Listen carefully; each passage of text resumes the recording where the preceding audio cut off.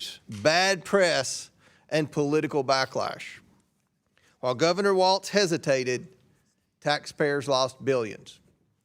Attorney General Ellison has likewise claimed his office was aggressively holding fraudsters accountable, but when his statements were tested against the record, they fell apart.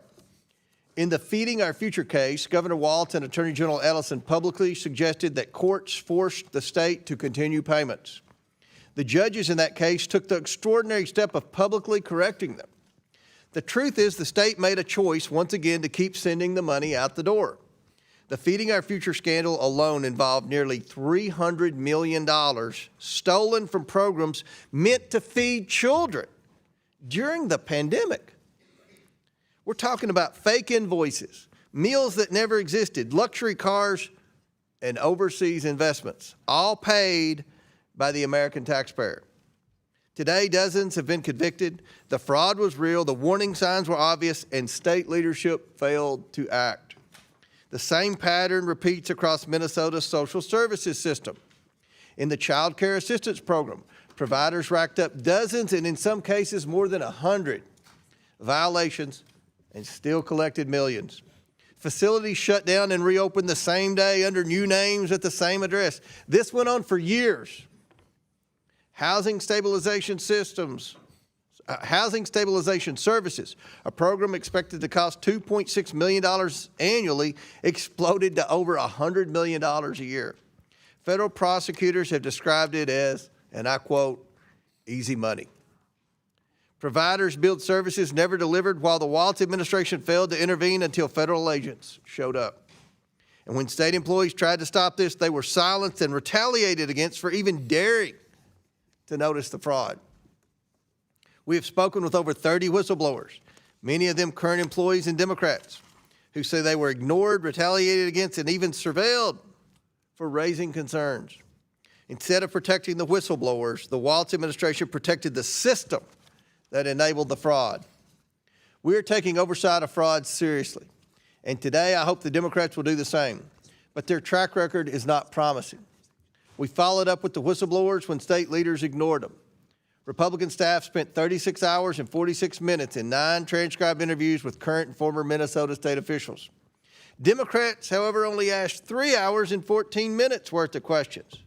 That's inexcusable and frankly embarrassing. Taxpayers deserve better. We are working with the Trump administration, which is taking a whole-of-government approach to stop fraud before money is stolen. What we've uncovered in Minnesota is not a paperwork error or a few bad actors slipping through the cracks. It is sustained failure of leadership. Governor Walz and Attorney General Ellison were warned repeatedly. Auditors raised red flags. Employees sounded alarms. Invoices didn't make sense. And still, the money kept flowing. While state officials hesitated, billions of taxpayer dollars were stolen from programs meant to serve children, the disabled, and families in crisis. While whistleblowers were silenced, fraudsters got rich. Accountability shouldn't begin only after federal prosecutors step in and clean up the damage. Accountability should compel leaders to act, and here they did not. Today, this committee expects answers, and we expect an explanation for why it took federal law enforcement, not state leadership, to finally turn off the spigot. Before we proceed, I'd like to ask unanimous consent to enter the committee's interim staff report titled, "The Cost of Doing Nothing, How Tim Walz and Keith Ellison Fueled Minnesota's Fraud Explosion," into the record. Without objection, so ordered. And with that, I now yield to Ranking Member Garcia for his opening statement. Thank you, Chairman Kilmer. I want to thank, of course, the governor for being here today, the Attorney General as well, and to Reverend Mariah Tolgard. Thank you so much for being here. I especially, though, want to thank the Minnesotans that I know have traveled here to be with us today to witness this hearing, but also in solidarity of the horrors and terrors that are happening, not just in Minnesota, but that have happened across the country. Now, we look forward to hearing directly on what life in Minnesota has been like thanks to the Trump administration's actions. And the truth is that Donald Trump and Republicans have cut billions of dollars from health care and food assistance. That is a reality. Instead, with that money, they have used it to hire officers who are now terrorizing cities and killing Americans. That's where our taxpayer dollars have gone. We've taken from food assistance, we've taken from health care, and we've superfunded terror on American streets. Now, Donald Trump has unleashed chaos against innocent Americans and across Minnesota, and we're going to talk about that today. Terror that has actually impacted real families and kids like Liam Ramos, who have been used, as we know, as bait.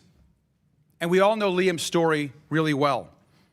The reality is American citizens, innocent kids, people have been brutalized and ripped away from their families. They've been thrown into detention centers with horrible conditions that people are literally dying in these centers.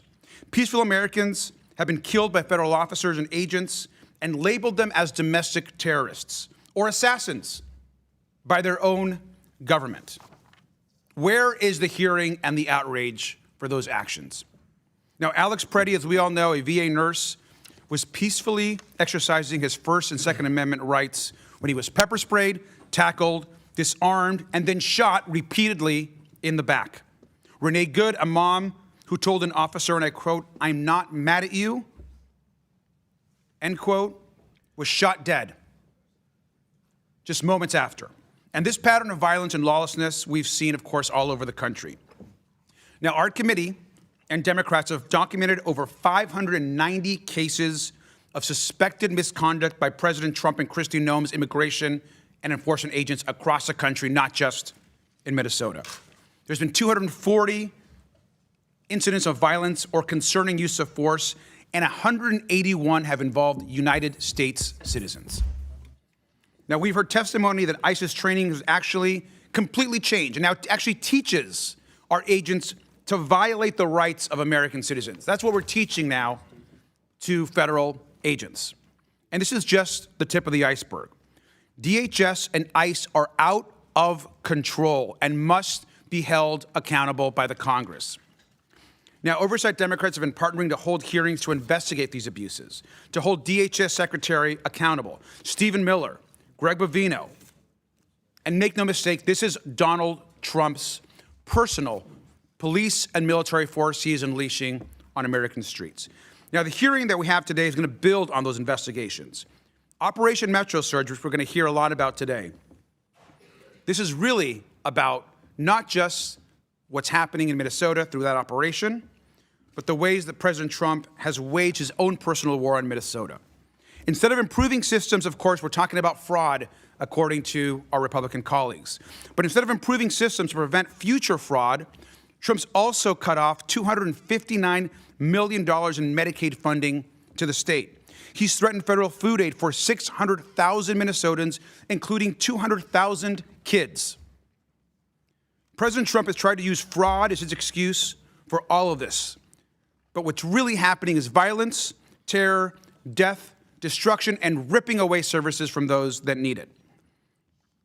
You don't fight fraud by issuing presidential pardons to fraudsters.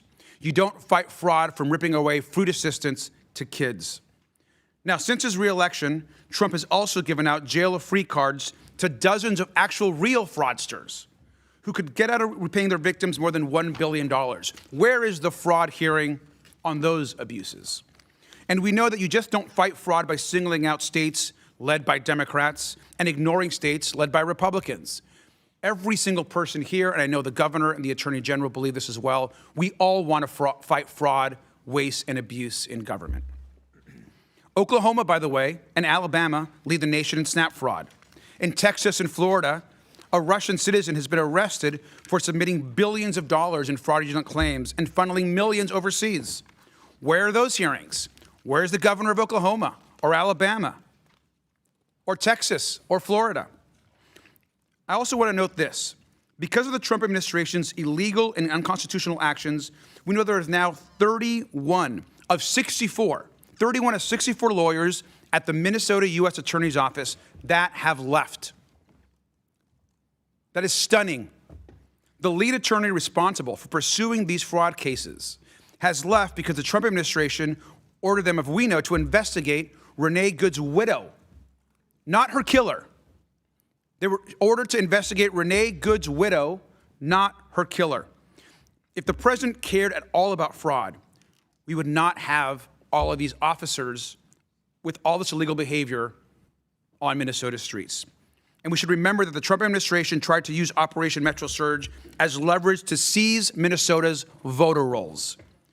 The Trump administration was never serious about addressing fraud in Minnesota. Instead, they've been interested in election conspiracy theories, in terrorizing kids. And they've accused the governor and attorney general of covering up fraud only to investigate them and turn up actually no evidence.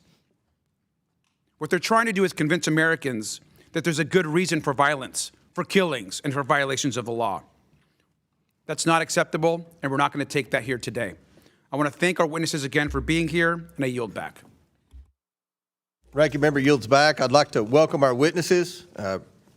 First, we have Tim Walz, Governor of the state of Minnesota. Governor Walz first took office in January 2019.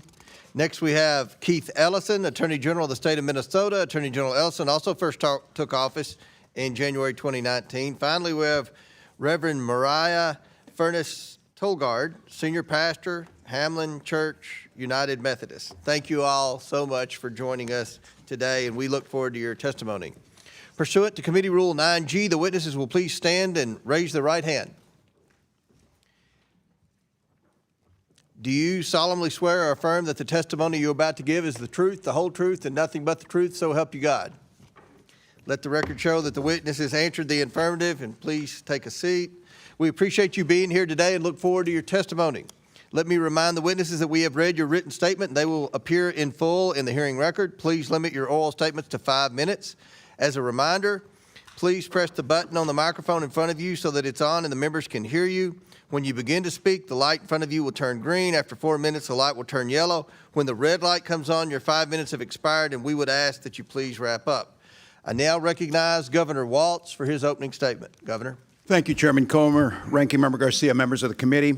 I'm proud to be here today as the governor of the great state of Minnesota.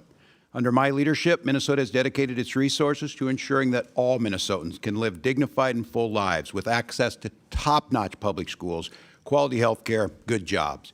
Thanks to these initiatives, Minnesota has been ranked as one of the best states to raise a family in, one of the best states to find a job in, and one of the best states to live in. Although Minnesota's programs have overwhelmingly achieved their intended purposes, they're not immune from fraud. I'll be the first to acknowledge that. But let me be clear. In Minnesota, if you defraud public programs, if you steal taxpayer money, we'll find you, we'll prosecute you, we'll convict you, and we'll throw you in jail. In this anti-fraud mission, we keep good company. Across the country, our nation's governors work hard every single day to combat fraud in their programs. But even as we confront issues similar to our sister states, the people of Minnesota have been singled out and targeted for political retribution at an unparalleled scale, including blocking Medicaid reimbursements to our state just last week. Under the guise of combating fraud, the federal government has flooded Minnesota with masked, untrained, and unaccountable agents who are wreaking havoc in our communities. On the streets of Minnesota, federal agents have entered U.S. citizens' homes who have committed no crimes. They have violated the constitutional rights of our citizens. They have ignored court orders. They have shot first and asked questions later. Time and again, they have gaslit us by demanding that we ignore what we see before our very eyes. But the American people are not so easily fooled. The image of this brutal campaigner seared into our collective memory.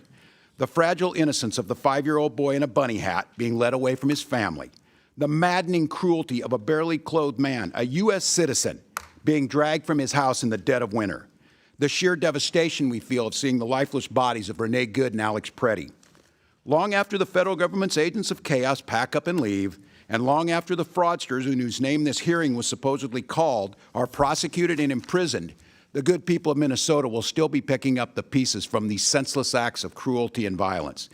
As we forge ahead, I hope Minnesotans will remain grounded in a sense of justice, a sense of right and wrong. We know that the way to deter crime is to pursue offenders regardless of who they are, not to pardon them because of who they know. We understand that a key to keeping our people safe is to allow prosecutors to uphold the law, not to punish them for refusing to violate it. And we appreciate that public trust comes from building common sense anti-fraud safeguards into our programs, not by tearing down established norms. I've been invited here today to talk about how Minnesota pursues these objectives, and I hope we can have a conversation about how to strengthen program integrity in every state in the nation. A single taxpayer dollar wasted on fraud is a dollar we can't tolerate. That's why, as governor, I have taken decisive action. I appointed a head of program integrity to oversee statewide anti-fraud efforts. I created the position of Inspector General at the Minnesota Department of Education. At the Department of Human Services, I ordered data-driven reviews and, where appropriate, corrective action against providers. I've directed my administration to work with our partners in state, federal, and tribal law enforcement to make sure that fraudsters go to jail. Our cooperation with the FBI and the Department of Justice have led to serious criminal charges for over 75 individuals. Most importantly, year in and year out, and long before Minnesota programs were featured on right-wing social media, I've worked with the Minnesota legislature to give state agencies the authority they need to take action based on red flags when they discover them. There's undoubtedly more to do. We'll continue to do the important work of combating fraud, but as we do so, we're going to remain true to Minnesota principles. We will feed our hungry children. We will help the poor afford health care. We will assist people with disabilities while also keeping fraud in check. We'll demonstrate our decency, our integrity, and never yield to political scapegoating, particularly of our most vulnerable communities. In these extraordinarily trying times, the people of Minnesota have come together to show the world their values.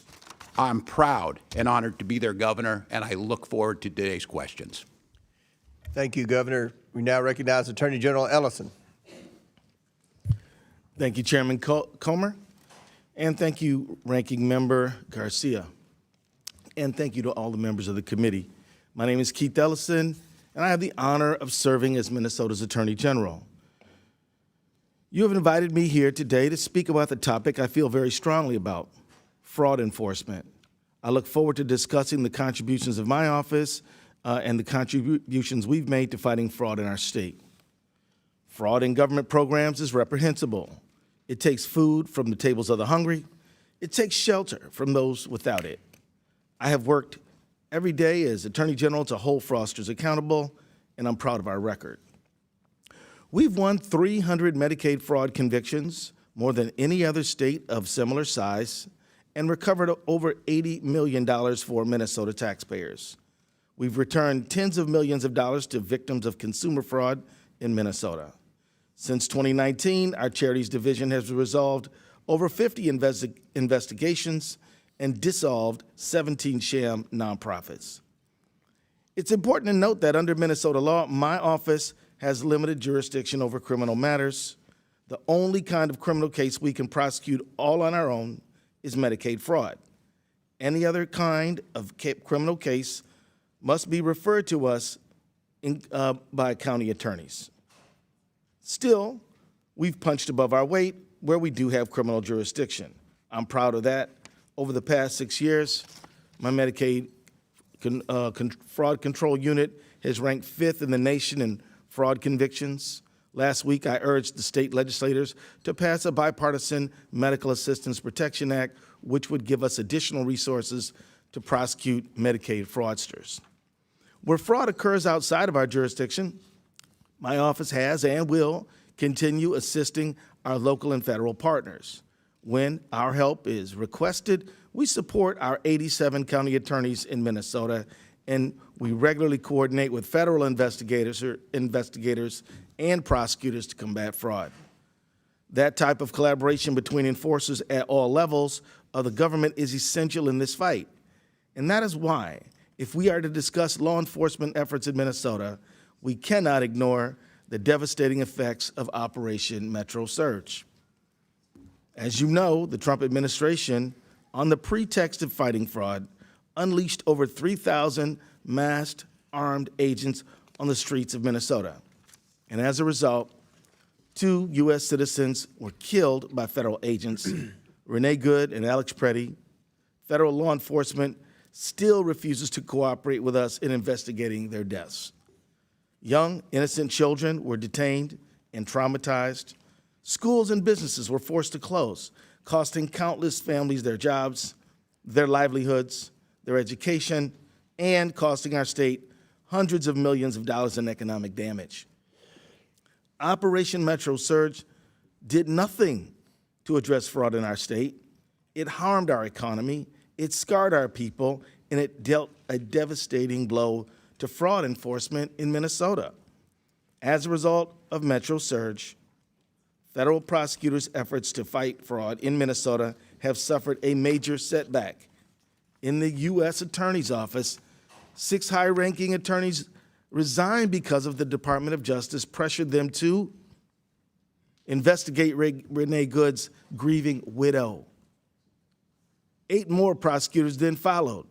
The remaining staff should be spending their time prosecuting fraudsters and criminals. Instead, they are drowning in immigration-related petitions resulting from Operation Metro Surge. Mr. Chair, members of the committee, we cannot combat fraud without consistent messaging and support from our political leaders. All sides, Republicans and Democrats, the federal government and the states, must work together if we are going to win the fight against those who would steal from the public. We need our leaders to unite in that effort, not to use it as a political tool to score political points. I stand ready and willing to work with the members of this committee to advance the cause of holding fraudsters accountable. Now more than ever, we need coordinated, cooperative engagement across law enforcement if we are to achieve our goals. I look forward to your questions. Thank you, General. Now recognize Reverend Tolgard for her opening statement. Chairman, ranking members of the committee, thank you for the opportunity to speak today. I am the Reverend Mariah Tolgard, and I serve as senior pastor at Hamlin Church United Methodist in St. Paul, Minnesota. I come before you today in my personal capacity as a pastor, as a citizen, as a mother, an ordinary Minnesotan who has witnessed up close the fear and harm that Operation Metro Surge has inflicted on our state. The hearing today is about fraud in Minnesota, which is serving as a pretext for the terror the federal government has brought to the people of Minnesota. This fraud has been used as a rationale for deploying 3,000 federal immigration enforcement agents into our state in operations that target the most vulnerable among us, but are indiscriminately impacting all of us. Let me tell you about what this looks like where I live. In my church, members have been afraid to come to worship and have even postponed funerals. An elderly Hmong man in our city, a U.S. citizen, was taken from his home in the freezing cold wearing only his underwear and a blanket. ICE vehicles drive recklessly through our neighborhoods in packs of 4 to 6, stopping people of color for proof of citizenship, including a local police officer. In St. Paul Public Schools, where my 3 daughters attend, nearly a quarter of students enrolled in distance learning because families were too afraid to leave their homes. My 8-year-old struggles to sleep at night because she is afraid ICE agents might break into our house. At local elementary schools in Minnesota and across the country, students are practicing drills for what to do if ICE is near their school. Let that sit with you. American children are now practicing 2 kinds of drills at school, one for an active shooter and one to protect themselves from their own government. That is not security. That is a nation failing its children.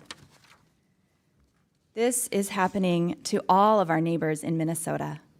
Every Minnesotan has stories that will stay with you, from hearing of someone hiding in a walk-in cooler or the back room when ICE stormed into their workplace, to friends and family members being followed when dropping off their children at daycare. In Minnesota, we love our neighbors. We care for one another, and because we believe that every person bears the image of God, we've built systems that reflect that belief. Free meals for all children, health care for families who need it, schools where every kid belongs. That's what love of neighbor looks like in action.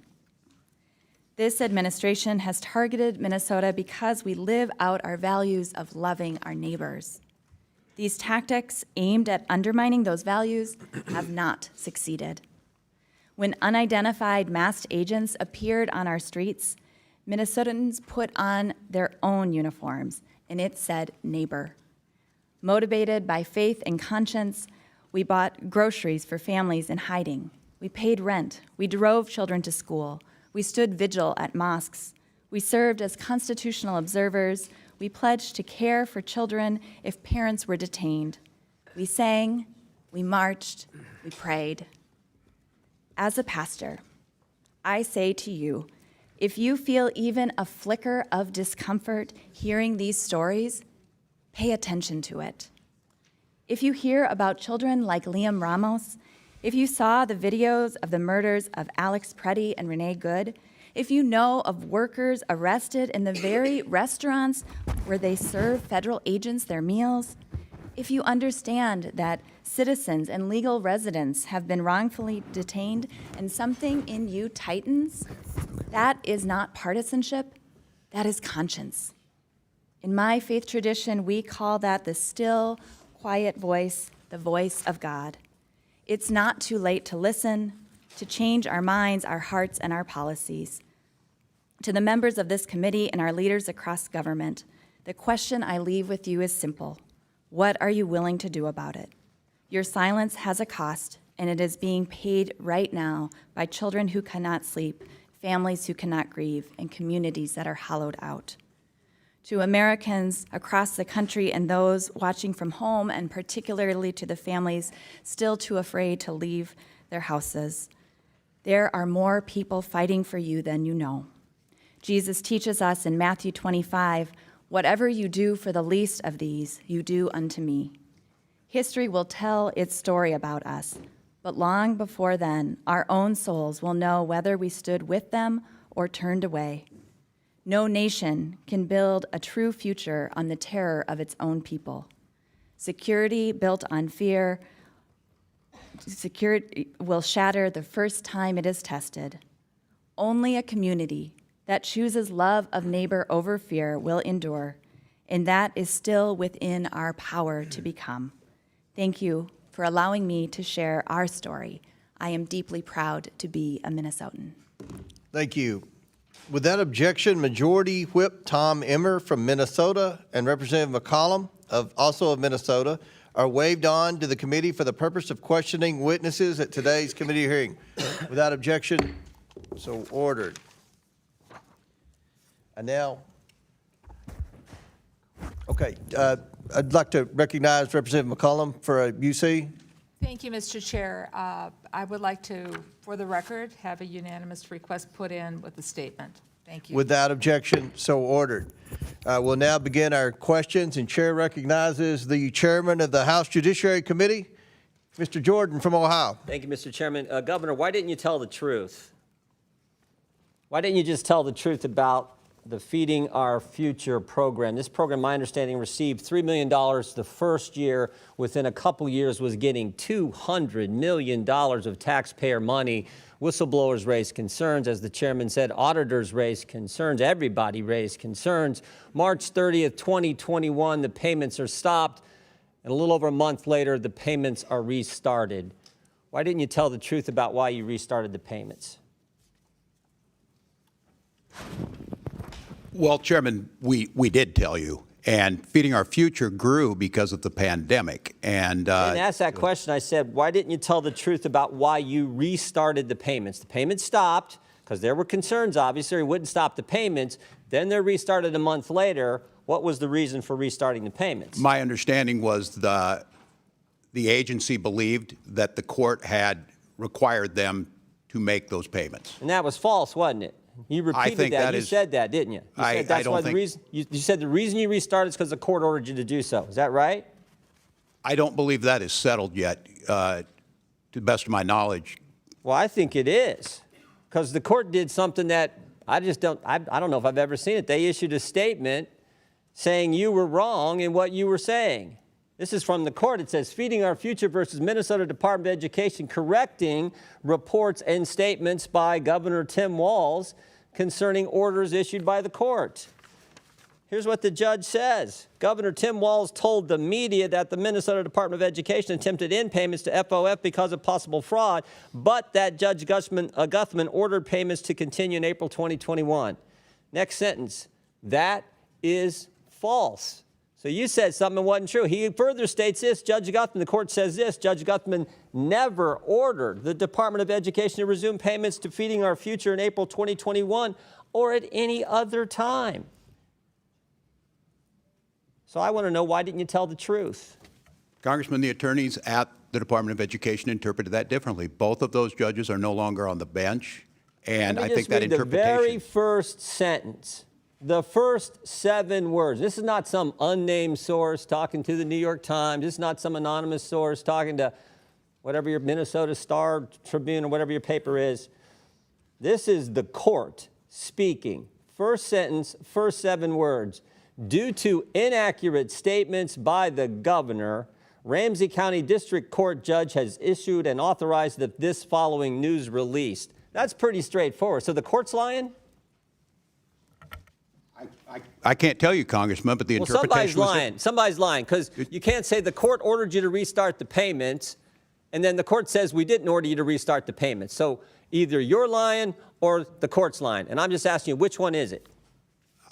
I just simply know what the attorneys at the agency believed, that it was a misinterpretation. Could And it I would be- note that those Could it payments. be you were trying to hide behind the court, Governor?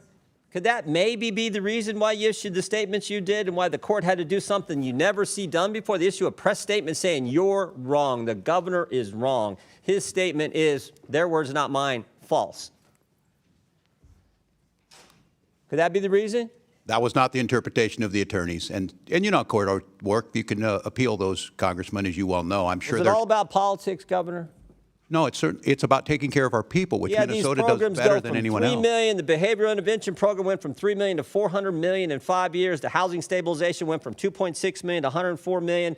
The integrated community supports went from $4.6 million to $170 million in 3 years. And this is unbelievable what's happening, and you're trying to hide behind some pretend court order, some court order that didn't exist.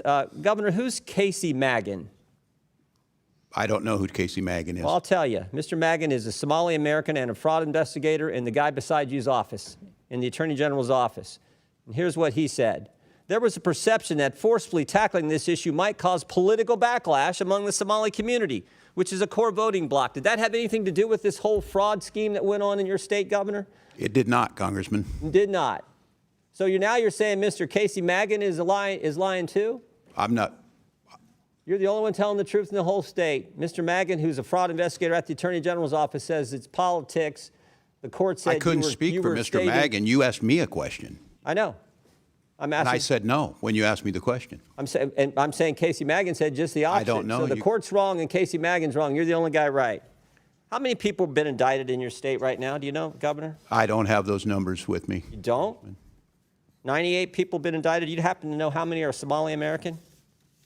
I don't. We don't investigate or prosecute people based on ethnicity, religion. Neither do I. We shouldn't do that. But Mr. Magan is a Somali American who just said that the court, one of the concerns was this is a core voting bloc. And I just want to know if you know how many of the 98 people who have been indicted in your state are Somali.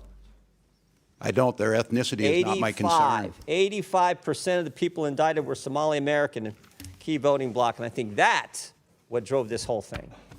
With that, I yield back. Gentleman yields back. Before I recognize the ranking member, it's my understanding, Mr. Biggs, you seek recognition. Yes, Mr. Chairman, I have some UCs. Here you go. Biden clemency for convicted fraudsters met with outrage.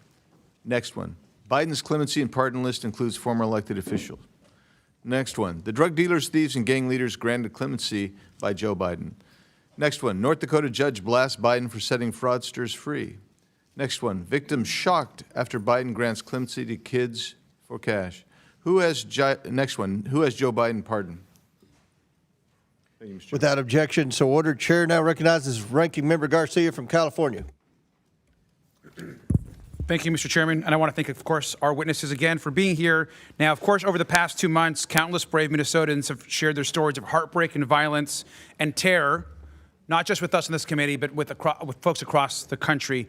Peaceful protesters are being shot in the streets. Children have been snatched from their schools. People dragged from their cars and tackled at work. And we know that parents, of course, have been missing work and children have been missing school. Now, Reverend Tolgard, I want the country to really understand the effects on kids. Are you seeing families who can't go to work, who can't go grocery shopping, and who can't take their kids to school or the library or the park because they're terrified to leave their home. Are you seeing that? Yes, that's what we are seeing in Minnesota. And this includes, of course, U.S. citizens, right? We're talking about also families, U.S. citizen families, and kids who are United States citizens. Is that correct? Yes, people who are U.S. citizens and legal residents. Well, thank you. I want to just show this image here. This is an image of some kids, including, by the way, one of Liam Ramos's classmates. These are kids that are being held at U.S. detention centers and detention facilities.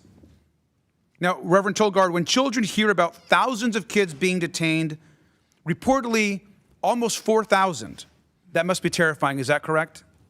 That is absolutely terrifying for children to hear these stories and to fear for that experience. And would you say that kids are scared at their school? Kids are scared at their schools. at Parents their are home. scared of what's going to happen to their children. Would you say that is correct Yes, also? that is correct. Well, thank you. Now, we're discussing the violence and brutality that's happened, and I want to show another image that's kind of difficult, I think, to see, but I think it's important for the American public to continue to see it. Now, this is the driver's seat of Renee Good's car seat after an ICE agent shot her dead. Now, Reverend Tolgard, are families in your community afraid that this sort of horrific image could happen to them next? Yes. Are kids scared that this type of horrific image could happen to one of their parents? Kids like my own, kids like the kids in my church are afraid that that could happen to their parents when they speak out. And let's remember that an ICE agent specifically told a protester, have y'all not learned from the past couple of days? This is just 2 days after Renee Good was shot. That is being told to people on the ground in Minneapolis and across the country, across Minnesota, and it's not acceptable. We should be clear here. This violence does not make us safer. It does not address fraud, waste, and abuse. It doesn't help families with health care, does not grow or build small businesses, and it certainly, as we're continuing to discuss, is not preventing the kind of fraud that Republicans are discussing here today. Now, Governor, can you walk us through specifically how Operation Metro Surge affected Minnesota's ability to investigate actual fraud? Well, thank you, Congressman. Well, first of all, as I've said, we've been partners with the our federal partners, whether that be the FBI or be the U.S. Attorney's Office, which I will note was one of the premier U.S. Attorney's Office, regardless of who they were appointed by. Right now, those lead investigators and basically that whole team has left that office. They've not been billed back in. The U.S. Attorney himself was in front of a federal judge yesterday on contempt issues of that office not working together. Now, look, we're going to prosecute, as we have, every single person that's involved in fraud, but we can't do it alone. The Attorney General's office is doing everything they can. He has consistently come and asked the legislature for more money, more of the investigators he needs. But right now is the backlog at the U.S. Attorney's Office is being challenged by the federal courts. It makes it more difficult for us to get those cases over to them. But the good news is the Minnesota Bureau of Criminal Apprehension is continuing to do those. We got a conviction this week. Those are things that'll continue on. And while we need to put in all the safeguards, we need to, as you heard the Attorney General's opening statement, if we partner together in this, our chance of defeating this fraud is that much higher. But right now, it's stymied. There's no investigators over there. There's no U.S. attorneys. The FBI has been decimated, and it's very difficult. And that right there, the American public needs to hear. I mean, it's completely outrageous what's happened to those that are actually trying to take on fraud in Minnesota and across the country. Those offices have been decimated, and there's no support, not acceptable. And Governor, finally, there appears to be actually no evidence that ICE and DHS reign of terror in Minnesota that continues has actually prevented any fraud. Is that your assessment, sir? That's correct. What you saw on the streets didn't do anything to it. And we've actively asked if you have folks who can help us, if you have folks who are good at the forensics, if they can help us do this, we want you there, as we have for the last 7 years that I've been governor. We partnered together and convicted people. Thank you. And with that, I also, just for the record, want to introduce our report as well. Today, the Democratic staff released it as well as far as it relates to this hearing and Operation Metro Surge. So thank you, Mr. Chairman. Without objection, so ordered. Chair now recognizes our Majority Whip, Representative Emmer from Minnesota. Thank you, Chairman Comer, and actually thank you, Governor Walz and Attorney General Ellison, for appearing before the committee today. Gentlemen, let's see if we can agree on at least one thing today. Today's hearing is titled Oversight of Fraud and Misuse of Federal Funds in Minnesota. Can we agree that this fraud is a serious thing, Governor Walz? Yes or no? Can we agree on that? Yes, any fraud is serious. Thank you. Because it's interesting that you and I agree that it's a serious thing, considering the man sitting next to you, your Attorney General Keith Ellison, just 2 months ago said, quote, "This is a political matter. This is not a serious thing," end quote. Attorney General Ellison, is there an organized crime ring operating in Minnesota?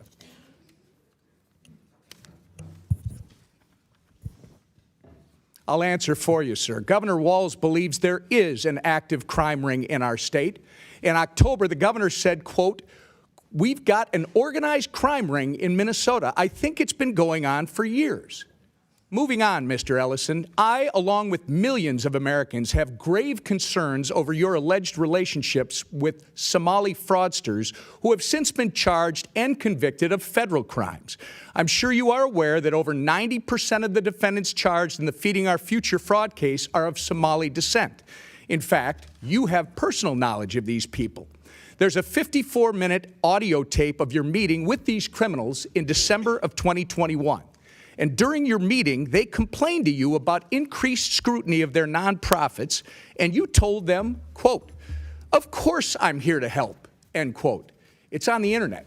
Anyone can listen to you say that. Since then, you claim you were not aware of their crimes in the $250 million Feeding Our Future scheme, the largest pandemic fraud case in the nation. But just weeks after your December 2021 meeting, the FBI executed search warrants that you never would have requested in the Feeding Our Future fraud investigation. Now let's fast forward to September of 2022, 10 months after you met with the Somali fraudsters. Your office issued a press release stating, quote, "Minnesota Attorney General Keith Ellison and his office have been deeply involved for 2 years in holding Feeding Our Future accountable," end quote. So according to your office, sir, you have been deeply involved in the Feeding Our Future case since September of 2020. That actually sounds like you are saying that at the time of your infamous meeting with the Somali fraudsters, you were already aware of the allegations of fraud. When you had this meeting in December 2021, did you know, sir, about the long-running FBI investigation into Feeding Our Future? Yes or no? Mr. Chairman, Representative Emmer. Reclaiming my time. When did you personally become aware of the FBI investigation? That's all I'm asking. Representative Emmer, as you know, I have addressed this issue many times. All right. Reclaiming my time. In that same meeting with the fraudsters, Mr. Attorney General, you took aim at the Minnesota Department of Education. You stated that the Minnesota Department of Education had fought the nonprofit in very disgusting ways, in a very racist, xenophobic, and Islamophobic manner.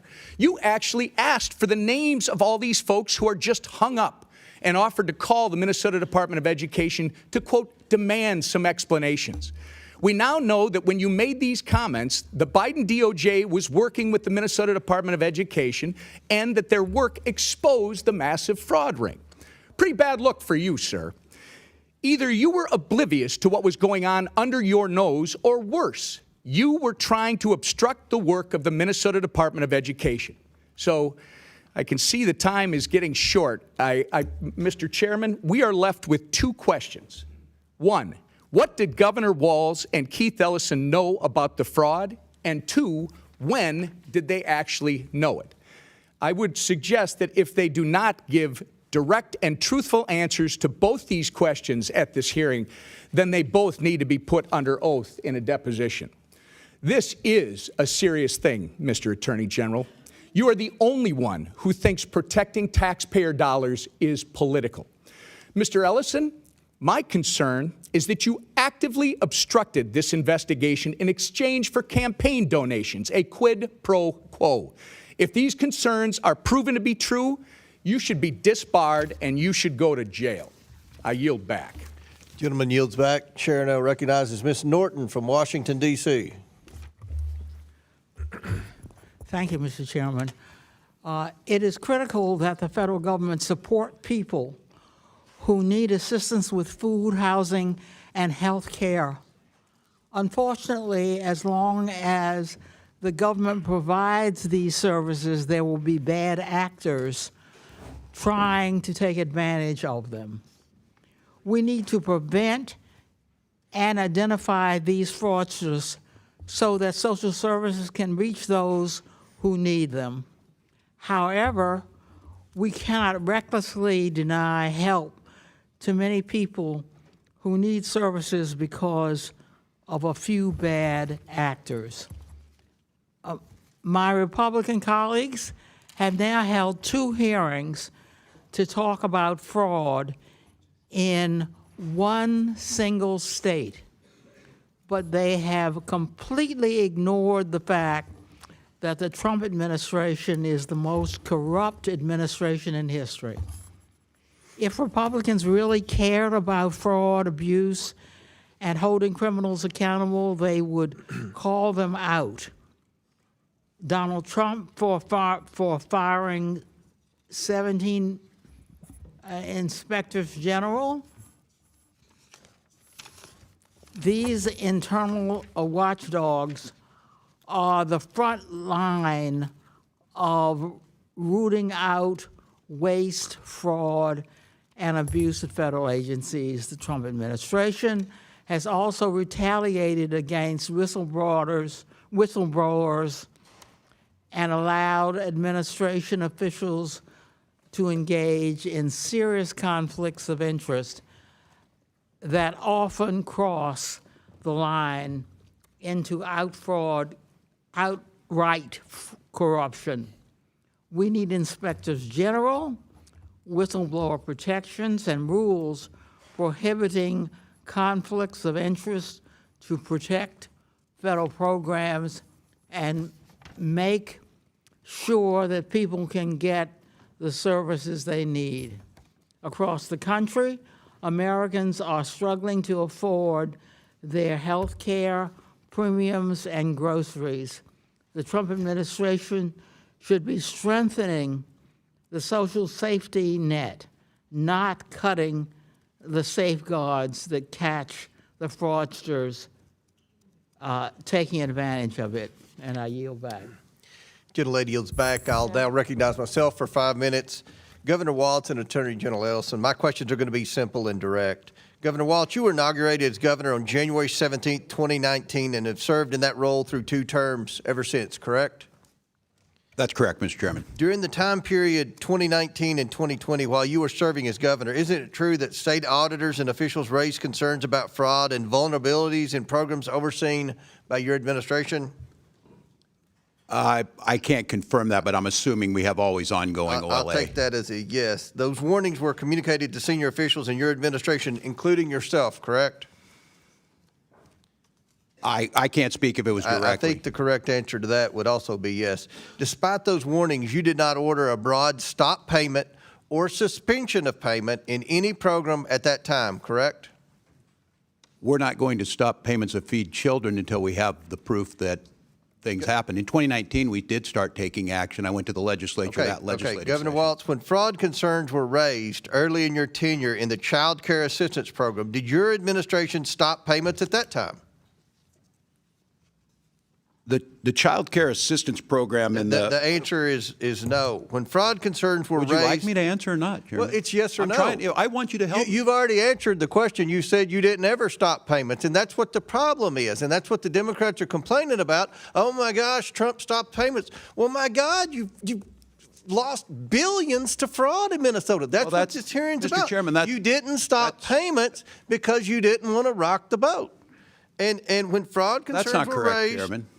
When fraud concerns were raised in Medicaid, home and community-based services, did your administration stop payments? No, you did not. When fraud concerns were raised in non-emergency medical transportation, did your administration stop payments? Chairman, if I could mention what a stop payment meant by what the administration did last week is 400,000 children without health care. Are you stopping payment if one person? We believe that's your fault.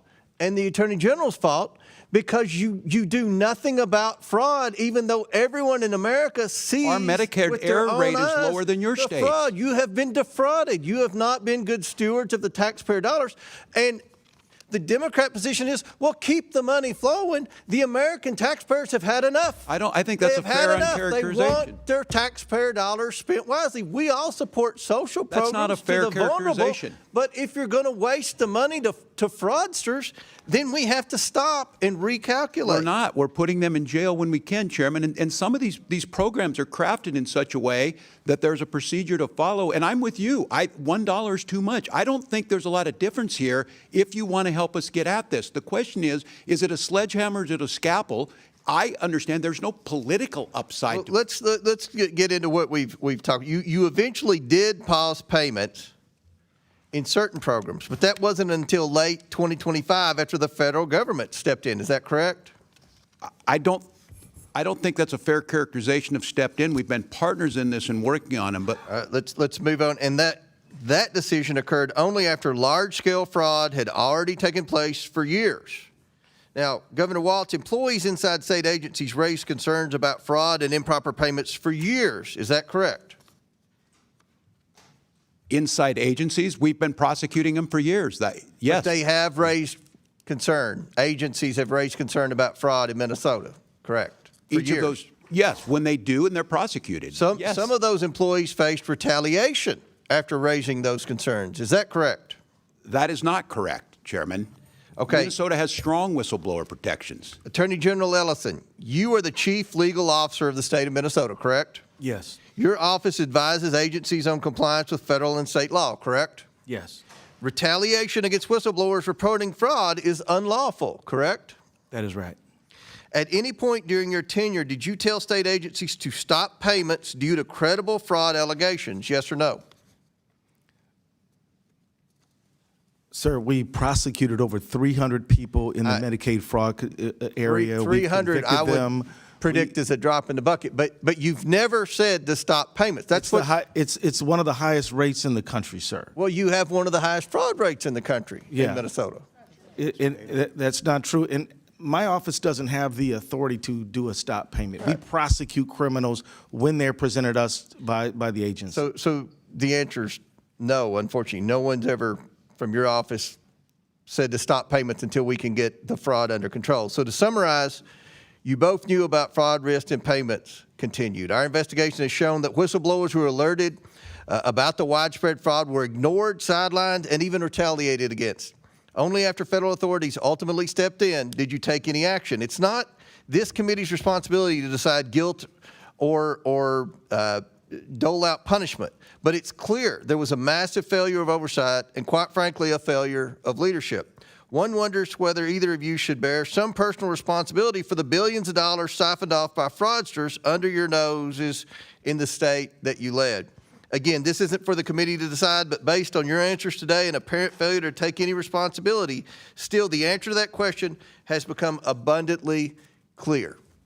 And now Mr. Chair, I seek unanimous consent to enter items into the record. All right, before I recognize Mr. Lynch, Ms. Randall, you have a UC? Thank you. I ask unanimous consent to enter into the record a November 12th, 2025 article from ProPublica entitled How Trump Has Exploited Pardons and Clemency to Reward Allies and Supporters, which shows President Trump rewards those in his good graces. I also seek recognition to insert into the record a Washington Post article from December 19th, 2025 entitled Trump's Pardons Wipe Out Payments to Defrauded Victims, which shows that President Trump lets criminals and fraudsters walk free. And I also seek unanimous consent to enter into the record an article from May 29th, 2025 from ABC News titled Trump's Flurry of Pardons Include Some to Campaign Contributors.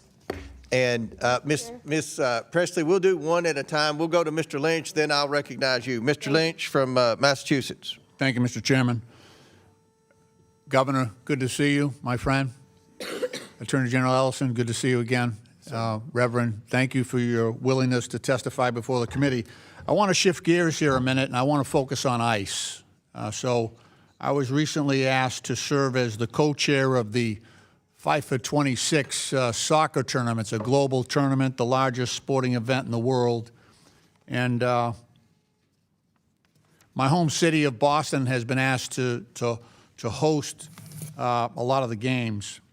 In Boston, we'll host teams from Morocco, Ghana, Bolivia, Iraq, Scotland, France, England, and Suriname. We'll also host over 3 million foreign national visitors who are coming into Boston for these tournaments. And we recently learned from the Trump administration that ICE will play a key role in the security operations during those games. So we've got all these people flying in, foreign nationals, a lot of different countries, South America and elsewhere. Governor, since you've had direct and relevant experience on dealing with the Metro surge and the security operations of ICE, I was interested in getting your thoughts and your observations and any recommendations you might have to help us with confronting our experience or what we expect to see during these games with ICE coming in as well as so many foreign visitors. Well, as I think the world saw, and don't take my word for it, take professional law enforcement across Minnesota and across the country, the most unprofessional, aggressive force that I think you could imagine. And I was here in front of this committee and answered all your questions on June 12th. And I warned this committee what a masked group of folks turned loose in an American city could do. And if I'm not mistaken, I said someone could get killed doing this. And I just want to be very clear about this. When Tom Homan had to come in to clean up the mess of Secretary Noem and Greg Bovino, Secretary Homan himself acknowledged Minnesota follows the law, exactly as I told you in this committee. So my advice to you, Mr. Lynch, is to get very public, upfront commitments from these folks. While I disagree with Mr. Holman's views on many things, he's at least professional enough that he pulled the leash back and pulled these folks out of Minnesota after, again, misrepresenting the number of people they were detaining, misrepresenting before he got there exactly what Minnesota did. And I'm just going to name it on accountability. The Secretary of DHS, being chastised by Republican senators, added insult to injury to Minnesota, pouring salt in the wounds of the parents of Alex Preddy and Renee Good's family by not even apologizing or acknowledging. And if you want accountability, for one of the times, as far as I know, the attorneys know better, we are not being included in the investigation.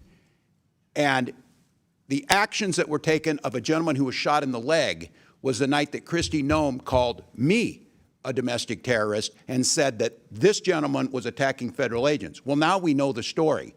They lied. They are now under investigation, they being the federal agents. So look, I'm with you. I want your help on fraud. Why would I not want money to go to the programs I care deeply about, feeding people, clothing people, housing people? But what ICE did disrupted everything that we were doing. It disrupted our federal partners. And it forced our law enforcement agencies, who have worked hard to gain the public trust, to have the public believe in them. So my advice to you is, and especially when the world's coming to see this, let Boston's finest lead. Let the people of Massachusetts lead. Let the 10th Amendment stand for something and allow us to be able to do this. The people of Minnesota will hold us accountable if they don't feel we're doing a good enough job. But to demonize and retribution against a state, in the words of the president, in the words of the vice president, have done nothing. So, Mr. Lynch, the world should be looking forward to coming, but I would get it up front, and I would make sure that Boston's police department are in the lead. Thank you. Attorney General Ellison, we need coordination between law enforcement agencies. This is a big job. What are your views on that likelihood of cooperation from ICE? Well, I hope you get the cooperation that you need. In Minnesota, we don't have a good record of cooperation, which is interesting because so many times in the past, we have had great cooperation between local federal enforcers and local state ones, and we've just worked seamlessly. Nowadays, that has all changed, and that's quite unfortunate. Thank you, Mr. Chairman. I yield back. Thank you for the courtesy. Gentleman yields back. Ms. Presley, Thank you. I ask unanimous consent to enter into the record a February 2026 letter from 200 state lawmakers urging Congress to exercise its oversight authority and demand the administration immediately restore full child care funding that it had frozen for 5 states. Without objection, it's ordered. Chair recognizes Dr. Fox from North Carolina. Thank you, Mr. Chairman, and I thank our witnesses for being here. Governor, you've reminded people that you were here last June. At that time, I reminded you that the Feeding Our Future scam made Minnesota ground zero for the largest COVID-19 fraud scheme in the nation. $250 million in federal taxpayer funds were taken out of the mouths of hungry children, and as the FBI noted, they were, quote, funneled into luxury homes, cars, and lavish lifestyles while families struggled. You assured me then that you wholeheartedly supported the federal government's effort to bring those responsible to justice. I appreciate your sentiment, but a person's actions matter more than their words. Governor Walz, when did you first become aware of the fraud in Feeding Our Future? A specific date, please. Well, Congressman, it's good to see you. And having served in your job for 12 years, I can tell you my job is a little different as governor. For 7 years, I take a lot of meetings. I certainly wouldn't specifically state, but I think during that pandemic, I think by late 2020, we started to see the irregularities. They were flagged. And I will note that we cooperated. State officials were aware of the fraud in early 2020. So you're asking when I, in my office, the governor became good, and I don't have a specific date. But what I would say is we provided witnesses, documents, the U.S. Attorney and the FBI, and 79 of those people have been prosecuted going back to 2022. Okay. Well, when I was chair of the Committee on Education and Workforce, I issued you a subpoena in September 2024 because you and your administration were not forthcoming about how your administration, quote, failed to identify what has been described as the largest pandemic fraud in the nation, end quote. In September 2024, you were aware of the Feeding Our Future fraud and your administration's handling of it, correct? Yes or no? 2024? Yes, by that time we had already put people in jail and had extensively investigated. This committee has testimony that the Minnesota Department of Education briefed your office about the Feeding Our Future's draft lawsuit and litigation hold on April 28, 2020. Let me jog your memory. Is that correct? I can't speak specifically to that. And if it's it was April 2020. That means Feeding Our Future received a total of over $200 million in federal funds after you and your administration knew about the fraud concerns. Why didn't you stop sending money to Feeding Our Future as soon as the fraud concerns were raised? Congressman, is following the program, we notified USGA under the Trump administration's first term. We had notified them, too, because it's a program administered out of USDA, and they were working to work through the process. Eventually, didn't you say you were fearful of political retaliation? No, I never said any such thing. I never said any such thing. Well, that's what we understood. You were afraid of political retaliation. So, given the size and scope of the Feeding Our Future's fraud, I think you and your administration would have been on high alert looking for additional fraud in the state. But after seeing the handling of Feeding Our Futures and its $250 million in fraud, it came as no surprise to learn that even more staggering amounts of fraud, estimated at up to $9 billion, were uncovered in the Child Care Assistance Program, the Minnesota Medicaid program, and other programs. How could you allow such massive fraud schemes in your state to get to this point? Congresswoman, we don't see anything by 9 million. Local press and everyone reports it about 300 million. But as I've said, if it's $1, it's too much. But we started in 2019 putting anti-fraud programs forward. After Feeding Our Future, we started going through and making sure every program had the integrity in it that it needed. And that's why you see convictions. That's why you see these programs going forward. Why did it take nearly 7 years for you to get engaged to stop the fraud? 7 years. We started in 2019, Congresswoman. It may be a surprise. If you arrest someone for stealing a car, other people are still going to try and steal cars. What we've tried to do is bring program integrity, but I'll go back to this. We're not going to shut down programs that have things that are going well in it, and we need to find that proper balance. And I've acknowledged that every year we're putting things in place, and Inspector General. Governor Walz, you did not do your job. You did not do your job. You did not protect taxpayer dollars. You allowed massive fraud. You and Mr. Ellison allowed massive fraud to go on in the state of Minnesota. And it is unfortunate, as somebody said, that you can't be held personally responsible at this stage of the game. I yield back, Mr. Chairman. Gentlelady yields back. Chair now recognizes Mr. Krishnamurti from Illinois. Thank you, Mr. Chair. Governor Walz, you've seen firsthand the brutal excessive force used by ICE and CBP agents in Minnesota. Unfortunately, we saw the same tactics employed in Chicago during Operation Midway Blitz. I want to turn now to ICE and CBP's horrific pattern of abuse. Secretary Noem went to our cities ostensibly under the guise of arresting, quote, the worst of the worst. But in Illinois, less than 3% of those arrested during Operation Midway Blitz had criminal histories. In Minnesota, the vast majority of those detained had never been in trouble with the law, correct? I believe that's correct, Congressman. There were also more than 170 cases this year where ICE and CBP detained U.S. citizens. U.S. citizens should never be detained by ICE, correct? That is correct. According I would to hope we all could agree on that. Well, I hope so too. According to the Chicago Sun-Times, federal agents have pepper sprayed children, including this 1-year-old baby in Chicago. And children should never be pepper sprayed, right? I would hope we could all agree on that too. They should not. And according to The Independent, CBP agents dragged a 67-year-old U.S. citizen out of his car, breaking his ribs and causing internal bleeding. No person should be subjected to that kind of treatment, right? They should not, Congressman. Attorney General Ellison, let me turn to another topic. In President Trump's second term, ICE has become America's highest funded federal law enforcement agency with a budget of more than $85 billion. If ICE were an army, this budget would make it the 13th largest army in the world. Let's look at where that money has gone. Last year, DHS spent $172 million on 2 private luxury jets for Secretary Noem. I assume you're not aware of a stop payment on that particular payment, right? No, I'm not, sir. Republican Senator John Kennedy yesterday grilled Secretary Noem about a $220 million ad campaign featuring her prominently, including on this horse in front of Mount Rushmore. Secretary Kennedy suggested this was wasteful spending, and I agree. I assume you'd agree with that as well, right? I do.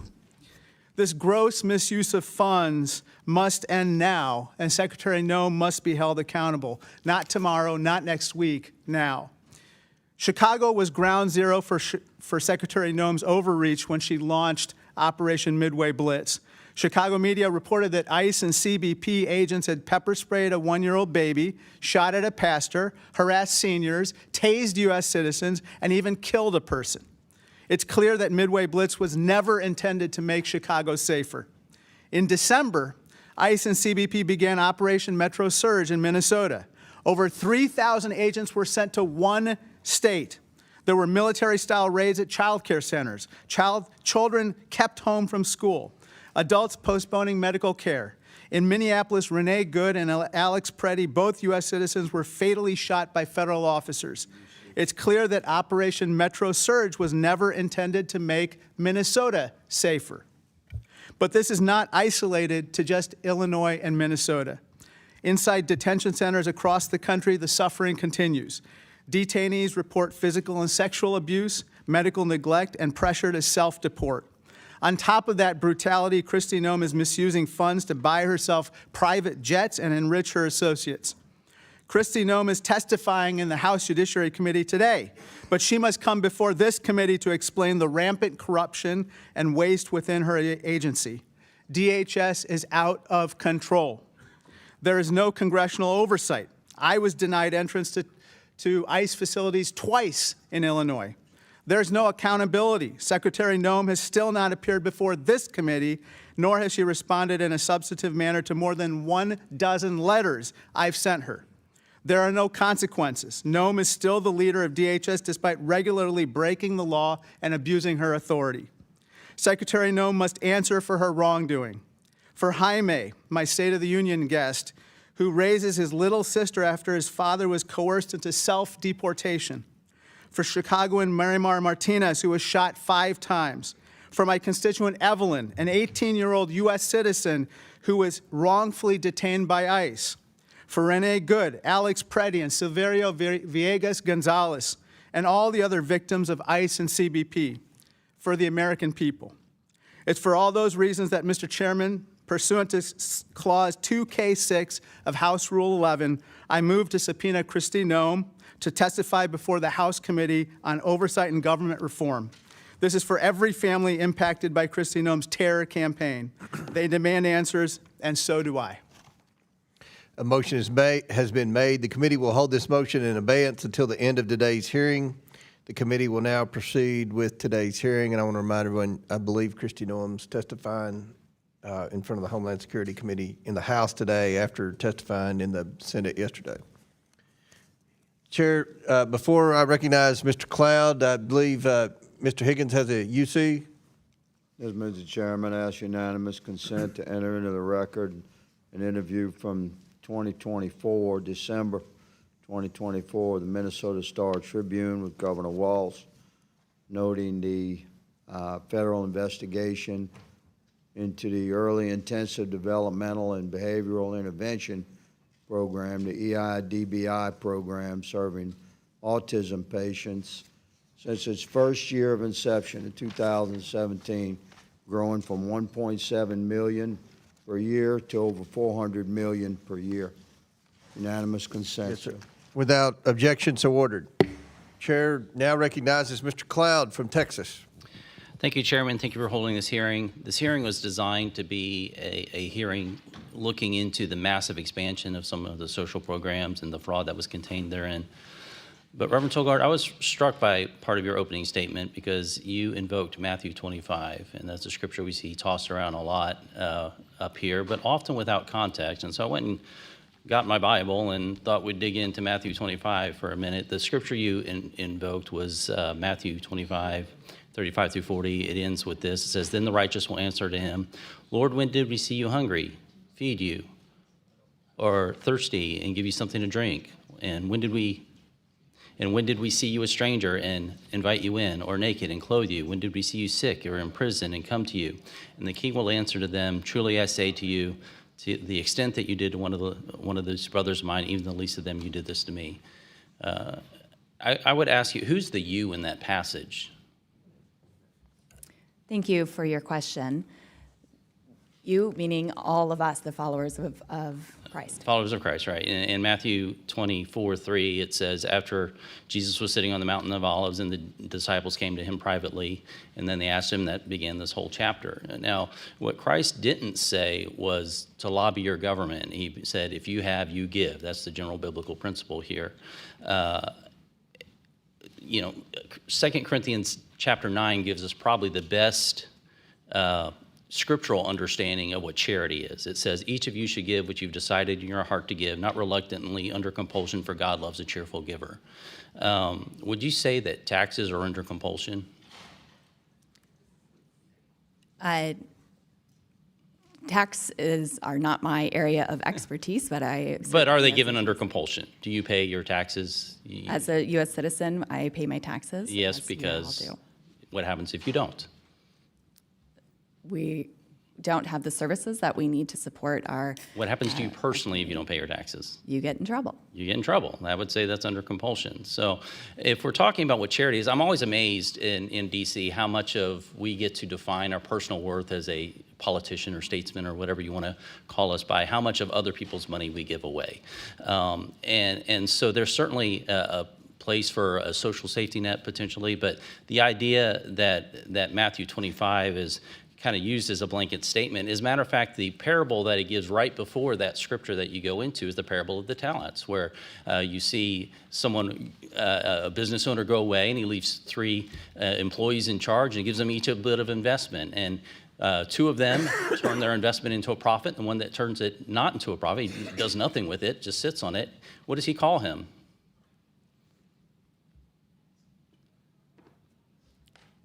You're a pastor, right? Yes, I am, sir. I don't have He that. calls him a wicked and a lazy servant. And so, scripturally speaking, God expects us to do something with what he's given us. Now, Romans 13 talks about the purpose of government. Scripture is replete with, there's different institutions that each have a different thing. The primary job of raising our kids and taking care of our families in the institution of the family. The government has a different one. It says, for the one in the authority is God's servant for your good. But if you do wrong, be afraid. For the rulers do not bear the sword for no reason. They are God's servants to bring agent of wrath on the wrongdoer. Would you say that someone who commits fraud is doing wrong? We all are against fraud. Right. Is fraud theft? Would you agree that that's theft? Yes. As the 8th commandment says, thou shalt not steal. Would you recommend that someone in your church go into debt to give an offering in your church? No. Okay, so we have a massive program of fraud that's being paid for by taxpayers, and it's not really us paying it, it's really our kids and our grandkids that are paying it. And yet we continue to see this massive expansion, all under the taken out of context of what charity is being defined as.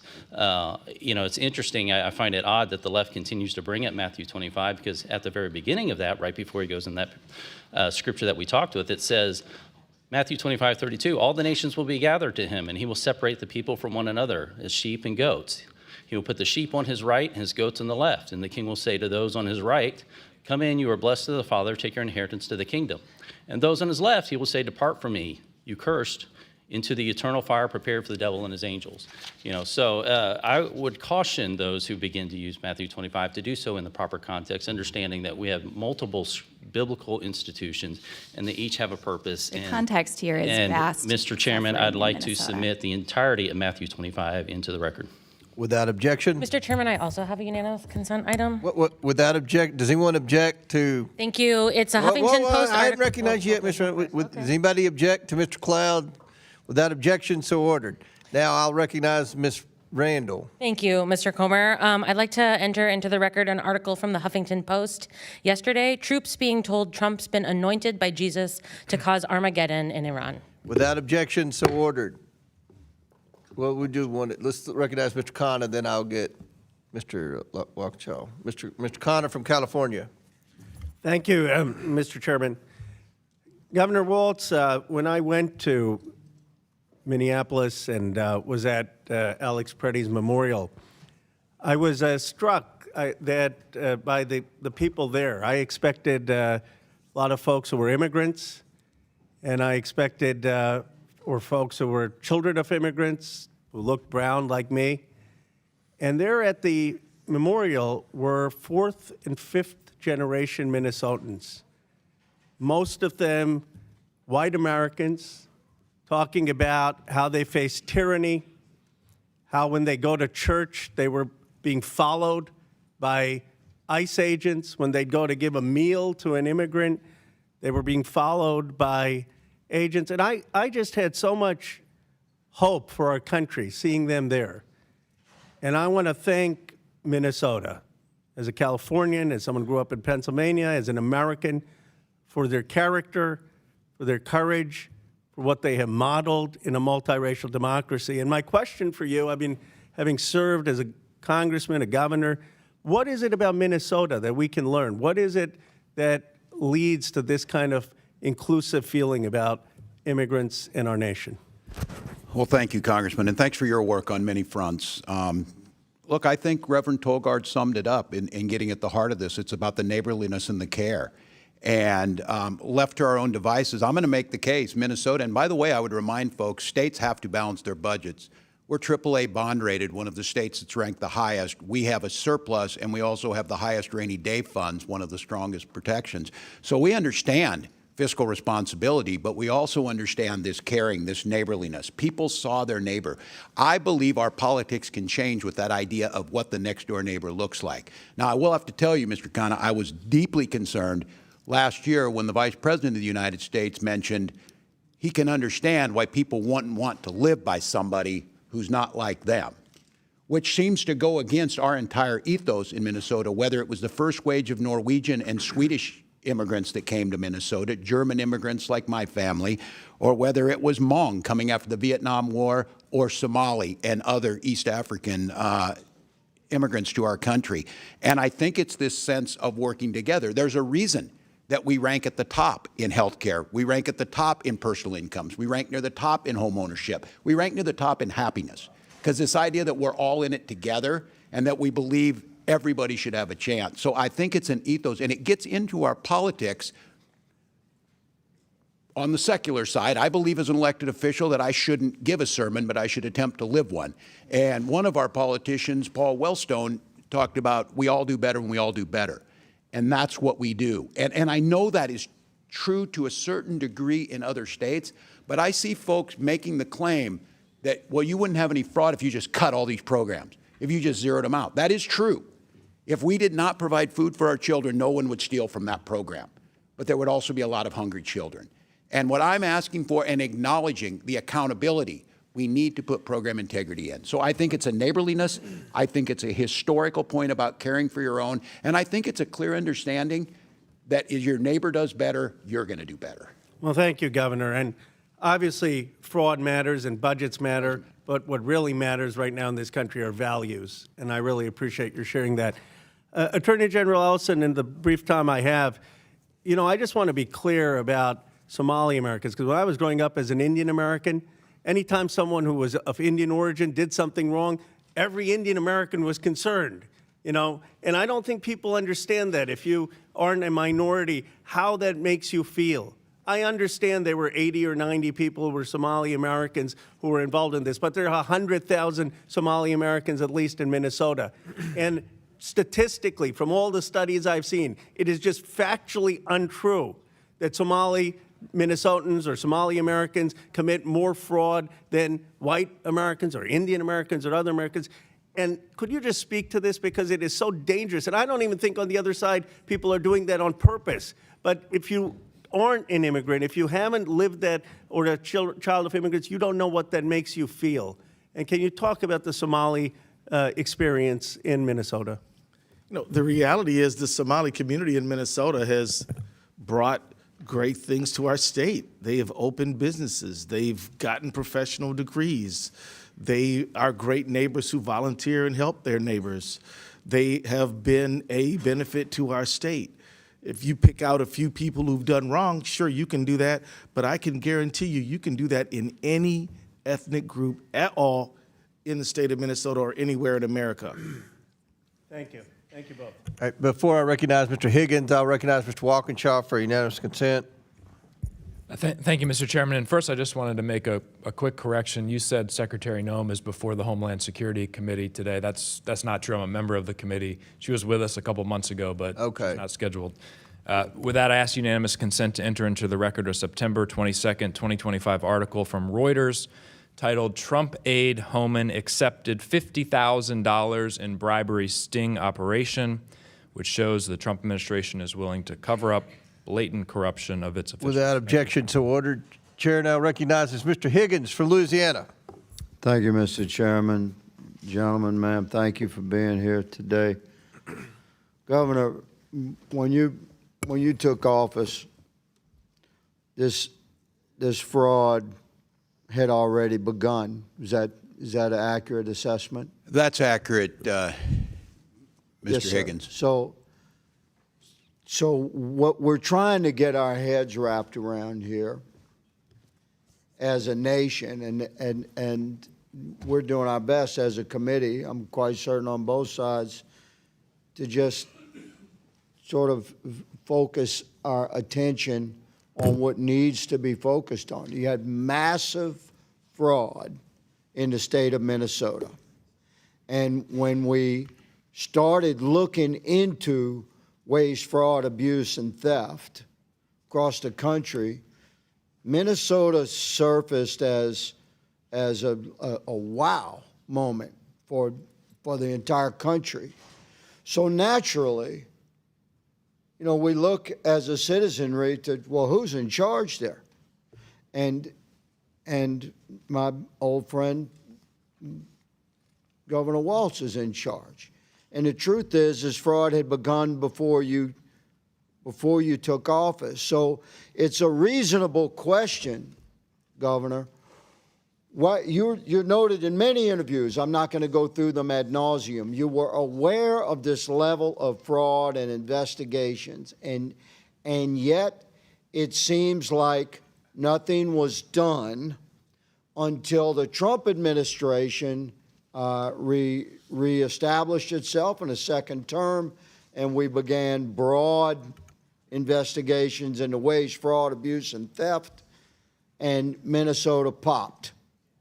So would you please, I just give you a minute to respond. Yeah. Why didn't you do something sooner? I know some people were put in jail. I know there were investigations, but there was billions and billions and billions of dollars being stolen from a pretty concentrated demographic in your community.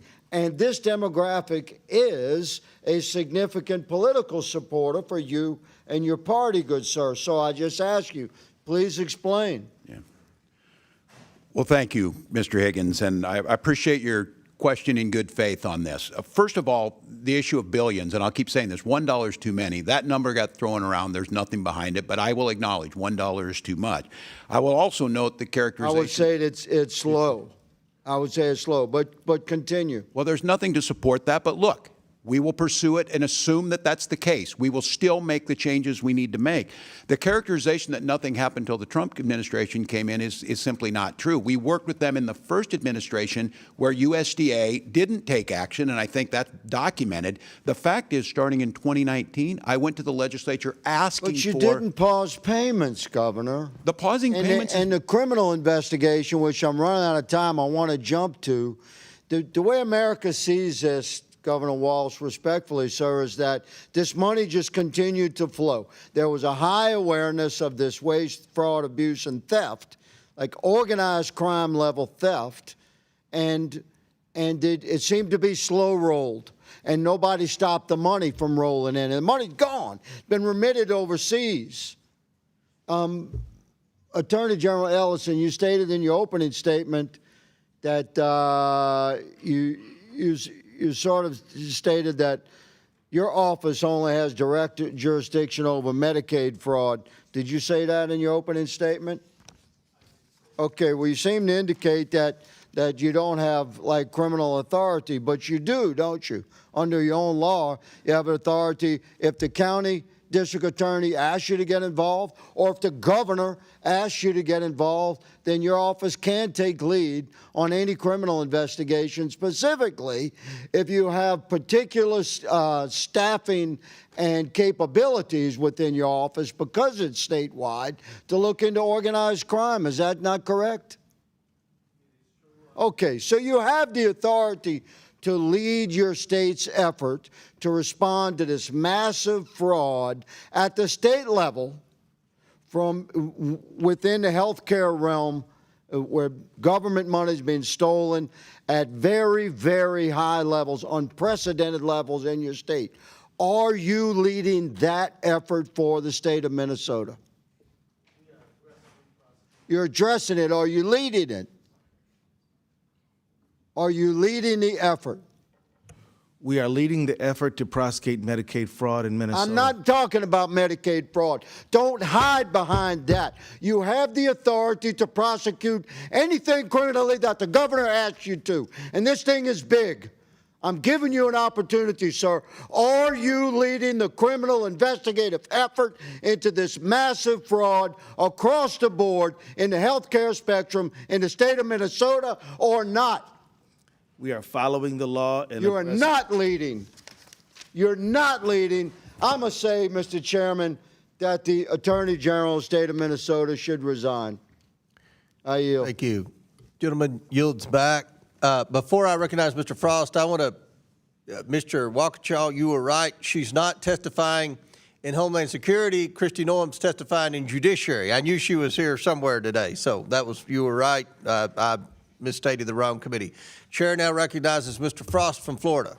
Thank you so much, Mr. Chair. And I have unanimous consent called Fraud Focus. Why is Trump granting clemency to convicted fraudsters? Without objection, so ordered. Thank you all for being here. The whole world has witnessed unprecedented and extreme immigration enforcement tactics this year in Minnesota. After the murder of Renee Nicole Good and before the murder of Alex Preddy, President Donald Trump posted on Truth Social that, quote, "The day of reckoning and retribution is coming." Governor Walz, the dictionary defines retribution as punishment inflicted on someone as vengeance for a wrong or criminal act. Based on what we've seen play out in Minneapolis, what is the problem with the President of the United States directing agents to carry out retribution? Well, yeah, thank you. And this is certainly troubling because under the guise of fraud, which we all want to tackle, we were subject to, as you saw, the largest invasion of a state by the federal government, I don't know, in certainly any of our lifetimes. And that infliction, to me, we're trying to figure it out. Look, we'll acknowledge, and we're fixing it in Minnesota, but I'm telling you, each year you're going to go back to your state, and if some of you think you want to be governor, you're going to deal with this. And these folks keep moving. The problem is, Congressman, this was about retribution. This was about singling out Minnesota.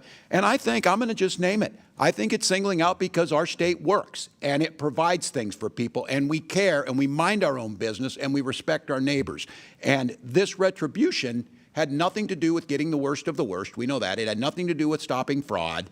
And we were subject, we being Minnesotans, for over 10 weeks. And I want to note, just before, and I'll yield back on this, Congressman, I think this is important to note. The gentleman from Illinois noted that Midway Blitz, the damage it did to Chicago. There were 500 agents on the ground in Chicago. Kristi Noem testified yesterday there's still 650 in Minnesota. It is not over. This is not ancient news. This is not looking like everybody moved on. Minnesotans are still experiencing this. It's bad for our communities and makes our people less safe. It's terrorizing our streets. Yes. Reverend, what has been happening in your community when individuals try to record federal agents? Thank you for your question. Individuals who have tried to record federal agents have been told they cannot. They have been asked for taken pictures of their license plates. They have been followed. They have been subject to fear intimidation tactics by ICE agents. And one of the only reasons that really the world knows about what's going on in Minnesota is because of our Constitution and the right to be able to record law enforcement and federal agents. Those videos and the videotapes have been in part the reason why we know what's going on. Trump administration officials have suggested that observing or identifying federal agents is, quote, doxing or, quote, assault. We know federal agents have followed observers to their homes. We know protesters have been pepper sprayed. We know people have been violently detained who were filming them without bystanders having cameras who know how the murders of Renee Nicole Good and Alex Preddy by ICE agents would have been handled by this administration. They have already tried to lie about these murders, even with footage. After Alex Preddy was murdered, Stephen Miller said he was, quote, a domestic terrorist who tried to, quote, assassinate federal law enforcement. Kristi Noem said that he committed an act of domestic terrorism, and the President of the United States said that he was an agitator and perhaps an insurrectionist. Reverend, the last thing I want to get to that I think is really important, I grew up in the church, and I used to wear one of the What Would Jesus Do bracelets, mainly because I used to curse a little too much when I was little, and then I would, like, snap myself when I cursed. Either way, nowadays, I think less about what would Jesus do, and I think more about what would happen to Jesus in this country. And I just wanted to give you a moment to talk about what you think would happen to refugees Mary and Joseph as they come to our border. Would they be separated from their child? I mean, what does this look like? Such a good point, Congressman. And yes, Jesus was himself a refugee, as were his parents. And yes, I fear that they too would have experienced the harm and cruel treatment that Minnesotans have been experiencing at the hands of our government. What do you say to the people who hide behind the Bible and wrap themselves in the flag to say that what is going on in our country right now with ICE, terrorizing our communities, ripping our neighbors, ripping families apart? What would you say to people like that? I think, again, Matthew 25, where are we in this moment? It should be on the side of the least, the widow, the orphan, the hungry, the homeless, and that as people of faith and moral conscience, history will tell what side we stood on, but our actions today will show true love of neighbor. Thank you. I yield back. Yields back. Before I recognize Ms. Mace, Mr. Grofman, I believe, has a UC. Yeah, I'd like to submit for the record something here. Hit the button. I'd like to submit for the record something called Minnesota Financial and Compliance Report on Federally Assisted Programs for the year ending June 30th, 2024. Without objection, so ordered. Chair now recognizes Ms. Mace from South Carolina. Thank you, Mr. Chairman, and good morning, gentlemen. Thank you for being here today. Governor Walz and Attorney General Ellison, you have presided over one of the worst government fraud scandals in American history. This was money intended to feed hungry children, help kids with autism, provide food and shelter and health care to the needy, and more. You both allowed billions in these American taxpayer dollars to be pillaged and plundered by Somali pirates. You knew this was happening, you chose to do nothing about it, and in some cases, you even enabled it. Attorney General Ellison, you even profited from this fraud by taking campaign donations from these Somalians after pledging to help quash the investigation into them. I find your behavior despicable. My questions this morning, my first go to Governor Walz, and I hope you learned some lessons from your last hearing with me on the Oversight Committee. Have you learned anything since I did, that if I didn't speak up, 2 of my people would be dead, Congresswoman, and I warned you. Okay, Governor Walz, what is a woman? Have you learned that lesson? Do you know what a woman is? I'm the governor of Minnesota, Congresswoman. Do you know what a I'm not woman here is? to be your prop for your obsession. So I if you taught middle can't school your define what obsession. a woman is, you certainly can't define what fraud is. If you can't even define what a woman is, you can't define fraud. How much money was spent on autism in Minnesota in 2017, Governor? I don't have those numbers in front of me, Congresswoman. Did you prepare for this hearing today? Did you I do did. any preparation I take for this hearing Congress today? seriously. And you've seen the numbers about autism fraud in Minnesota. So we're going to do some Minnesota math with you today, okay? Are you ready? How much money was spent on 2017 for autism in Minnesota? How much? I don't know. I wasn't the governor. Okay. Did you not just say that you prepared for this hearing today? $1 million, okay? A quick Google search or using your AI could tell you $1 million was spent. How much money was spent on autism in Minnesota in 2024? I don't have the number in front of me. As Were you governor in 2024?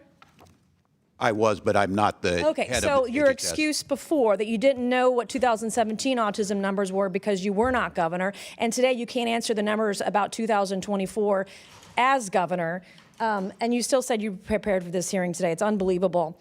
$343 million was spent in 2024. What percent increase is that from 1 million to 343 million? What percentage increase is that? I'm not here to be your prop. Go ahead and tell me.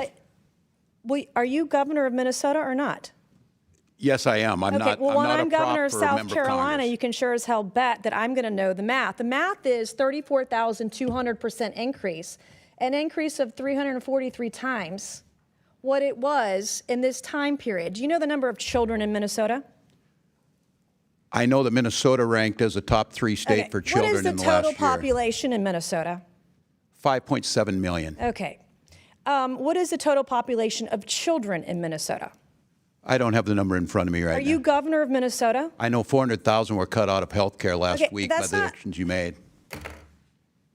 Are you governor of Minnesota?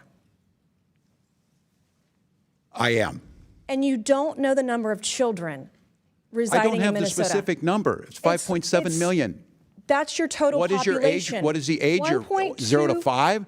0 to 1 19? You have approximately 1.2 million children in Minnesota. What I'm not age? even governor of South Carolina. Our population in South Carolina is 5.5 million. We have approximately 1.1 million children under the age of 18 in my home state of South Carolina, okay? As governor, I expect you to know this information. Thank God you're not Vice President of the United States. Do you know approximately how many children in Minnesota are autistic or on the spectrum?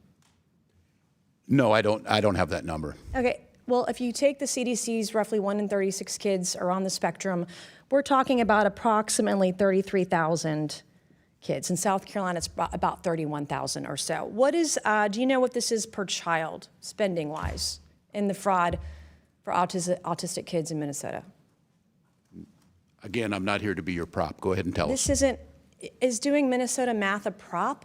This is math. We're talking about fraud. Minnesota ranks at the top. Where does South Carolina rank? We're talking about money. Where do South Carolina children rank on healthiness? These are my questions for you. It doesn't go the other way around unless we're debating on the debate stage. And we're not. If you're asking questions about being governor, it does. I'm asking you when you're questions governor, about you being can come and governor tell of me. Minnesota, which you can't answer. This is basic math. And you can't even answer. not Do you here to even be your care prop. about kids in Minnesota? They rank near Do the you top care? in every category. My children are fed. Do you My care children about are autistic housed. My children children have getting health the care. services they need in My Minnesota? children have the best Clearly schools. you don't. Mr. Chairman, I yield back. Mr. Chairman. Gentlelady yields back. Mr. Chairman. Oh, Ms. Bobert? Yes. Mr. Chairman. Oh, Ms. Mace. May I make my two motions? Proceed. Okay, thank you. Mr. Chairman, I move that the committee issue a subpoena to the Honorable Pamela Jo Bondi to appear before the committee for a deposition regarding the department's handling of the investigation into Jeffrey Epstein and his associates and compliance with the Epstein Files Transparency Act. A motion has been made. The committee will hold this motion in abeyance until the end of today's hearing. The committee will now proceed with today's hearing. Mr. Chairman, I move that the committee issue a subpoena to the Office of Congressional Workplace Rights for the awards and settlements paid pursuant to Section 415 of the Congressional Accountability Act prior to December 12, 2018, with only redactions allowable for the personally identifiable information of victims, alleged victims, and witnesses. Thank you, ma'am. A motion has been made. The committee will hold this motion in abeyance until the end of today's hearing. Mr. Chairman, I seek unanimous consent. Oh, Mr. Chairman, can I have one thing before? Chair recognizes the ranking member. Thank you. No, we'd just like to see Mrs. Mace's motions in writing, which would be great. Okay. Now, before I recognize Ms. Lee, do you have Ms. Randall? Thank you, Mr. Chair. I ask unanimous consent to enter into the record a December 11th, 2025 article from The Guardian titled, "Somalis Are the Scapegoat. Fear Rises as Trump Targets Minneapolis Community," which describes the Without Trump objection. administration's xenophobic attacks. Thank you. That objection's ordered. Chair recognizes Ms. Lee from Pennsylvania. Thank you, Mr. Chair. For the past few months, Democrats on this committee and in the Senate have been holding hearings on the unconstitutional actions of the Trump administration. So we've heard from, in that time, whistleblowers, industry experts, and survivors of abuses of federal agents. They spoke about warrantless searches that they have been subjected to, including federal agents bursting into their homes with guns. They spoke about being shot at and dragged out of their cars, and then, being made to look like they were actually the perpetrators. They spoke about federal agents' use of masks in unmarked vehicles, and the efforts of these agents to hide their identity to escape any sort of accountability. And we heard from the brother of Renee Good, who was murdered by ICE agents in Minneapolis.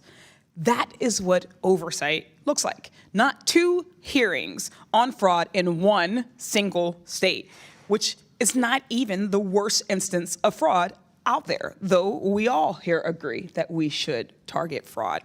Republicans have dragged Governor Walz in again to demonize and target his state because he is a Democratic governor and he is implementing Democratic policies. Republicans took a legitimate investigation and, as per usual, has made it a circus.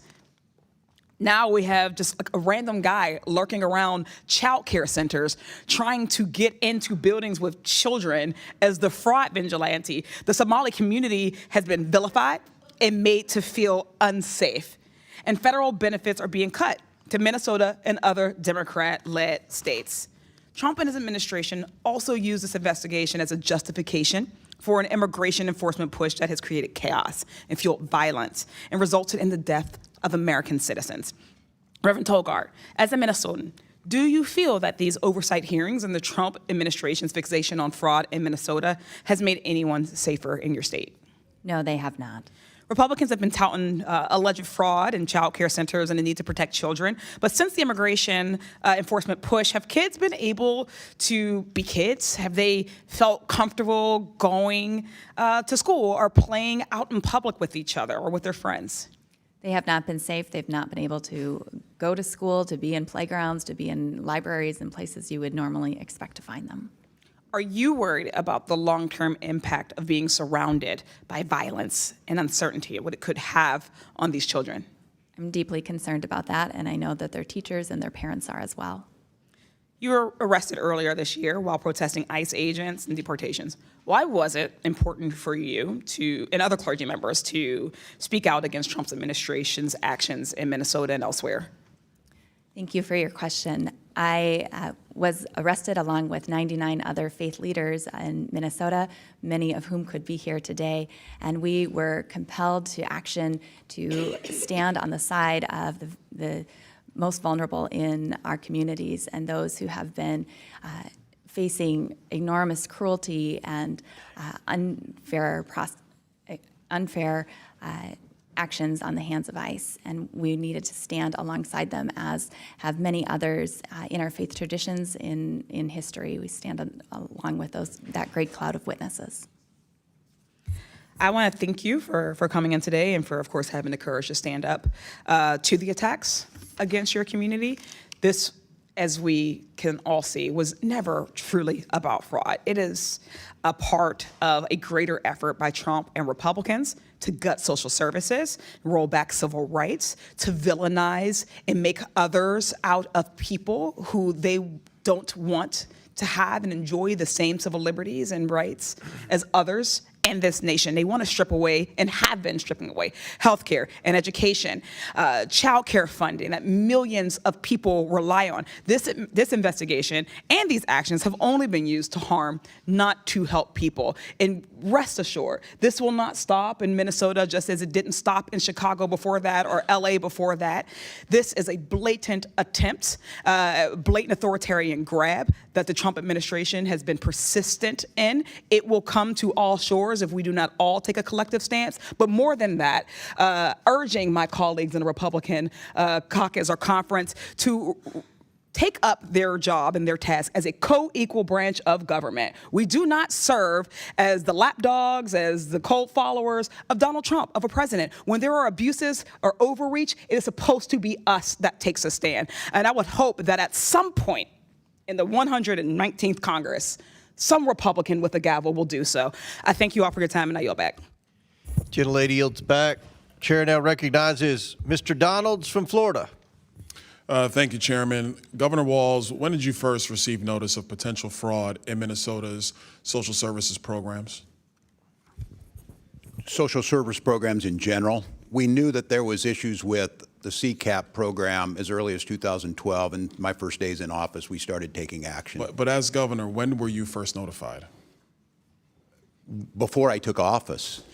All right, Governor Walz, former Department of Human Services Commissioner Tony Laurie testified that you were aware in early 2019 of fraud in 2 Department of Human Services administered programs. Is this statement accurate? Not that I recall. I'm not sure what he's speaking about. You don't remember this meeting or this notification? No, not specifically, I don't. In March of 2019, your Office of Legal Affairs reported $5 to $6 million in alleged child care assistance program fraud. In April 2019, it was also reported that the Department of Human Services lacked proper integrity controls to control fraud. Were you aware of these reports? Not specific reports, but because of that, my office, we put forward actions to address them, starting in 2019. Is it correct that your administration was aware of the Feeding Our Future fraud as early as of May of 2020, based upon regular discussions about program irregularities? I believe that's correct with the agency, the Department of Education, and then going back to USDA. I'm gonna go back. Was your office notified of these fraud allegations? Not me specifically, that they're handled internally in the administration. It happens every day. Who was notified, Governor Walz? The agencies do their work, the commissioners, and then if someone in my office was notified, they let me know. As governor, I make, 50 decisions a day. I said I did this job for 12 years. I make more decisions in a day. Governor Walz. So someone was maybe notified, but the agencies are the ones that take the action. May I ask the next question? We have it under sworn testimony in the Oversight Committee that your former chief of staff was notified directly by these various commissioners about the fraud in Minnesota. That could be correct. So are you saying that your chief of staff didn't notify you? I'm saying I don't recall whether he did at that time or not, but we took action. So I'm assuming when we put our budgets together, based on that, we put a package together for that legislative session. Let's talk about budgets, Governor Walz. Feeding Our Future went from $307,000 in 2018 to $199 million in 2021. Are you aware of this increase in budgetary costs from feeding our future? Not specifically, but I know it increased during the pandemic. The housing stabilization services went from $27 million in 2021 to $105 million in 2024. Are you aware of this increase, Governor Walz? Not specifically, but I know it increased. Autism centers went from $24 million in 2019 to $342 million in 2024. Are you aware of that? Not specifically again, but yes, we know the budget's increased. Integrated community supports went from $4.6 million in 2021 to $170 million in 2024. Are you aware of that? Again, not specifically on the numbers, but it's the budget. Governor Walz, you have to submit a budget to your legislature every single year, like every governor has to do. If you're not aware of these increases, what was your office Everyone doing? is balanced. My budget is about $72 billion. It includes 23 agencies. Florida's 6 budget's million people. $115 billion, sir. But what were you doing if you're seeing program increases like this amid allegations of fraud in your state? Action was being taken on these starting back in 2019. If it's CCAP. Can you describe the action that was taken in 2019? Sure. In 2019, I'll go to the first things that we did on child care assistance. We lowered the standards on proof of administrative fraud disqualification. Whoa, you lowered the standards? We lowered the standards for proof of administrative fraud. The standards where we had to prove it were so high it was impossible to try and do it. So we lowered what it took to show that fraud was happening. And what did you do with the results of lowering the standards to prove fraud? What did you do? We put 79 people in prison and. But Governor Walz, the fraud prosecute. continued to increase. It increased under your tenure. Do you acknowledge that? Did the numbers increase? Yes. And I tell you, when you catch people and prosecute them, it shows up at the fraud increase. I would tell you, Congressman, because you're not hearing about fraud doesn't mean it's not I got 50 happening. seconds, Governor, and I don't want to get into a fight with you, but let me move quickly to the Lieutenant Governor. Peggy Flanagan's your Lieutenant Governor, is that correct? That is correct. Does the Lieutenant Governor go on the ticket with you, or are they elected by themselves on a ballot in the state of Minnesota? It's on a ticket. It's on a ticket. Peggy Flanagan essentially works for you. She has an independent office. She's a constitutional officer. She's on the ticket, but she is independent as a constitutional officer. You could ask for her resignation at any time. Is that correct? That's typically how it works with lieutenant governors. Yeah, but she's a constitutional officer. I don't believe that's happened in Minnesota. Peggy Flanagan is, there are accusations that she was intimidating whistleblowers. There was a meeting on April 12th of 2024, where she went on stage and publicly denounced whistleblowers in the state of Minnesota, calling them losers in their mother's basements. Is this the type of treatment that your administration allows for whistleblowers in Minnesota? I'm not familiar with that. Are you aware of any intimidation of whistleblowers in the state of Minnesota? There are 30 whistleblowers who have given letters to this committee on the record saying that they have been subject to intimidation by your administration because they were trying to stop the fraud in Minnesota. I encourage them to go to the OLA and the independent sources in Minnesota that are the open to do OLA, that. you're the governor. No, the OLA is the independent But sir, office of you're the legislative governor. audit. Why don't you take responsibility for what's going on in your state? We do take responsibility. None of those people, I'm telling you, I have no knowledge. But you of them lost coming billions of dollars of American taxpayer money in the process, Governor Walz. We prosecuted these people, Congressman. I think Florida has fraud. I would argue that the prosecutions have largely come from the federal offices That's as not how opposed to the this state works. offices. You know that we refer What them do you to mean them. that's not how it works? That's They're exactly partners. how it works. They're partners. They partner together. Our BCA. Is the Attorney General allowed to investigate fraud and prosecute fraud in the state of Minnesota without the Department of Justice federally? Are you allowed to do that, Attorney General Ellison? Yes, and we do prosecute Medicaid. Yes, and we do prosecute Medicaid fraud all the time. We've prosecuted over 300 people. Apparently not enough, because Minnesota's rife with it. I yield back. Gentleman yields back. Chair recognizes Ms. Randall from Washington State.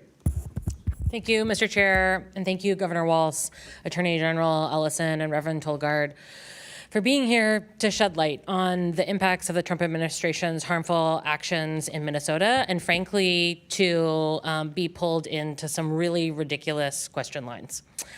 The escalation in attacks from this administration on social services programs in democratically led states like Minnesota, on the heels of the big ugly law's billions of dollars of Medicaid cuts last summer, is clearly devastating our communities. Do I believe Congress has a responsibility to reduce opportunities for misuse and fraud where we have seen evidence that it exists? Sure. That's why I introduced the Federal Program Integrity and Fraud Prevention Act, a bipartisan bill that would prevent individuals who have been convicted of fraud from applying for federal contracts. Mr. Chairman, if you are serious about addressing fraud, I'd love to see this committee hold a hearing on my bill, which was developed based on feedback from nonpartisan inspectors general whose entire job is overseeing the the appropriate administration of government programs. And let me remind my friends on the other side about Mississippi, a state with Republican leadership where over $77 million in temporary assistance for needy families funds were misused. One of the perpetrators of that fraud, former NFL quarterback Brett Favre, who received $1.1 million from the government for speeches he never made. Congressional Republicans' response was to invite Favre to come testify before the Ways and Means Committee about how we should strengthen oversight of federal welfare programs. Because I'm sure he had some good advice about that. Meanwhile, my Republican colleagues are villainizing entire minority populations because of the actions of a few. We have a word for that. I also have a lot of Republican colleagues here who talk about being fiscally responsible and reining in federal spending. Again, I also believe we should be fiscally responsible, but to me, responsible governing means that we invest in transformative universal health care that saves us money in the long term, childcare policies that give the budget back $7 on the dollar spent in long-term costs for the children who benefit. Policies that will actually save our country money in the long run and contribute to strong society and strong economy. Not slashing social services, not defunding hospitals, not eliminating childcare programs. Governor Walz, why do you think the Trump administration is so obsessed with fraud in Minnesota when its own agencies have found other states with even worse problems? Well, it's a question we're all asking, Congresswoman, and I'd like to say, and thank you for this, I just want to make sure I go on record, Chairman Comer, in condemning the slurs towards my Somali community that the gentlewoman from South Carolina made. Thank you. Look, Congress, I don't know. I think it's been pretty clear the president does not like me personally. I think he continues to tell lies about our electoral system, claiming that he's won all 3 times when he lost all 3 times. I think he has people around him who were trying to find quotas around immigration, and they saw a perfect storm, if you will, that included some Somali folks and a whole lot, you know, if we're going to condemn folks, there's no Somali folks in the Epstein files, things like that, we know. But I don't know. It's an obsession, and I come back to it again. I think it's because we are so ideologically opposed to making children go hungry, people go unhoused. We invest in education, we invest in research, and we believe everybody has a place. And so I think it's just personal about how we do business. Thank you so much. I could not agree more. There are also reports that as many as 50 prosecutors in the U.S. Attorney's Office for Minnesota have quit in the last 12 months. They used to have 70 prosecutors. Now some reports say they have as few as 17. Many of those who left include the very same prosecutors who were prosecuting the Feeding Our Futures fraudsters. How has this flight impacted your efforts to fight fraud in Minnesota? Well, it's made it very difficult. And I think for all of my friends on the Republican side, we welcomed the Republican folks, the attorneys over at the U.S. Attorney's Office who were good at helping us as partners. We turned this over to them. They prosecute, they put people in jail. They're not there now. There's nobody doing this. And I will remind this committee, the U.S. attorney was in front of a federal judge yesterday being threatened with jail because of what's going on in that office. And from my perspective, who's prosecuting trafficking, drugs, murder, and fraud? And so we want them. If you could do anything, Chairman, call the president and tell him to put some U.S. attorneys over there to prosecute fraud. I'll sign on with you. Thank you, Governor, and thank you, Mr. Chair. Chair now recognizes Chairman Burchett from Tennessee. Say that with disrespect in your voice, Mr. Chairman. Governor, you mentioned that President Trump lost all 3 times. I believe that's an error, and that's a conspiracy theorist. I believe you spoke in error there, but no, he lost Minnesota all 3 times. Okay. Well, I'm glad you corrected that. He doesn't agree with that, I don't care. Chair. We're good. Have you ever used taxpayer funds directly or indirectly to take action against individuals suspected of disclosing potential wrongdoing within a government entity? I have not. Well, almost 30 whistleblowers accuse you and your administration of retaliation. Would you say that's a conspiracy then? I can't speak to what they said. I can tell you it didn't happen. Okay. Are you aware of reports alleging state officials have engaged in retaliation against whistleblowers? No, I'm not. Not specifically, no. You're not aware of that when 30 have come forward? Okay. I am not. I believe these are internet. We have options. The OLA, we have independent folks that they can come to, and I encourage them. It's against the law in Minnesota. I have executive orders. It's against the law here, but it doesn't stop it. What actions have you taken to protect whistleblowers in your state, sir? And has anyone faced consequences for retaliation? If so, who? Well, in Minnesota, we have nonpartisan office of legislative auditor. We have zero tolerance. The Minnesota Whistleblower Protection Act prohibits retaliation. I signed executive order in 2025, added protections. The law explains and clarifies protections around what reports are protected and who can report issues.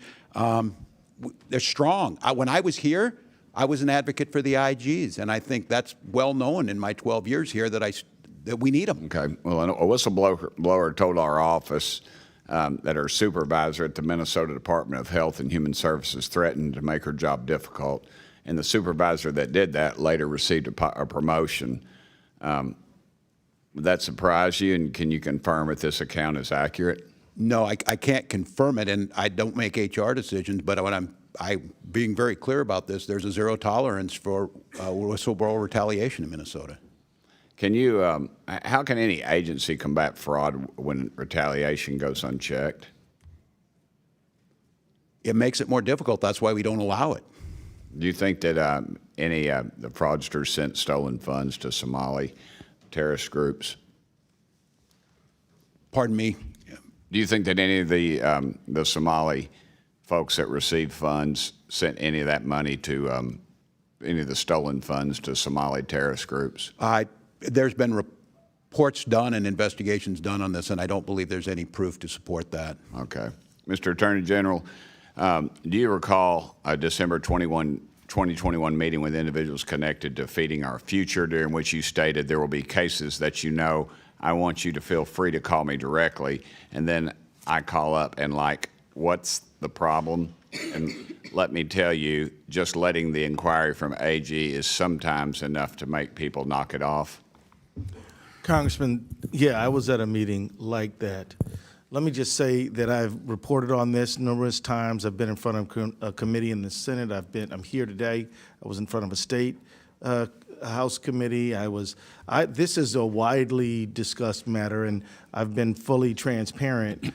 But let me just be clear. These people were fraudsters, as everyone here agrees. They were liars. They lied to me. They lied to courts. They lied to everyone. And I would like you to know that I do meet with community meetings all the time. I mean, it's a regular part of my job. Nothing unusual about me meeting with people. Nothing unusual about me telling people, if you got a problem, my office will try to help you. But these people were liars and fraudsters. Okay. The main thing is I'd like you to know is that we're down so many federal prosecutors that it has put our ability to hold these people accountable definitely at a loss. Yes, sir. 8-hour days do get long. In September of 2022, you issued a press release titled, "For 2 years, Attorney General Ellison's office has held Feeding Our Future accountable." Does that sound familiar? Thank you for the question, Congressman. Let me tell you, the Department of Education. Does it sound familiar or not, sir?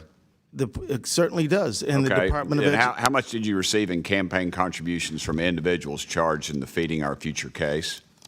Every campaign donation I got was returned to all authorities. Okay. Everybody knows about the $250 million in fraud for Feeding Our Future case, which was prosecuted by the U.S. Attorney's Office in Minnesota. But there were just 2 other large site sponsors that you settled with instead of prosecuting them. Why did you not prosecute Partners in Quality Care or the Gar Family Services? Because my office doesn't have jurisdiction to prosecute in those cases. Well, you allowed them to dissolve, but no one was prosecuted. And PIQC they still is may accused, be, sir, PIQC is accused of $300 million in fraud as significant assets, yet no charges and no attempts to recover taxpayer money. I'll remind y'all, $19 billion. I was a state legislator, and I can remember when our state budget was $19 billion. This is money that's been stolen, and it will not be recovered. and you all are to blame, and every dadgum one of you all ought to step down. Thank you, Mr. Chairman. Gentleman yields back. Before I recognize Mr. Bell, Mr. Donald, you have a UC? Yeah, I ask unanimous consent to enter into the record an op-ed from the Minnesota Star Tribune, authored by Jim Nobles, the former Minnesota legislative auditor, dated December 29th, 2025. Without objection, so ordered. Chair recognizes Mr. Bell from St. Louis. Thank you, Chair, Ranking Member, and our witnesses for being here today. My Republican colleagues have called this hearing today once again to divert the public's attention from the dangerous threats that they themselves have created for the American people. They have chosen to turn a blind eye to the escalating public safety crisis in Minneapolis, Minnesota, fueled by the deployment of ICE agents under the direction of President Trump. On December 1st, 2025, this administration launched Operation Metro Surge under the false pretense of promoting public safety in Minneapolis. Since then, we have witnessed several deaths, including the brutal killings of Renee Good on January 7th, 2026, and Alex Preddy only a few short weeks later on January 24th.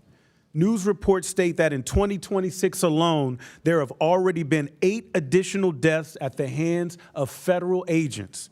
We are now living in one of the deadliest periods on record, with more deaths carried out by ICE agents in recent years than at any time since 2004.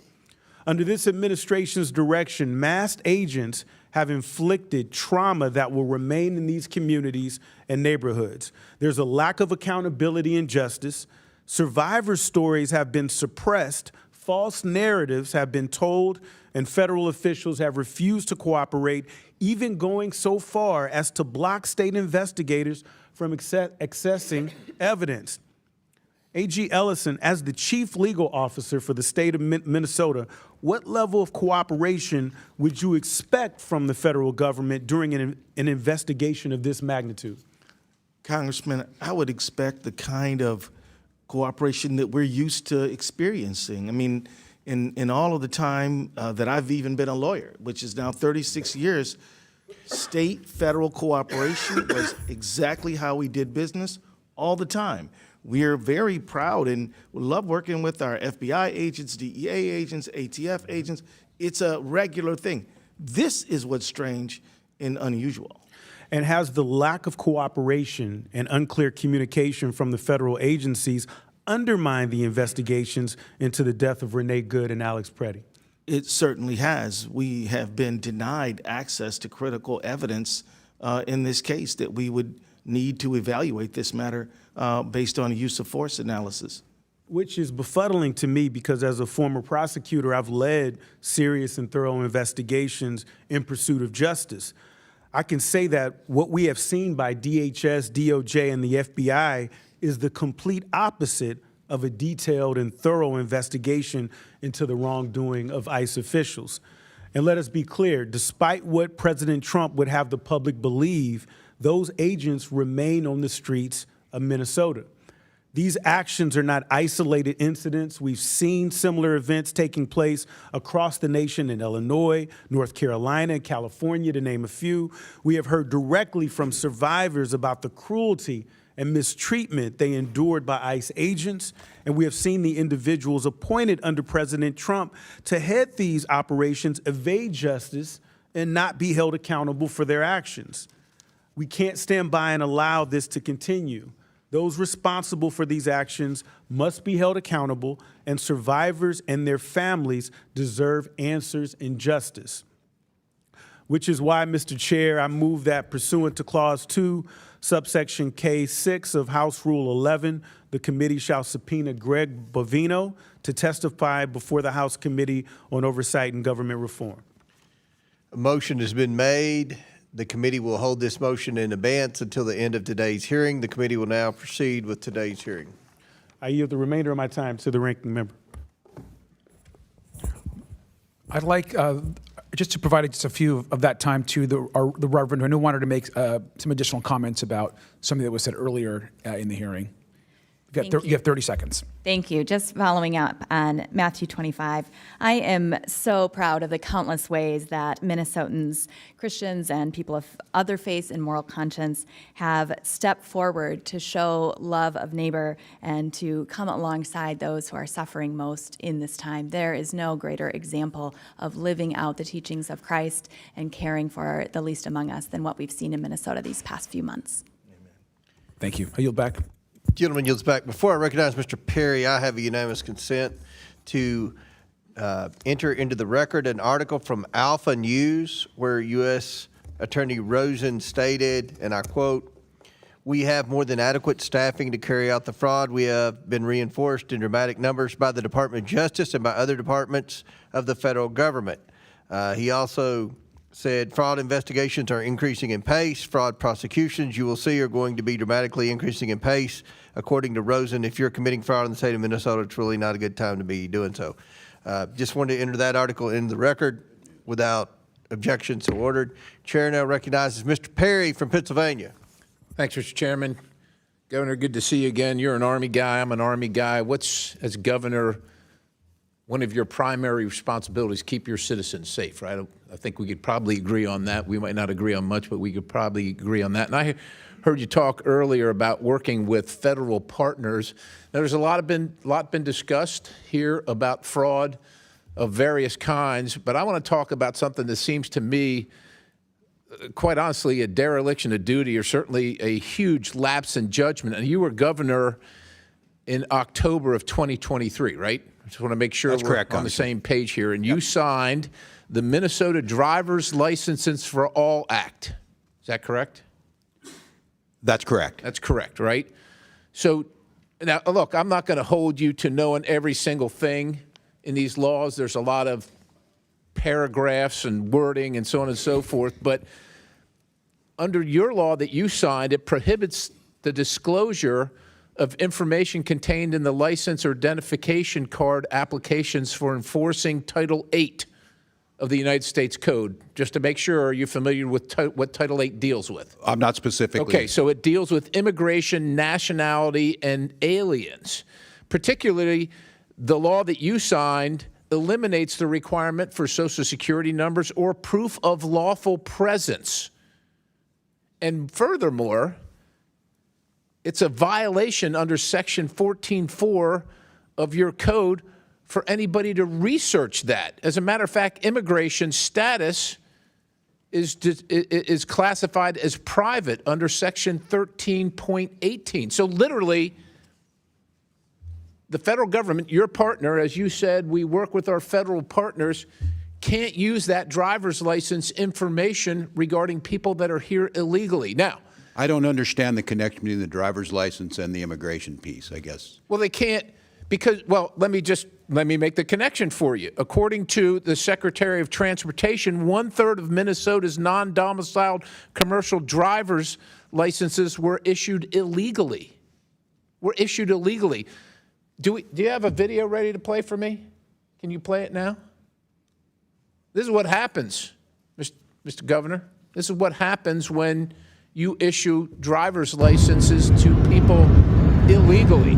He is on the northbound lanes of 61 going the wrong way. You can see I'm going southbound on 61. He's in the northbound lanes on Highway 61. I'm crossing over there. And thank God, I don't know how much that thing weighs, 60, 80,000 pounds, 60 miles an hour. 18-wheeler. You can cut the video. He was licensed in your state under a law that you signed that precludes federal officials, your federal partners, as you call them, from determining whether they're here illegally. That guy that was driving that truck couldn't pass the test. He didn't pass the test out on the road. There's another video, I'm not going to play it, but there's another video of a guy here illegally turning a truck like that around in the middle of a highway where people lost their lives because they were decapitated when they went underneath it. That's what happened. So my question for you is, This should be easy. What are you going to do to rectify the law that you signed that allows people here illegally to get a CDL? That tape was in Missouri, not in your state. Look, if you don't want to protect the people in your state, I guess that's your business and the business of your voters. But that driver was driving in Missouri. And if he'd have hit a bunch of people, quite honestly, to me, you could have been held liable. Yeah. Well, Congressman, first of all, Minnesota ranks in the top 3 safest states by highway data from your own department. Highway data. The data from the Department of Transportation for highway safety. We have the 3rd. We want everybody on our roads to be licensed. So are you saying based on that you're okay? I'm not okay with that. I'm not okay with you or I speeding. I'm not okay with DUIs. But you signed this law that allows for that. You signed it.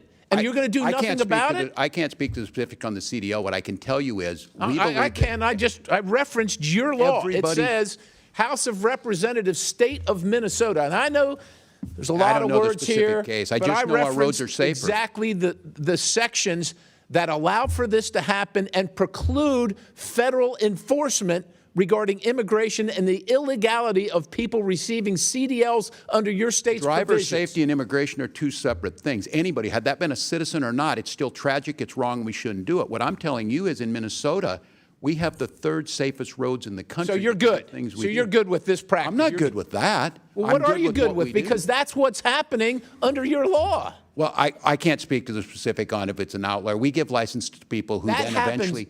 People get DUIs after we issue them. That happened last month. This is March. That happened a week and a half ago. Yeah, I don't know. Are you familiar? That's wrong. And look, but you're not going to do anything. Sure, we're going to do what things. What are you going to do? Traffic laws against them. What are we going to do? Was this person arrested? I sure hope so. Well, that's good. And but he was licensed in your state under your law that you signed about a year and a half ago. Every day we give licenses and people speed. So we ticket them and try and stop that. What I'm telling you is I don't understand the connection between He's here illegally. He can't read, and he got a license under your provisions, and he's driving all across the country, imperiling everybody else. That's the connection. I can't speak because the data Chair, shows Minnesota is one of the safest driving states in the country. I don't know what to tell you. Other states drive impaired. I don't know. Thank you, Mr. Perry. Thank you. Chair now recognize Mr. Min from California. I'm first, sir. Oh, you're next. Okay. Is that okay, sir? I didn't have it on the list, but Oh, I should have. I will after. yield to Mr. the Min. ranking member. You can go ahead. I don't care. You sure? Okay. Go ahead. You can go ahead. I'll let her go ahead. I was tardy. I thank you, Mr. Min. I thank you, Mr. Chairman.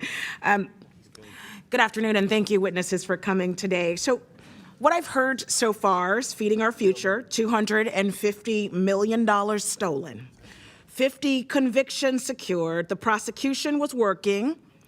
Then the administration froze $10 billion in child care across 5 states. No evidence, no legal authority, no statutory process. A federal court ruled it unlawful and unconstitutional within 48 hours. Thank you, Attorney General Ellison and Attorney General Bonta, for that work. Then the lead prosecutor resigned. His team followed.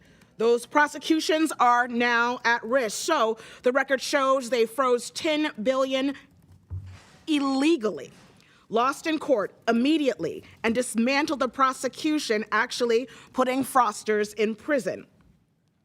Every single action made the fraud worse. This isn't incompetence, because incompetence is random. This was targeted, legally defective, and prosecutorially catastrophic. If this committee was serious about fraud, the first witness should have been the HHS official who sent the letter, not the Attorney General who beat them in court.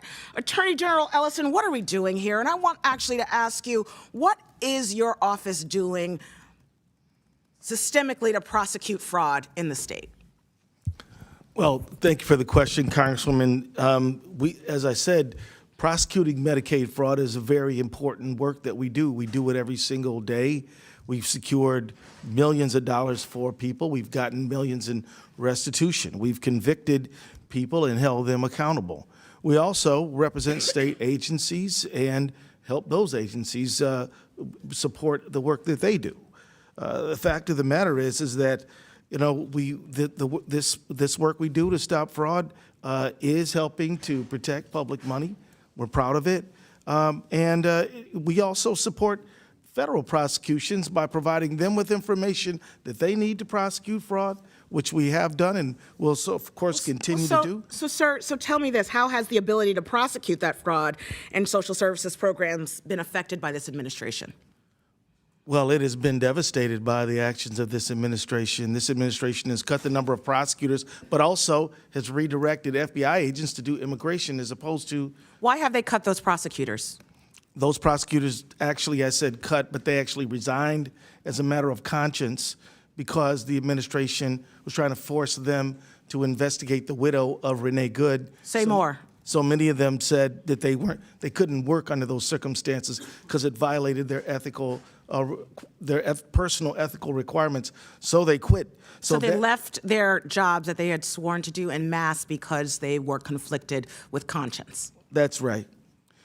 And may I add, Congresswoman, that we have had motions to dismiss for the violation of a defendant's right to a speedy trial granted by judges in Minnesota because there's not enough federal prosecutors. And, one of those was a person who was a violent offender who was being prosecuted for felon in possession of a firearm. Case was dismissed because there are not enough people to perform the functions of prosecuting people who commit crimes. So this is having a devastating effect on our state. And in addition to all that, Congresswoman. Well, so let me get this straight. Help me understand. 50 convictions secured, additional prosecutions in limbo. The administration's prosecutors have quit because the staging of how this all works, they believe, and they have said on record, is immoral. Why are we here? I've been wondering that, Madam. Because aren't you saying that you would love for the prosecutions that are dangling in the wind, you would love for those folks to face justice?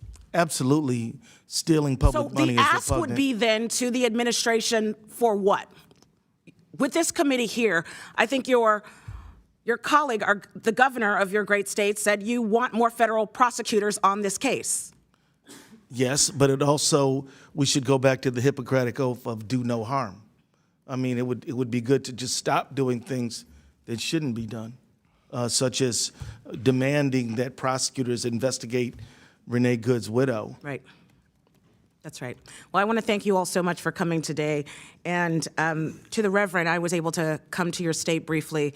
And like one of my colleagues said, I did go by the site of Miss Good's death, and it was heartening to see the solidarity in your community. There are about 150 Christians reciting the Lord's Prayer over and over and over. You all are showing us what good really means. Thank you so much for being here today. Right. And I'll yield back.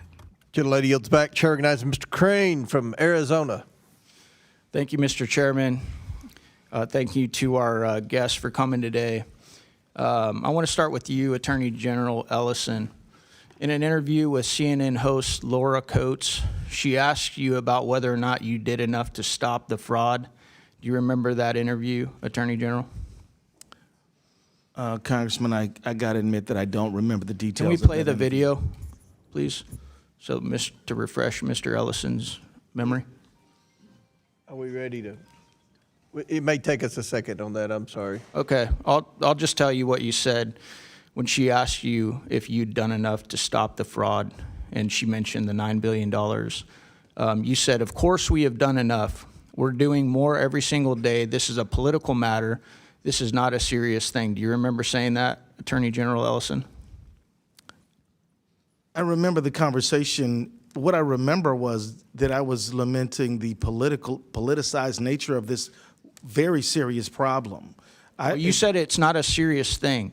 So now you're saying fraud is a serious thing. Okay, well that's not what you said on CNN, Mr. Ellison. You said this is a political matter, and this is a quote. This is not a serious thing. So I notice you're changing your tune now that you're before the House Oversight Committee. I would have to. Do you understand, Mr. Attorney General, why this adds gasoline to the fire when Americans are so frustrated with this government for their out-of-control spending and the amount of money they pay in taxes and then to see $9 billion of it, an estimate of $9 billion getting stolen of their taxpayer dollars and being used to fund cars and vacations and homes and even fund terrorism. Do you understand how statements like that throw gasoline on the fire, sir? Congressman, I believe that you are mischaracterizing what I said. No, I actually read you the quote. I'm not And Mr. Crane, that mischaracterizing it all. video's ready if you still want it. It's up to you. Yeah, let's play it, please.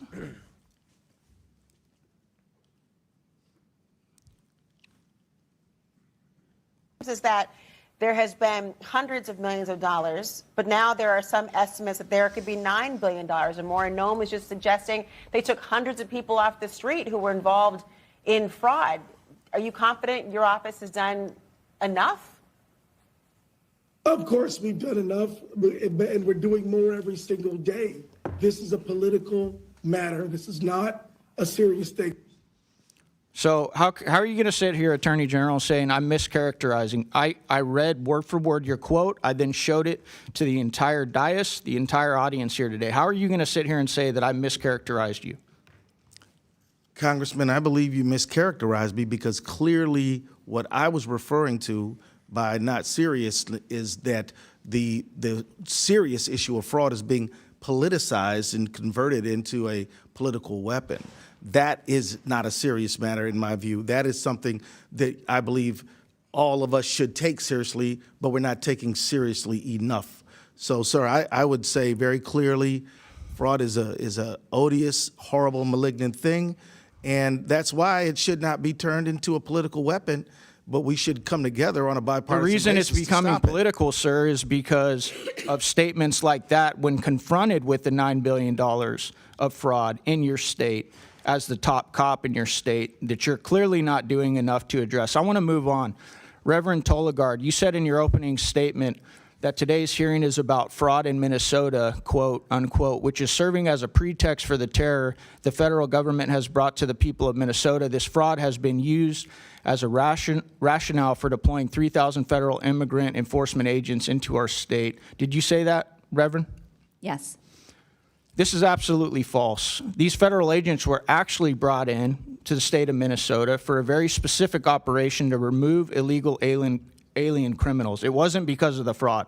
That's being handled under a completely different agency and ICE and everything else. That's the U.S. District Attorney, okay? Did you know that? The administration has linked all of these things together. Well, they've linked the fact that you guys supported an open border that let in $15 to $20 million, and some of the fallout from that is fraud, like the $9 billion we're talking about today.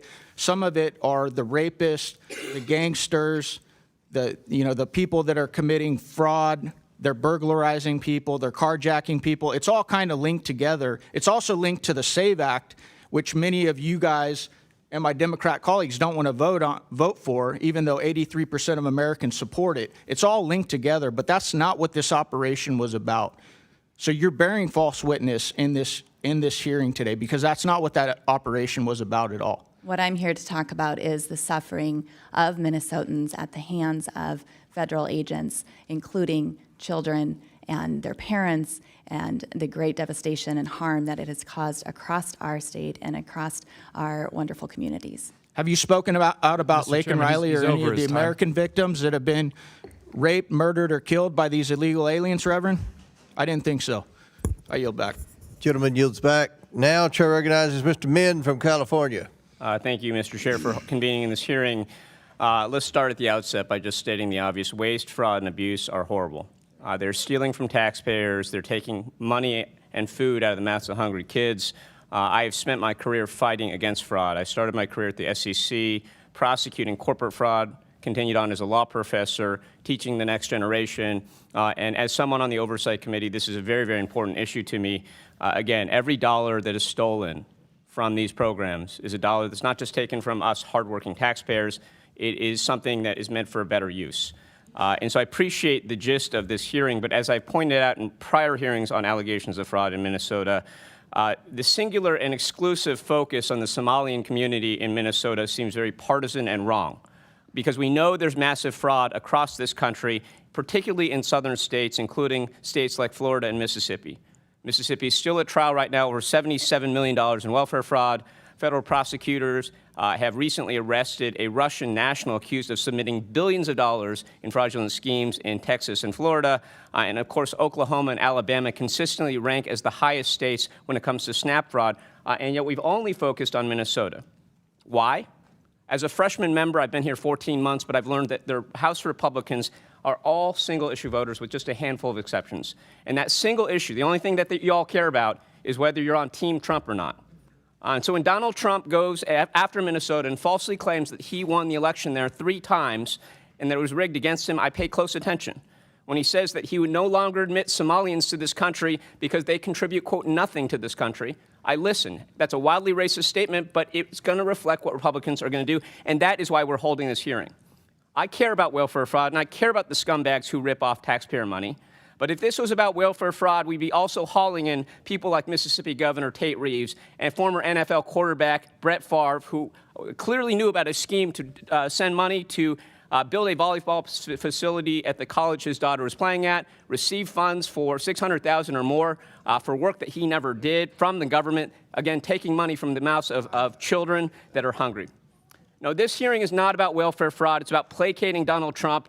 This committee is holding this hearing for the same reasons that it's ignoring the massive corruption we know that Donald Trump is engaged in his family, soliciting bribes from foreign governments and private companies in exchange for regulatory favor, for the same reason that Republicans are protecting pedophiles right now and that the DOJ is right now actively deleting Epstein files while we're at war with Iran.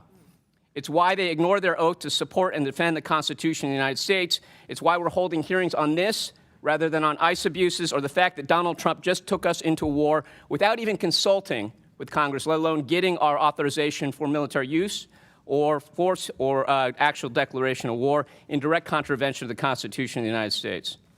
But for those of us who care about taxpayer dollars, let's focus on that. This is horrible, but of course we have seen instead a different type of abuse of our taxpayer dollars. They've taken our taxpayer dollars and used them to fund abuses against our American people, as a number of our witnesses have aptly described. And I want to just point out that until the murder of Alex Preddy, not a single DHS or ICE agent accused of wrongdoing, witnessed or videotaped assaulting Americans was suspended, faced any disciplinary action. That doesn't happen with police. When my local law enforcement are accused of misconduct, certainly if they're videotaped shooting someone, they are subject to an investigation. Maybe they're justified or not, but they're suspended, removed from duty, investigated. None of that has happened until the murder of Alex Preddy and the outrage around that.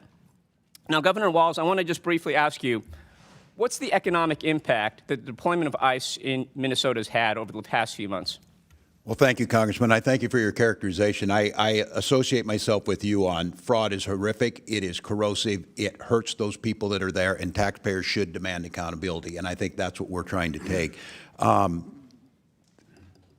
The issue can, again... What's the economic impact? I know business... Look, for us, we just had our economic numbers, and I would tell people that we have to balance the budget every year. Minnesota is strongly, we're AAA bond rated. That shows up good. It doesn't account for what happened over the last 3 months.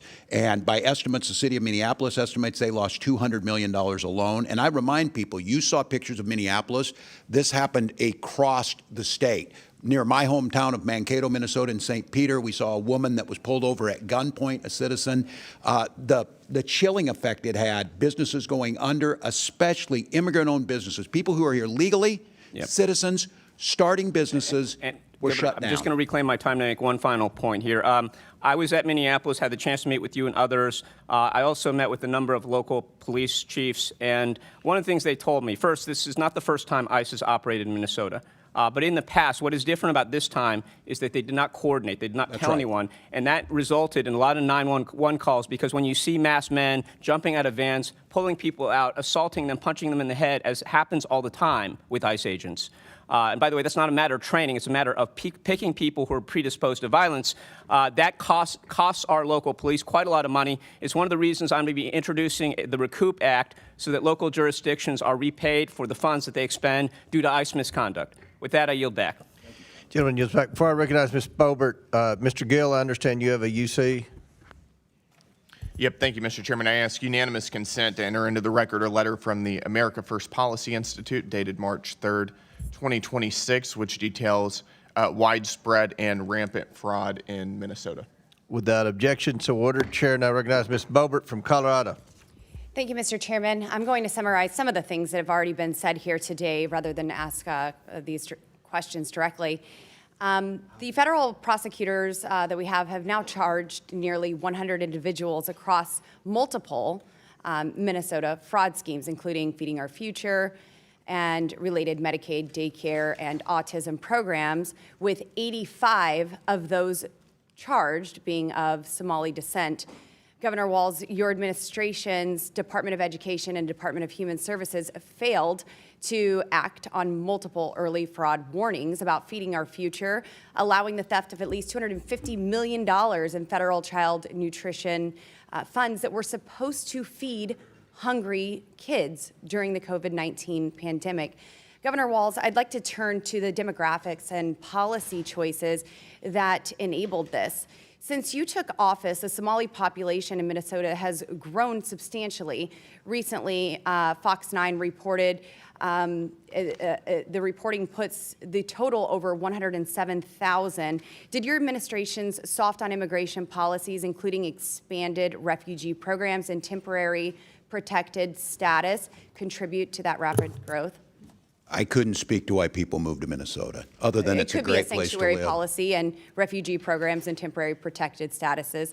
According to the Center for Immigration Studies analysis of census data, 81% of Minnesota households headed by Somali immigrants receive one or more forms of public assistance, compared to just 21% of native-born Minnesotan households. Why is that disparity so extreme under your watch, sir? I can't speak specifically, Congressman, but I would anticipate that new generation immigrants, whether they be Norwegian or whether they be Hmong or whether they be Somali, probably on the front end as they're establishing home ownership, education. I think we should be bringing folks to our country that are going to contribute and not just siphon off of the tax dollars of American citizens. Mr. Governor Walz, yes or no, would stricter vetting of immigrants and refugees have prevented many of these fraudsters from entering our country in the first place? I wouldn't have any way to know that. Do you agree with stricter vetting processes for those who are coming to our country? I don't care where you're coming from. If you commit fraud, you're going to jail in Minnesota. That's what I care about, and that's what I'm here for. Yes or no, should Somali immigrants or any other immigrants who defraud American taxpayers and steal funds intended for hungry children be deported immediately? That's a decision for the federal government. You're responsible for immigration. Governor Walz, do you know who Victoria Eileen Harwell is? I do not believe I do. What about American Mafalda Tyer? I don't believe I do. There. These are Minnesota women who were brutally killed by illegal aliens in your state. You don't know who they are, so I would also assume that you did not attend their vigils or speak out to their families when they were brutally killed by illegal aliens. I'm not familiar with both of these, no, Congresswoman. No, just the hard-hitting CNN ones. Yes or no, would you support ending Minnesota's sanctuary policies to stop these fraudsters and murderers from using your state as a safe haven? Well, as I said on June 12th, we don't have sanctuary policies, and Tom Holman reiterated that here in the past few weeks that we do not either, and that we are cooperating as required.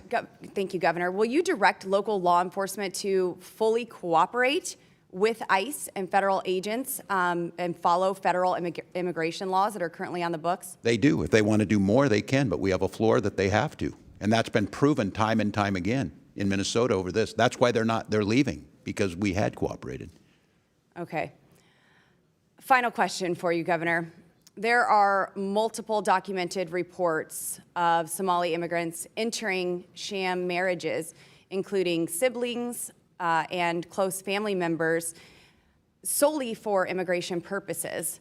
Are you aware of these reports, and what, if anything, has your administration done to stop this kind of immigration fraud happening in your state? States are not responsible for immigration screening, and I'm not familiar with what you're You're not responsible for any vetting whatsoever?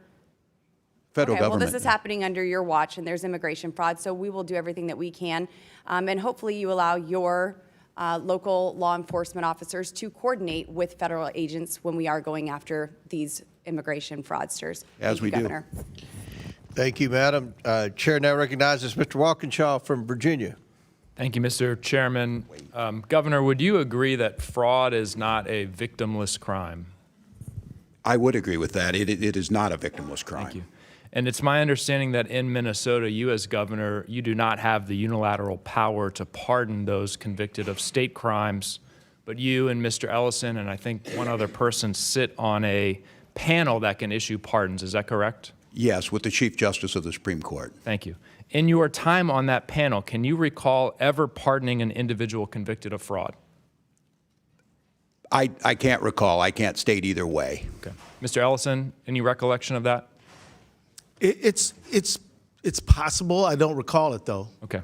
I'm not sure if it's true in Minnesota, but at the federal level, if a convicted fraudster is pardoned, that pardon can wipe out their obligation to pay restitution to the victims. Are any of our witnesses familiar with this individual? I know you're far away. His name is Jason Galanis. Sound familiar? I am not, Congressman. Jason Galanis, according to the federal judge who sentenced him to 15 years in prison, is a serial fraudster and a con man who defrauded a pension fund in a Native American tribe of $80 million. I'll put it in simpler terms.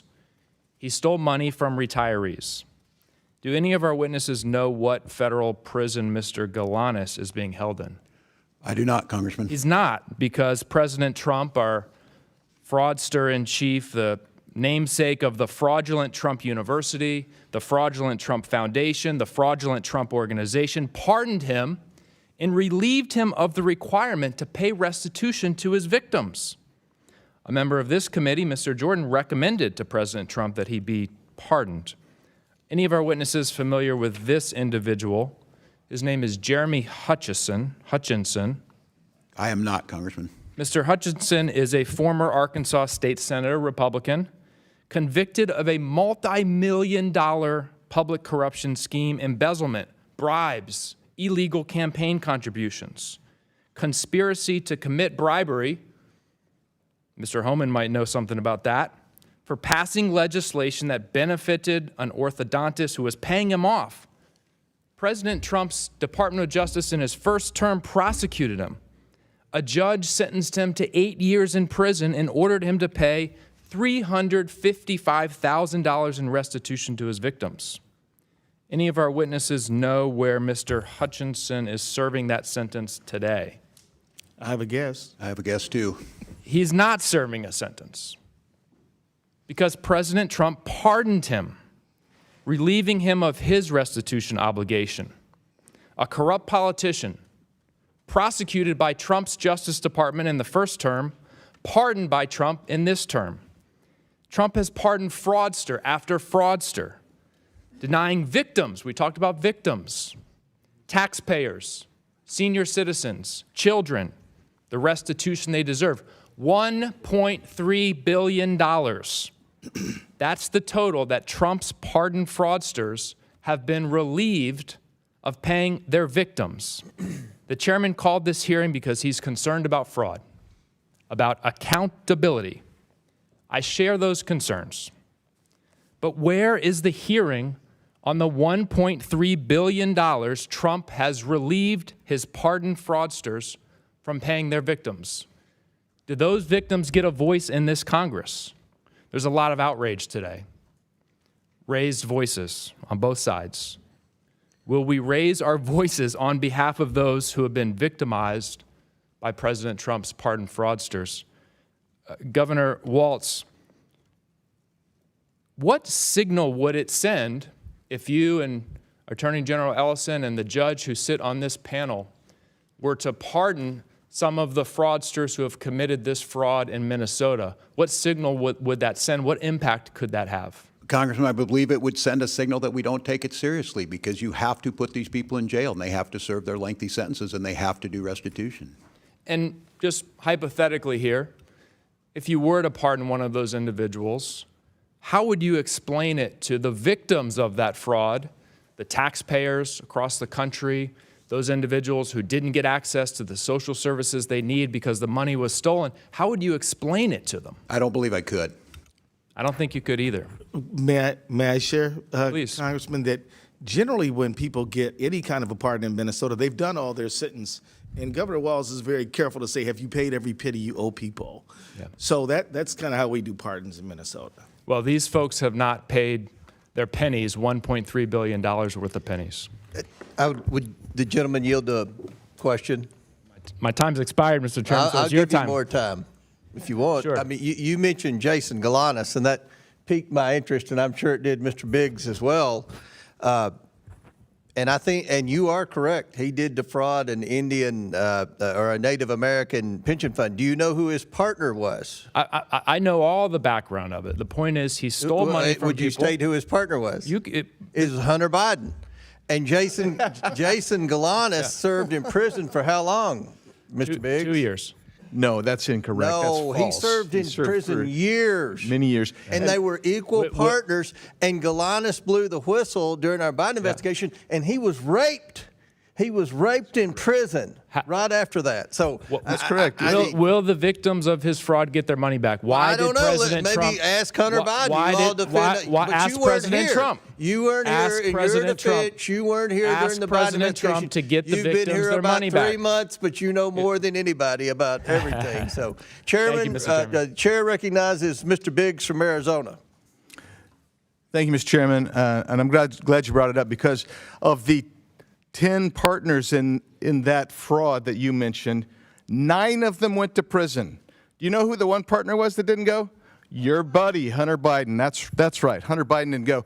And by the way, you must not have been here. I don't think you were here when I introduced all these documents earlier before I had to leave to go to judiciary, talking about of the 1,500 criminals pardoned by Joe Biden in 1 week, 24 of them were fraudsters that had hundreds of millions of dollars of restitution forgiven by Joe Biden.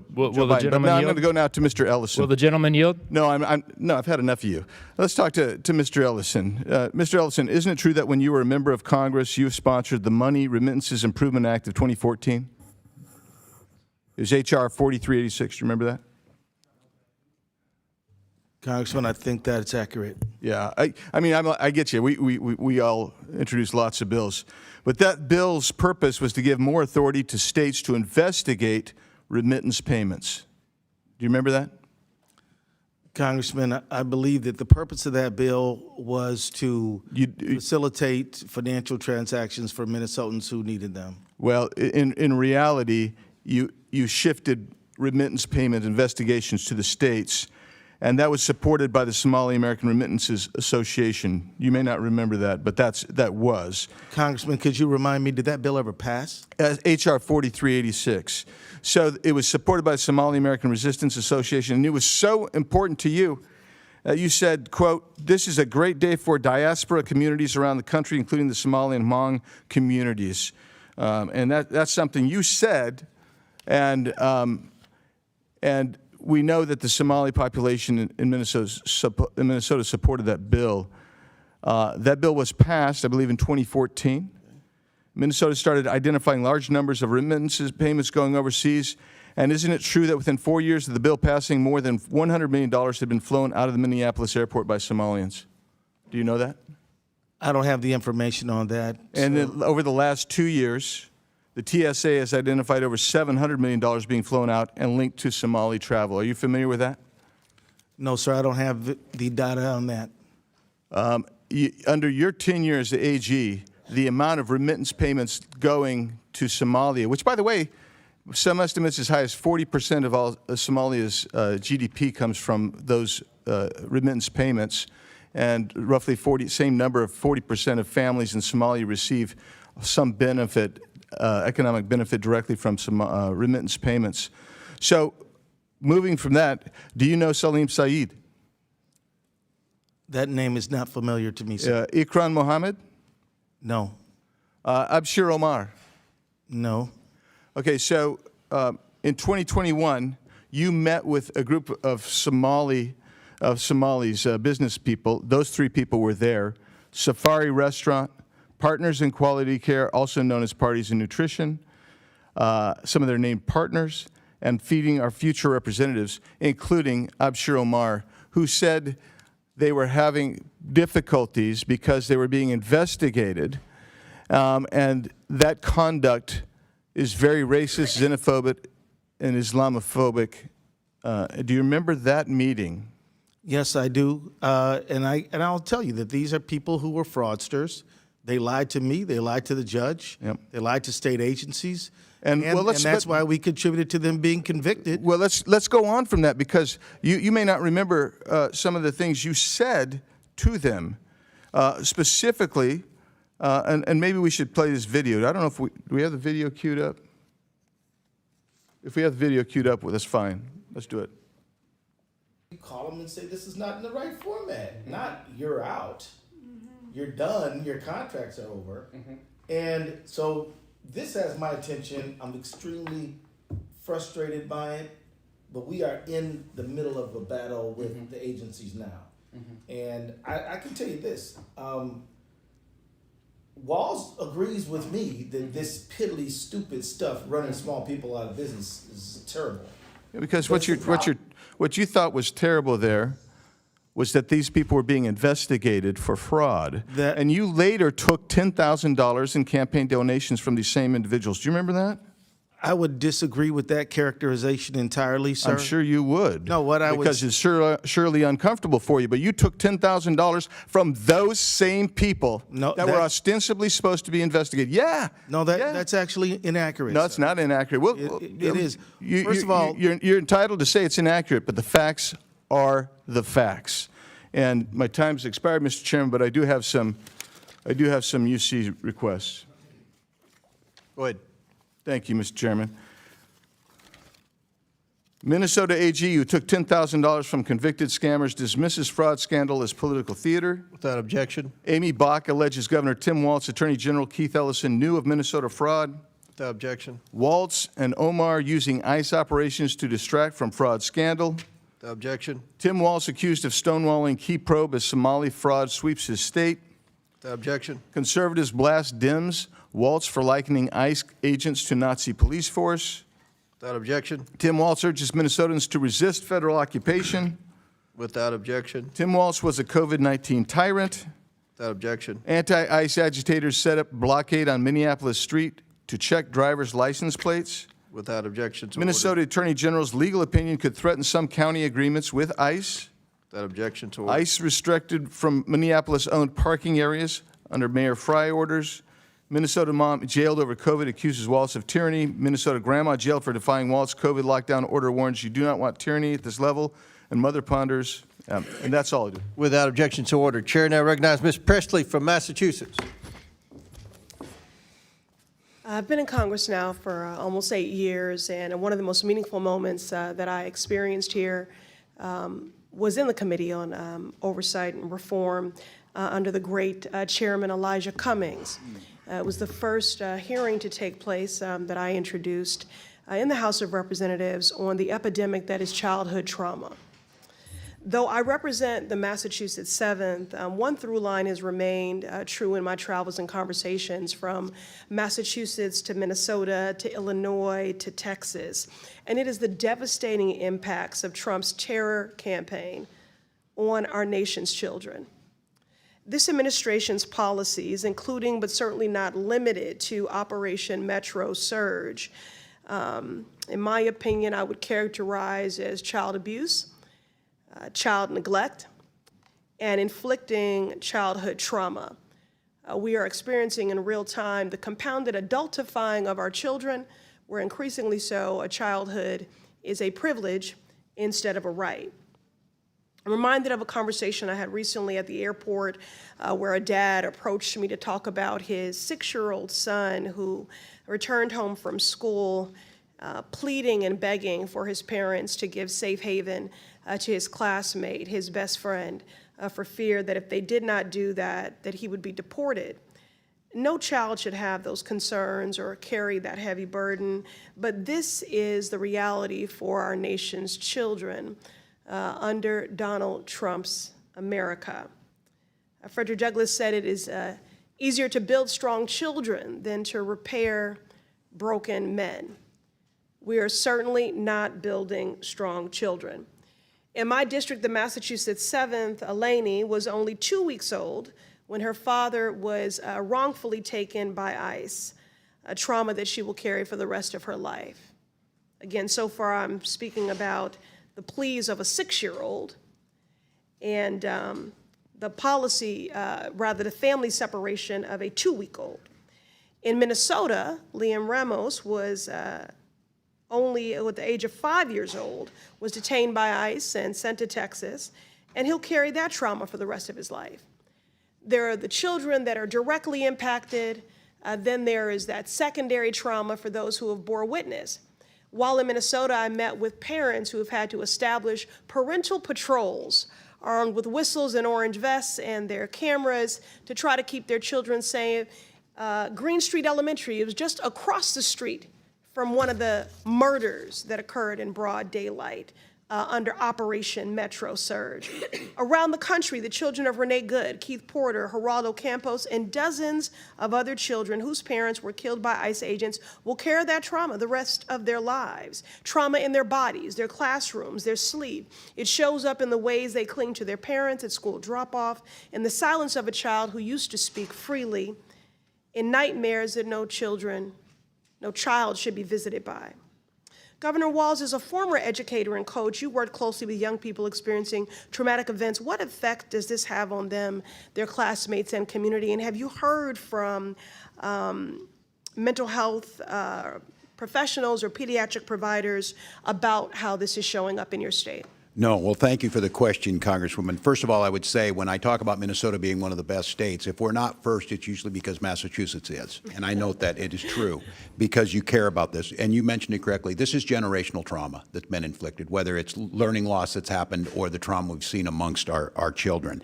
I say that as an educator, as governor, the deep concern, but as a parent of seeing this, what's happened to our children. We know that mental health issues will start to show up. We know that we'll see educational loss, and those have generational impacts on our economy and everything else. But I will note, your colleague mentioned me being a tyrant during COVID. We had some of the lowest deaths due to COVID. Tyrant looks like children being drugged from their parents, old people being drugged out of their house without warrants, 2 dead on the streets. And your point, the world saw a piece of it on TV.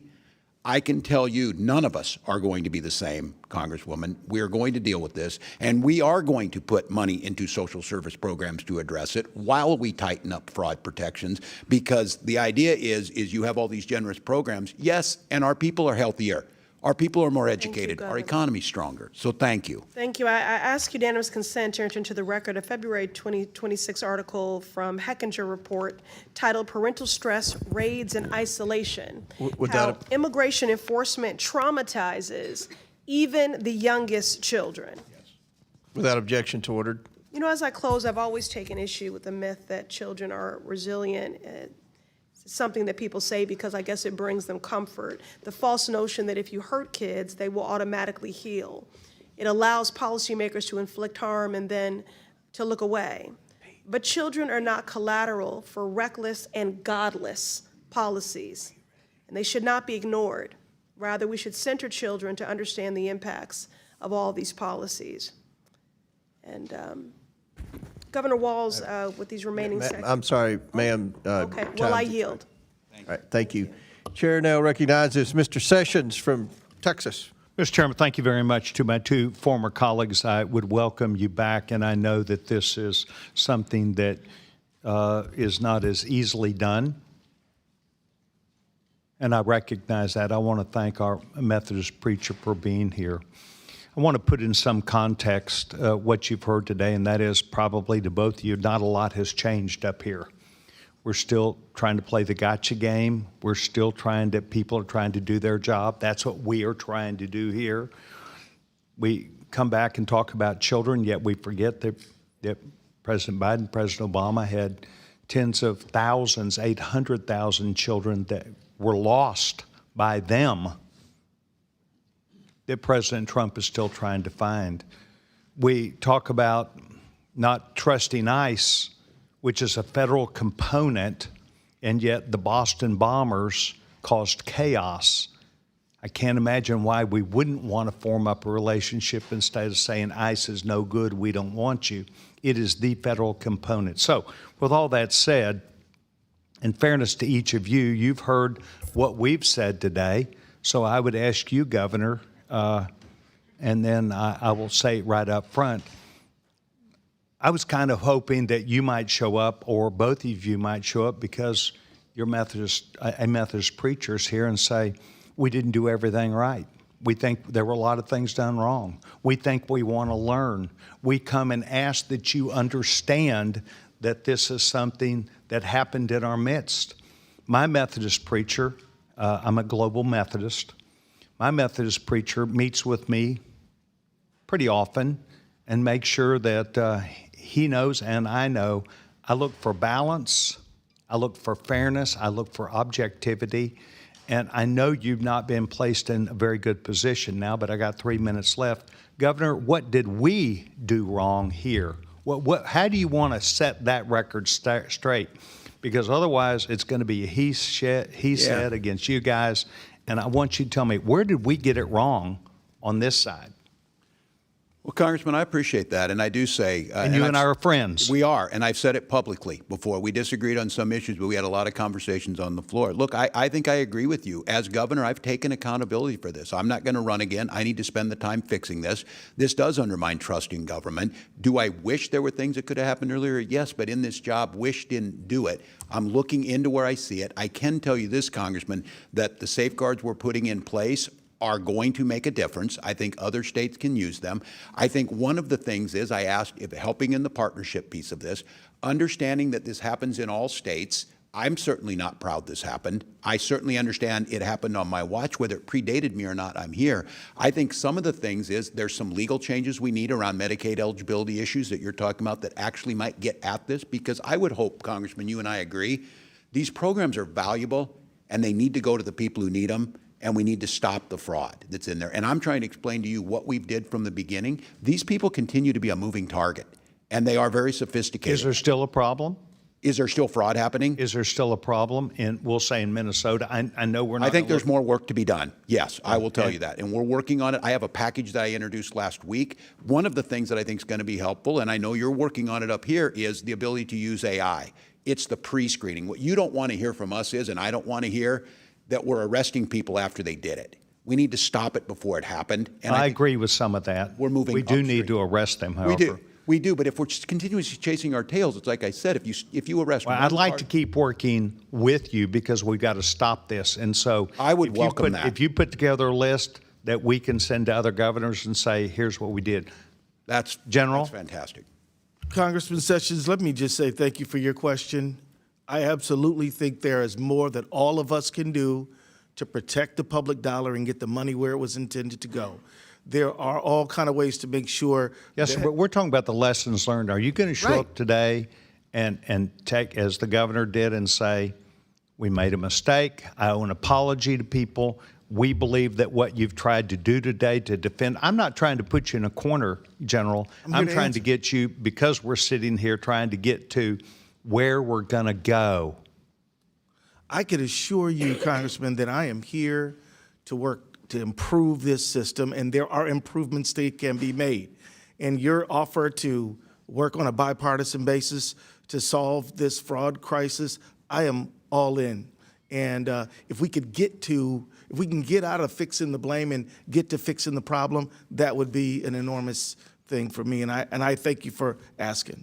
Well, it's my hope that you will know that being here today, we're doing our job, other people doing their job, but we've got to get to where we can then say, and here is the problem, and we'll take, so Governor did, I accept responsibility, and let's get on to fixing this, because tomorrow is a new day. Mr. Chairman, I appreciate the time. Yes, sir. I yield back my time. Thank you. Chair recognizes my friend, Ms. Tlaib. He says that, but then he cuts me off. Thank you all for coming here. I think it's really important. And, you know, Reverend, I can tell that you care deeply about your community, and it takes courage to come before this committee, especially when you hear so much to me, just misinformation, also embedded in racist tropes about your community. And so I wanted to ask you, I think a lot of Americans, when you think about it, what compelled you to speak out and join hundreds of other faith leaders at the St. Paul airport to protest against the violent ICE occupation of your community?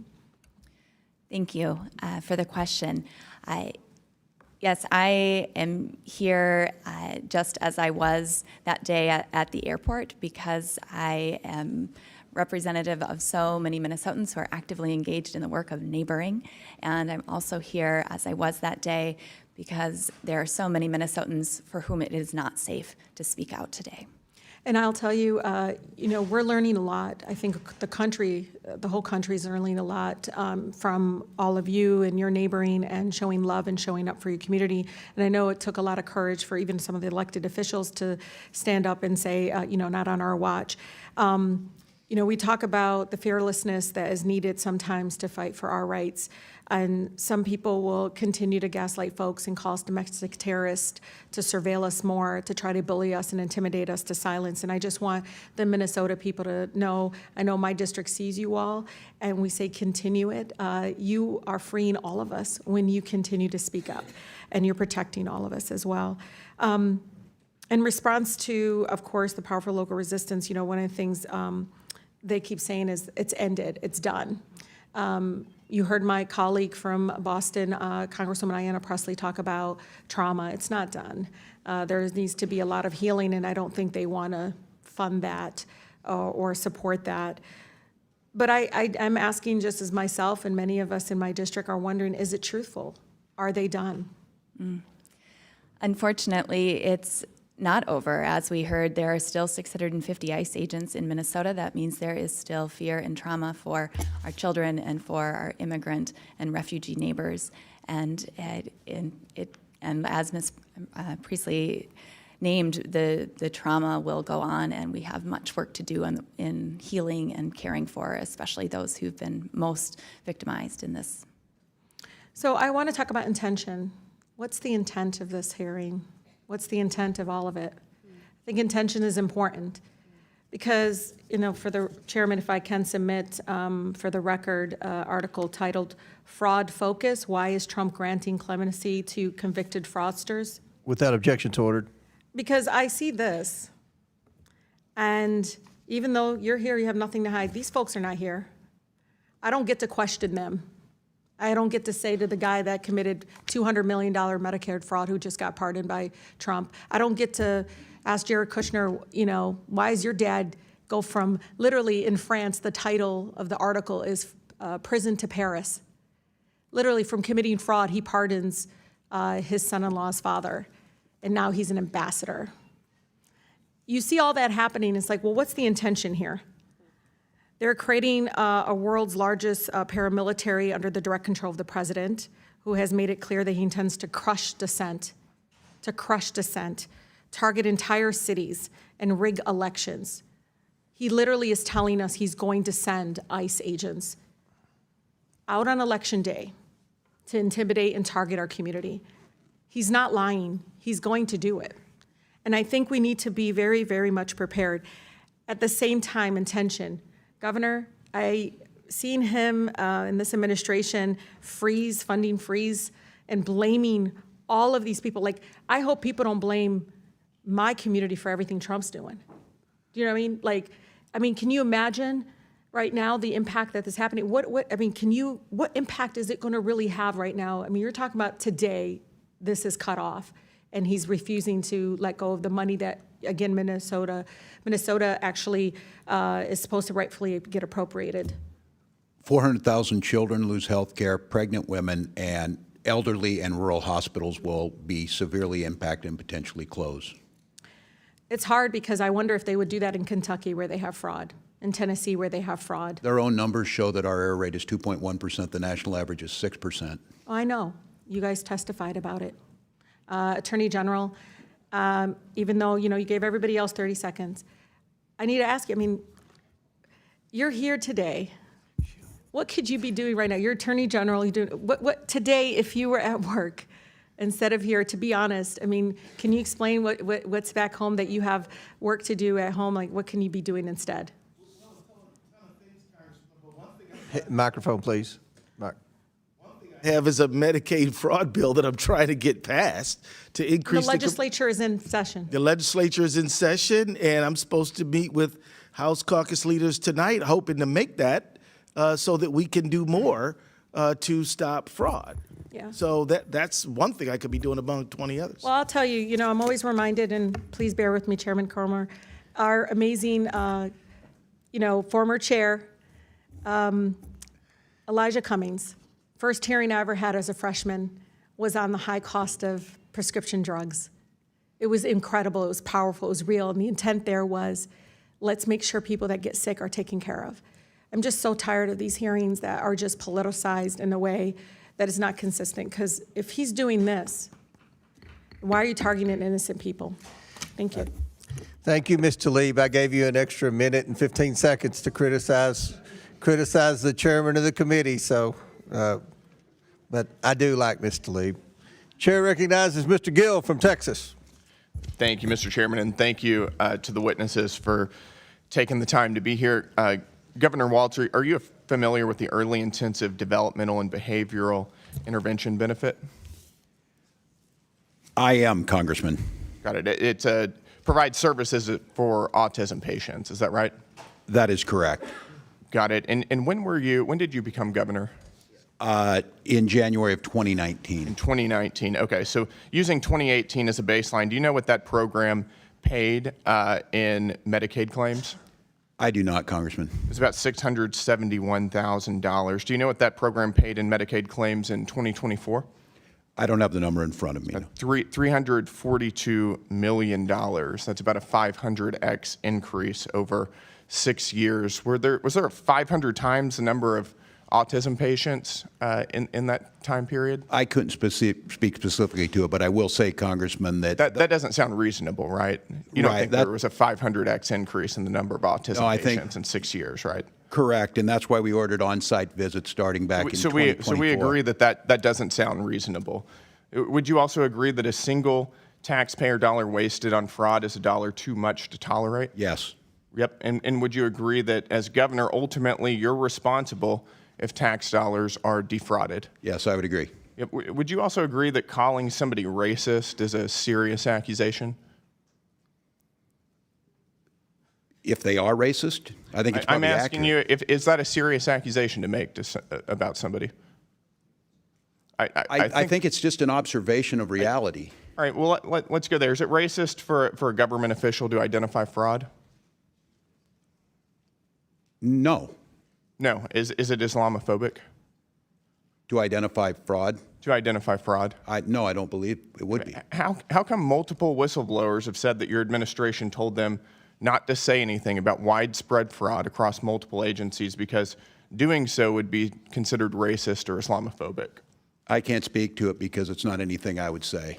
Well, that's what your administration has said and has told whistleblowers, and as you just testified, the buck stops with you. That's what you stated in your statement whenever you announced you weren't running again. Are you familiar with Faye Bernstein? Yes, I'm familiar with the name. She's a Democrat, isn't she?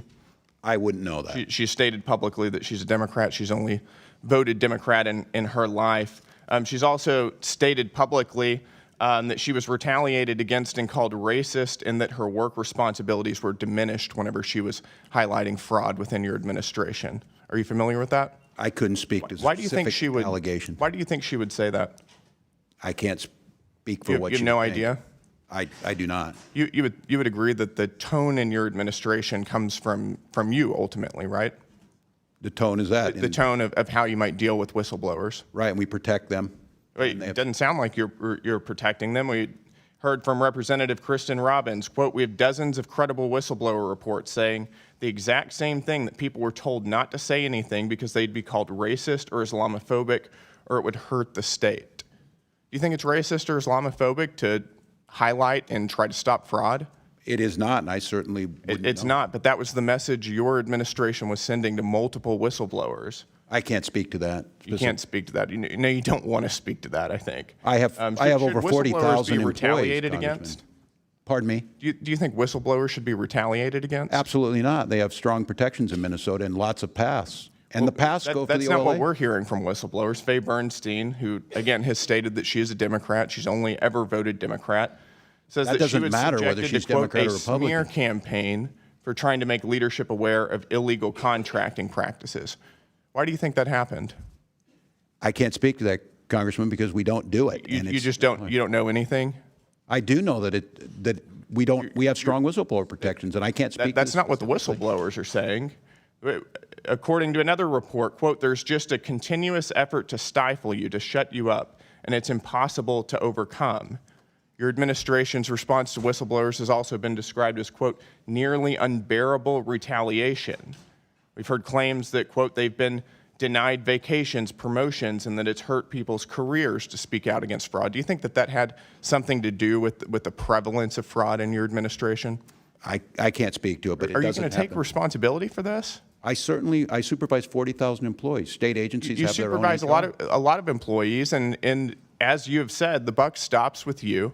And your administration has treated whistleblowers like absolute dirt, and that's a big reason why we've seen so much of our hard-earned tax dollars defrauded. Look, Congressman, I told you we have strong protections. We have an Office of This committee has Legislative spoken Auditor. to nearly 30 whistleblowers, And they most came of which to are the- current employees in your administration who have intimate knowledge of what's been going on, who have all stated that they've faced retaliation for calling out fraud. I can't speak to them what they felt. My time is up. I yield back. Recognizes Ms. Ansari. Mr. Chairman, it's outrageous that this is what we're choosing to spend our time on the Oversight Committee. At the first one, Fraud?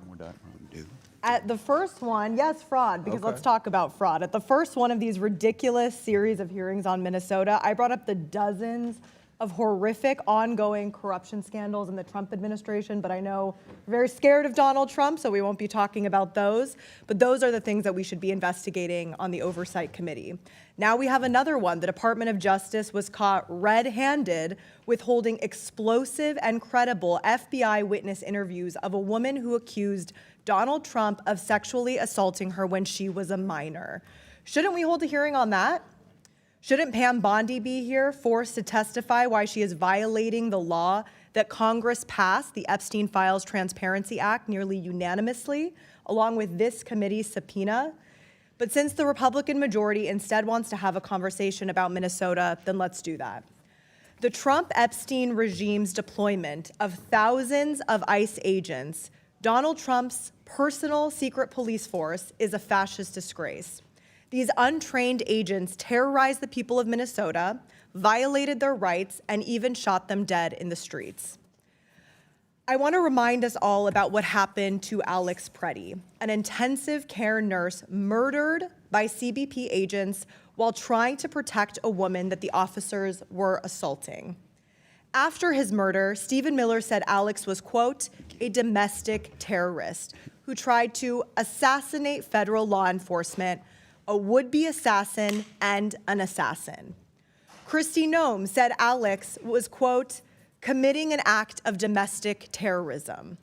She said, I don't know any peaceful protester that shows up with a gun and ammunition rather than a sign. She accused Alex Preddy of brandishing a weapon, despite video evidence showing the gun never left its holster.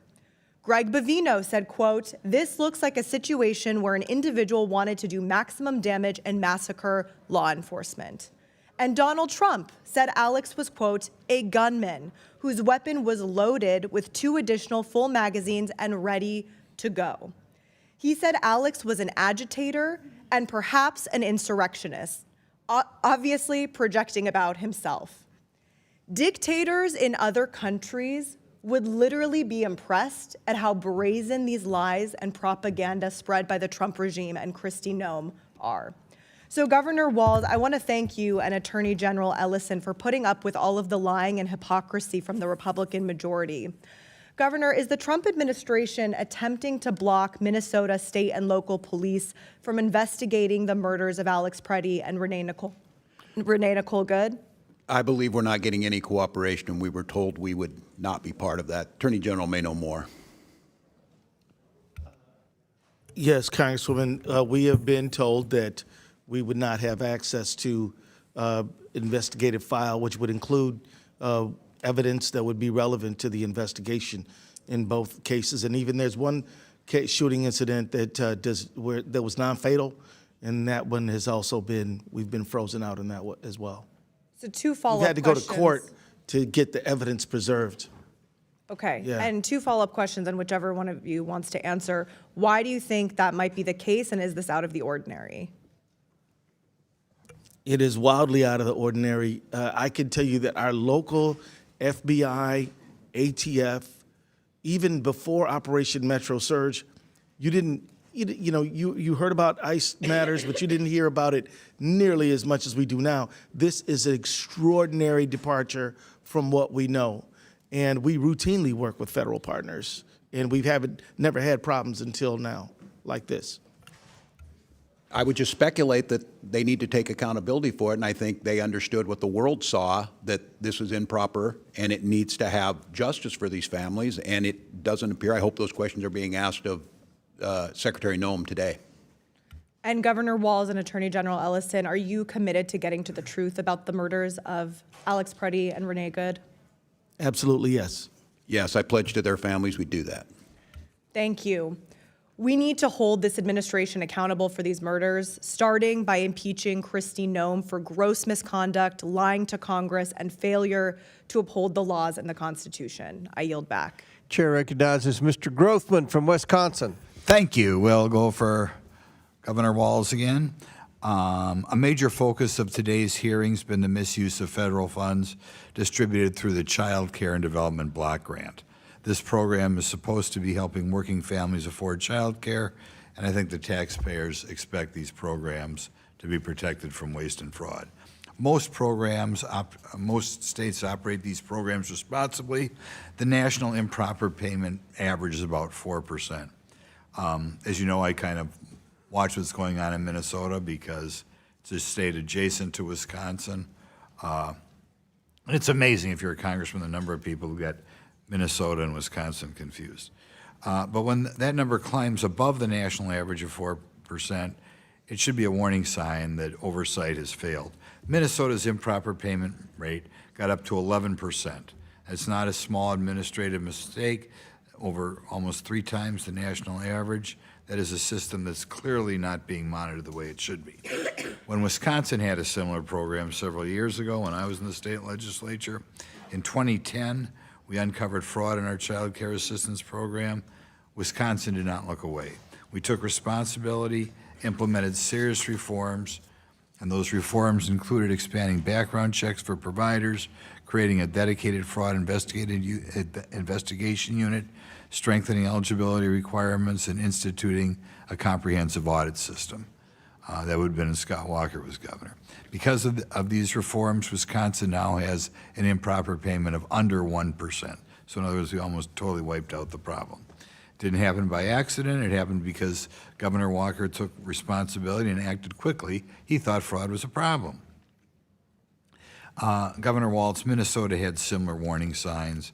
Investigators, auditors, even internal officials kept raising concerns about fraud in social service systems. And it didn't just cost taxpayers money.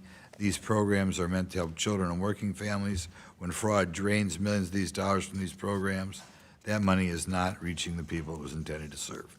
First of all, Governor Walz, when did your administration first become aware that fraud risks were escalating in Minnesota's child care assistance program?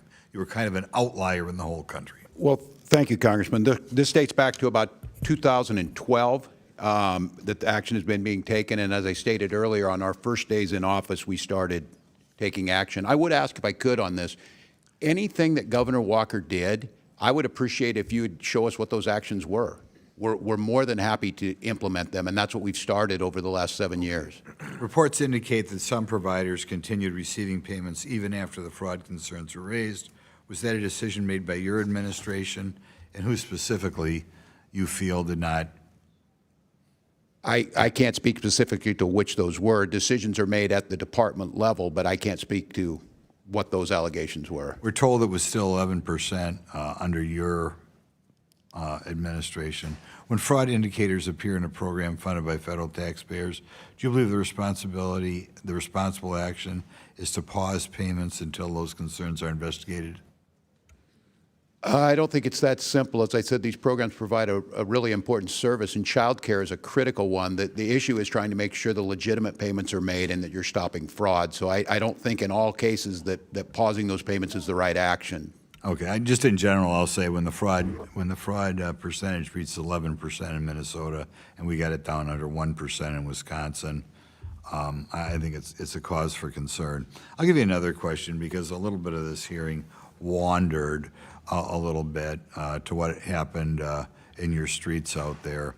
When any agency comes to Wisconsin, any federal agency, I've talked to several of our sheriffs, could be ICE, could be Bureau of Alcohol, Tobacco, and Firearms, could be FBI, could be Secret Service.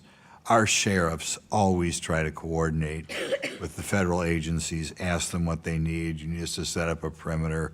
Can we help you by transporting people to the local jail? Do you just want some squad cars parked around to presumably keep troublemakers at bay?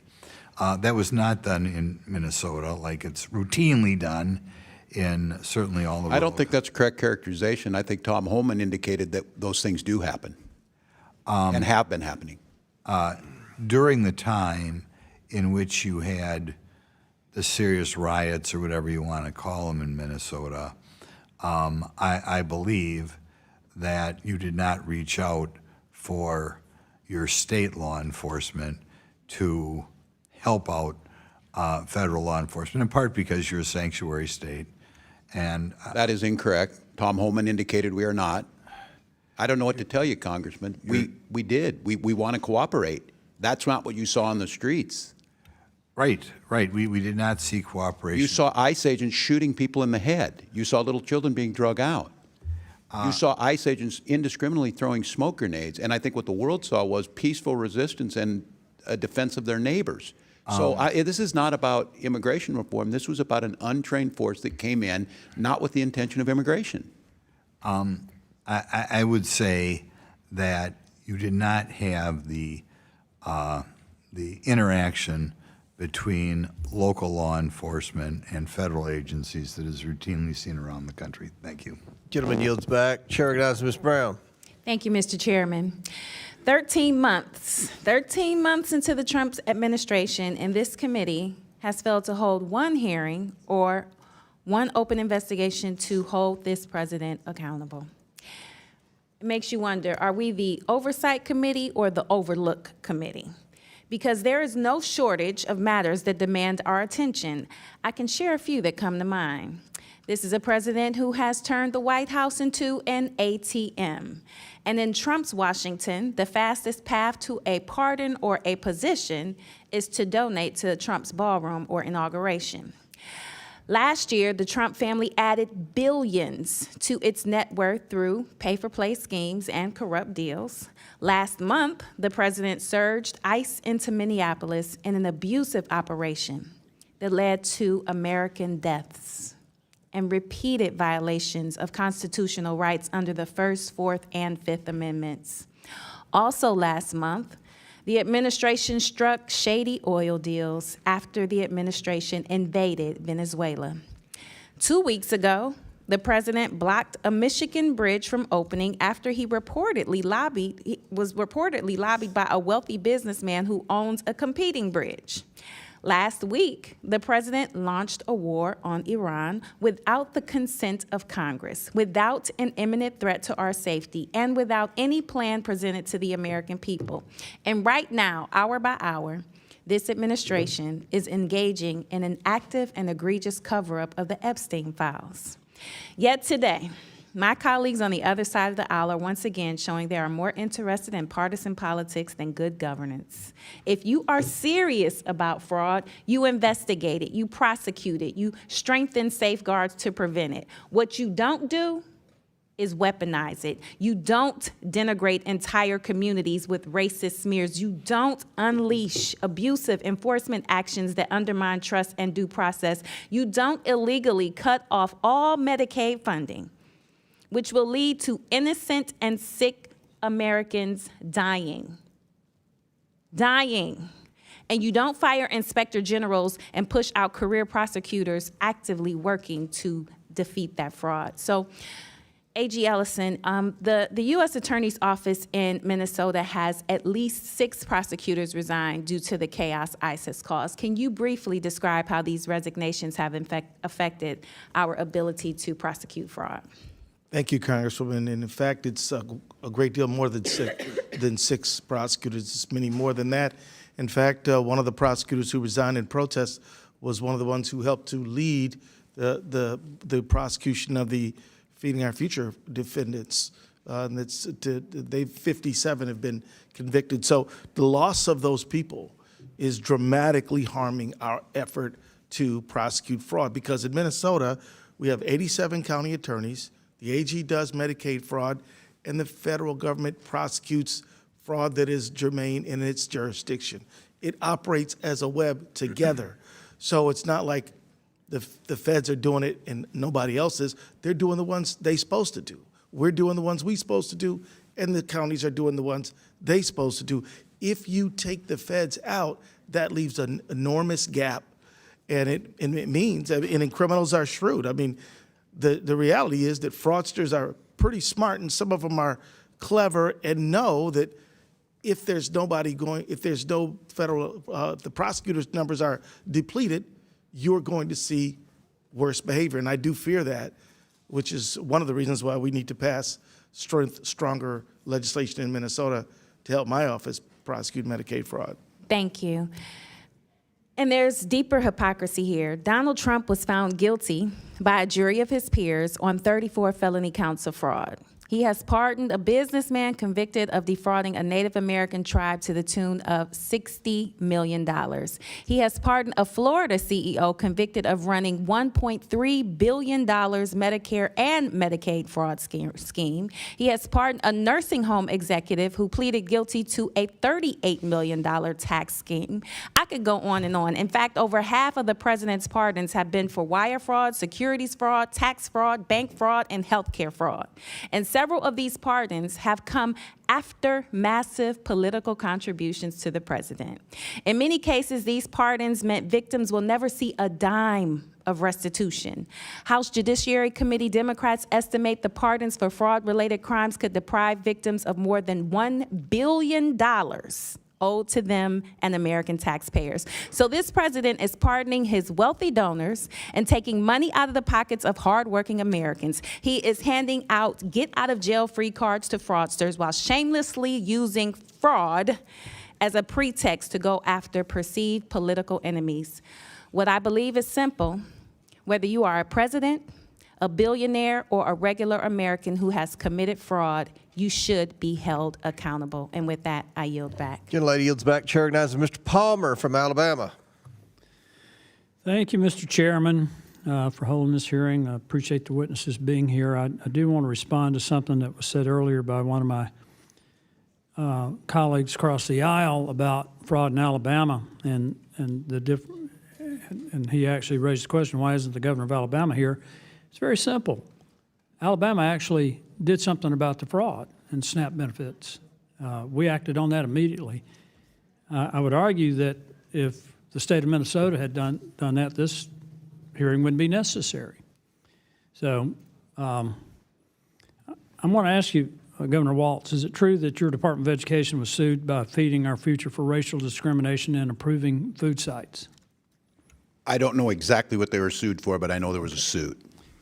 Didn't the Department of Education have serious concerns about fraud, though, in Feeding Our Future and their sites as far back as 2020? That's correct, Congressman. They brought it to the attention of the USDA. And didn't your Department of Education determine there was fraud occurring because of incredibly large, implausible reimbursement requests? Well, I think at the time during the COVID pandemic, there was how these meals were being delivered and what safeguards, because as you know, the USDA changed the rules on these to make it easier for food to get out. Yeah, but one of the fraudsters' sites, Safari Restaurant, claimed that they served the same number of meals in 1 month as the entire St. Paul school district.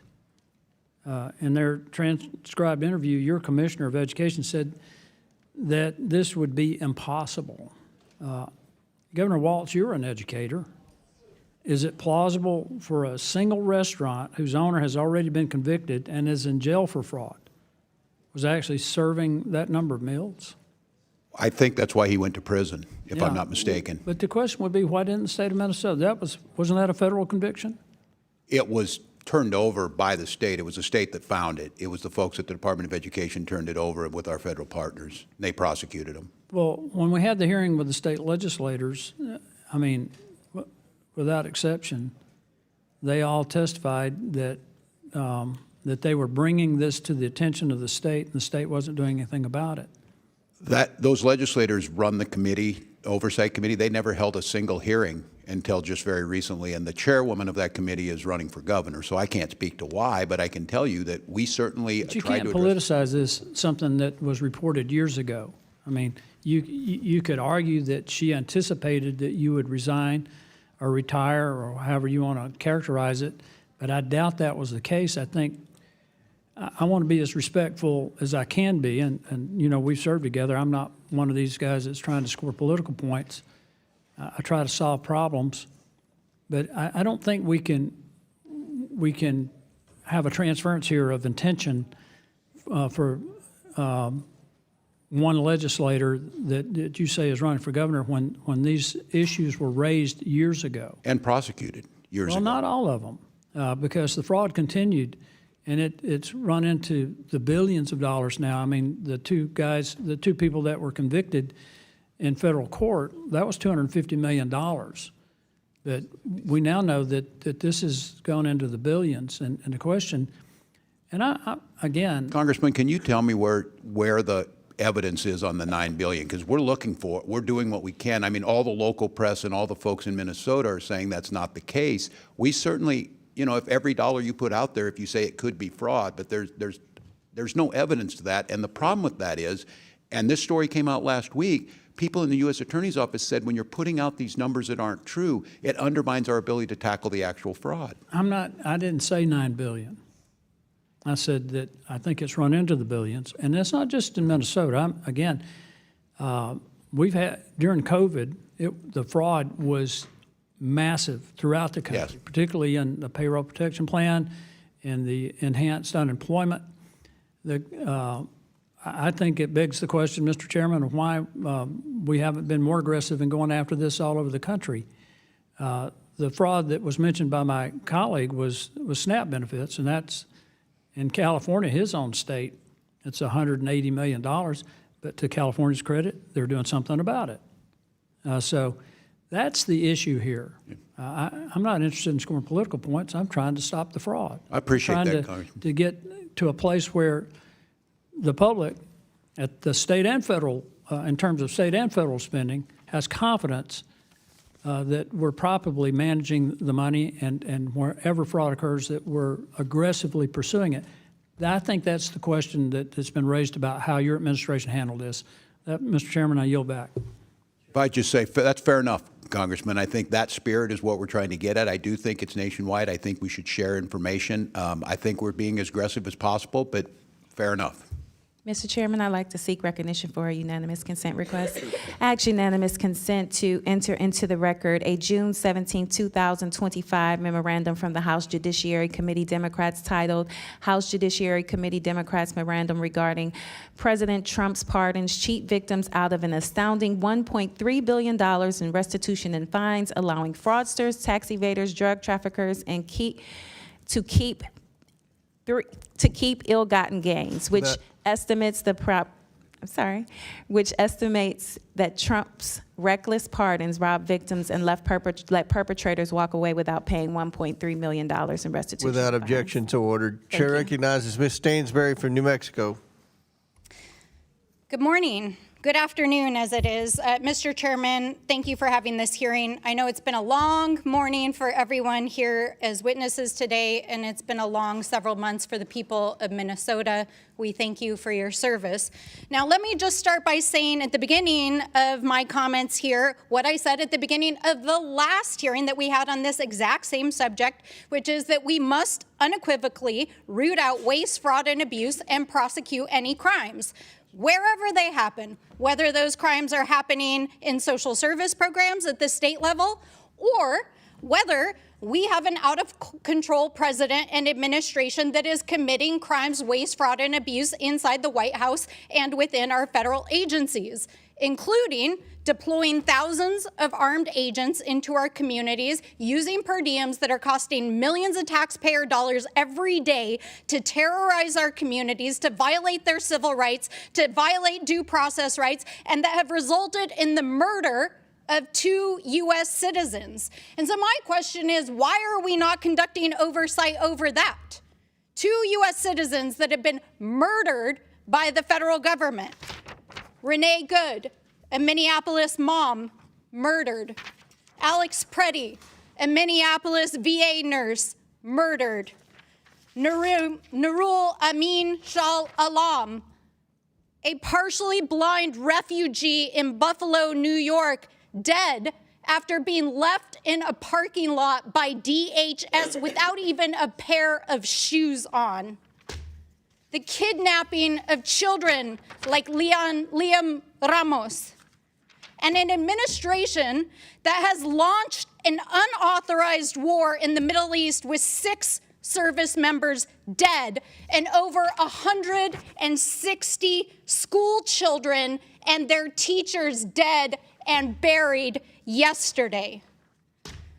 Never in my life have I seen a greater disregard for the Constitution, for the rule of law, for the carelessness for human life and basic human dignity and senseless cruelty than I have seen in this administration, whether that is at home or abroad, and they can't answer the most basic questions about why. And meanwhile, people who should be investigating these crimes are partying and drinking on taxpayer dollars. We've got the U.S. DOJ AG refusing to release the Epstein files or even acknowledge their basic human dignity. And yesterday, the Secretary of DHS testifying and lying under oath in the United States Senate, refusing to acknowledge Alex Preddy and Renee Nicole Good's death, its murder, and the harm that she personally has caused by calling it domestic terrorism. That is what we should be investigating. And the billions of taxpayer dollars that are being used to support this cruelty and out-of-control administration. Now, I know it's been a long day, and Mr. Ellison, I know you have had a long day especially. I want to say thank you for your service, Governor. You have inspired the nation by helping to organize, along with the faith community, our communities in resistance, in strength. And I agree with you, Reverend, that silence is complicity. And that is why we have to speak. And so, Mr. Ellison, I just want to ask you one question. What do you think Congress should be investigating? What should we be investigating here today? Congresswoman, I'd be very grateful if the committee really dug into the use of force policy at ICE. I think it needs greater training. I think it needs clearly better guidelines. I think there needs to be a policy of cooperation between state and federal investigators in the FBI. And I think there should be a general policy that leaders not make statements about blame or guilt, immediately after the tragedy. And they should try to wait and figure out what actually happened before they make those kind of statements that you identified. Thank you, AG. And I'll just say this, I've heard a lot of political theater here today. I think it's disgraceful. Our job as the Oversight Committee, our job is to oversee the administration and the agencies that it executes on, and we are failing the American people, and this administration is failing the world. With that, I yield back. Gentlelady yields back. I might add that it's my understanding the Homeland Security Committee is investigating the 2 deaths in Minnesota. Chair now recognizes Mr. Fallon from Texas. Thank you, Mr. Chairman. Governor Walz, do you believe the 70,000-strong Somali community as a whole has made a positive impact on your state? I do. So you'd be the opinion, fair to say, that the Somali community has successfully assimilated and is making Minnesota better? Yeah, I believe they're on that path, yes. I'm just curious by what metric you'd come to that conclusion. I just looked at some hard data. And do you have any idea what percentage of the native-born Minnesotans, all races, live in poverty in your state right now? I don't have specifically. I'll share it with you. It's 8%. For the Somali community, it's 52%. How about receiving food stamps? I don't know. All right, I'll run it down with you.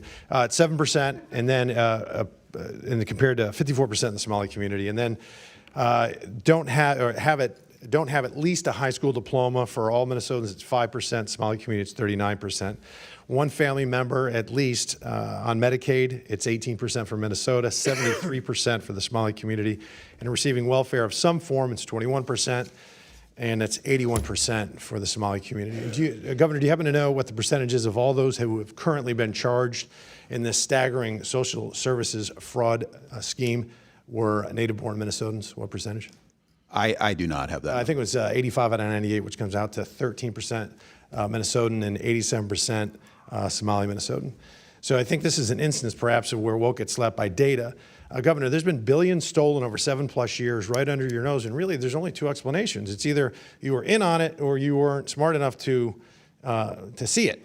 It's either criminal negligence or wild incompetence. And the only way this kind of fraud can reach this scale is if there's people in power that are colluding and collaborating and willfully blinding themselves to the realities around them. And in oversight, when we do investigations, it's rare for us to have whistleblowers because they face retribution and punishment and resentment, and they can be ostracized, and it's difficult and it's uncomfortable, and sometimes it's even dangerous. So when we have when we're having an investigation and we have even a couple of whistleblowers, it's very valuable to us because they provide invaluable insight. Do you have any idea how many whistleblowers are working from Minnesota or working with the Oversight Committee? I do not. We have our own strong protections in the OLA, the independent. Well, and it's 30. I mean, I haven't seen that in 5+ years in Congress, 30. Governor, on September 16th, 2025, did you announce your reelection bid? Pardon me? On September 16th, last year, did you I don't announce know it? the exact date. In September, roughly the fall last year, did you announce you were running for governor again? Yeah. I believe that's correct. Okay. And then I think you said in your quote here, we've made historic progress, but we're not done yet. And then just 3.5 months later, on January 5th, you dropped out. I got to ask you why. I mean, were you tired of making historic progress? No, Congressman, I think I've done the job for 2 terms, and I said talking with my family, and I said I want to focus on doing the job, not running. Didn't have anything to do with this epic, historic, awful fraud? It has everything to do with trying to do the job right for Minnesota. The facts are your leadership, and really your lack of leadership, has been responsible for one of the largest ripoffs of the American taxpayer in our history. And you traded, I believe, political expediency, the currency of political expediency, for your integrity. And, you know, Mr. Chairman, I don't know if you know this, but it's been widely reported that in 2008, when Barack Obama was choosing his vice presidential candidate, he had 3 criteria. He wanted to make sure he picked somebody that wasn't as smart as him and had less talent and charisma and couldn't possibly outshine him, so he picked Joe Biden. And then Joe Biden in 2020 used the exact same criteria. He wanted to make sure he picked somebody who wasn't as smart as him, had less talent and charisma, and wouldn't outshine him, and he picked Kamala Harris. And then in 2024, Governor, I think it's very evident why Kamala Harris picked you. The talent pool, Mr. Chairman, Mr. Chairman, the talent pool isn't just shallow, brother. We have hit the shore, and I yield back. Gentleman yields back. Chair recognizes Mr. Superman. Thank you, Mr. Chair. So I have some concerns about not just the tactics of ICE in Minnesota and everywhere. I have concerns about the fact that Renee Good and Alex Preddy were killed, and there has been no real investigation by federal law enforcement and federal authorities. And so I would ask Attorney General Ellison, do you know if the FBI is actually investigating what happened? Thank you for the question, Congressman. To the information we have is that there was an affirmative statement by Deputy AG Todd Blanche that they were not investigating the Renee Good matter.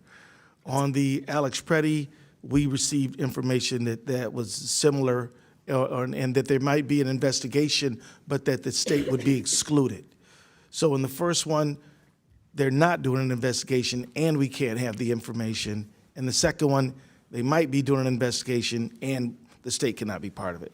And I know this is asking for your opinion, but why do you think they would want to exclude the state in the Alex Preddy investigation? Well, I don't want to speculate as to what somebody's motives might be, but I can just tell you this. It is a sharp departure from the norm. Normally, we investigate these things jointly, and when somebody doesn't want another investigator there, sometimes you might wonder if there's something that they don't want to come out. And it's my understanding that the federal government is better positioned to do such an investigation and to be able to prosecute such crimes because there might be federal immunity. My understanding, federal agents are typically immune from state prosecution if their actions were directly tied to official duties. What is your understanding of that? So my understanding starts with the Supremacy Clause in the U.S. Constitution, and then there's a line of cases. The first one is something called In re Nagel, and then there's a number of cases after that.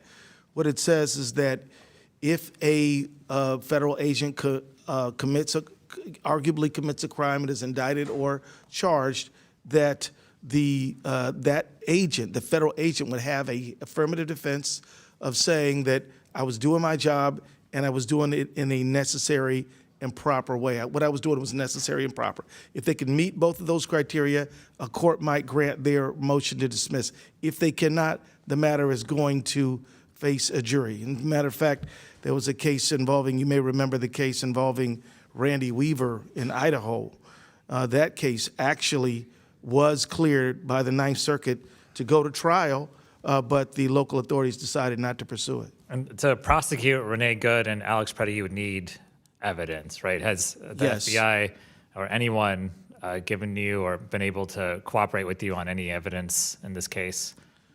No, at this point they have precluded the state from access to the evidence, but there's a lot of other evidence out there, and we're also pursuing all options to get access to the evidence. Do you think with what you have now, you could prosecute Renee Good and Alex Preddy at the state level?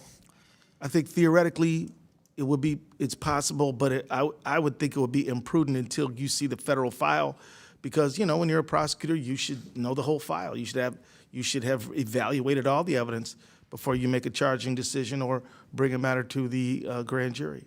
Because my concern here is that not only are these terrible things happening to U.S. citizens, but there's no accountability, right? There's no mechanism. There's a cover-up for the people who are at ICE and other law enforcement who do the wrong thing, and it's making everyone at those agencies look bad. It's making our country look bad in the international stage. And so, we have legislation at the federal level. I'm a co-sponsor of the Stop Excessive Force and Immigration Act. We're trying to do things tangibly to make things better. We need some support on the other side of the aisle, but certainly we're going to push forward anyway. I guess I would end by saying, what would you ask Congress to do to help get the accountability that we're looking for? And I'll ask either one. I think that for anyone, Republican or Democrat, hoping to get public trust restored to immigration agents, there must be clear protocols regarding recruitment, training, and protocols on the use of force. There must be an investigation. States must be involved, and there's more to be discussed. Governor Walz, you have 5 seconds. I would agree with the Attorney General that it's about restoring faith, that people don't trust what they're doing, and we need them to be able to do their job. Thank you. I yield back.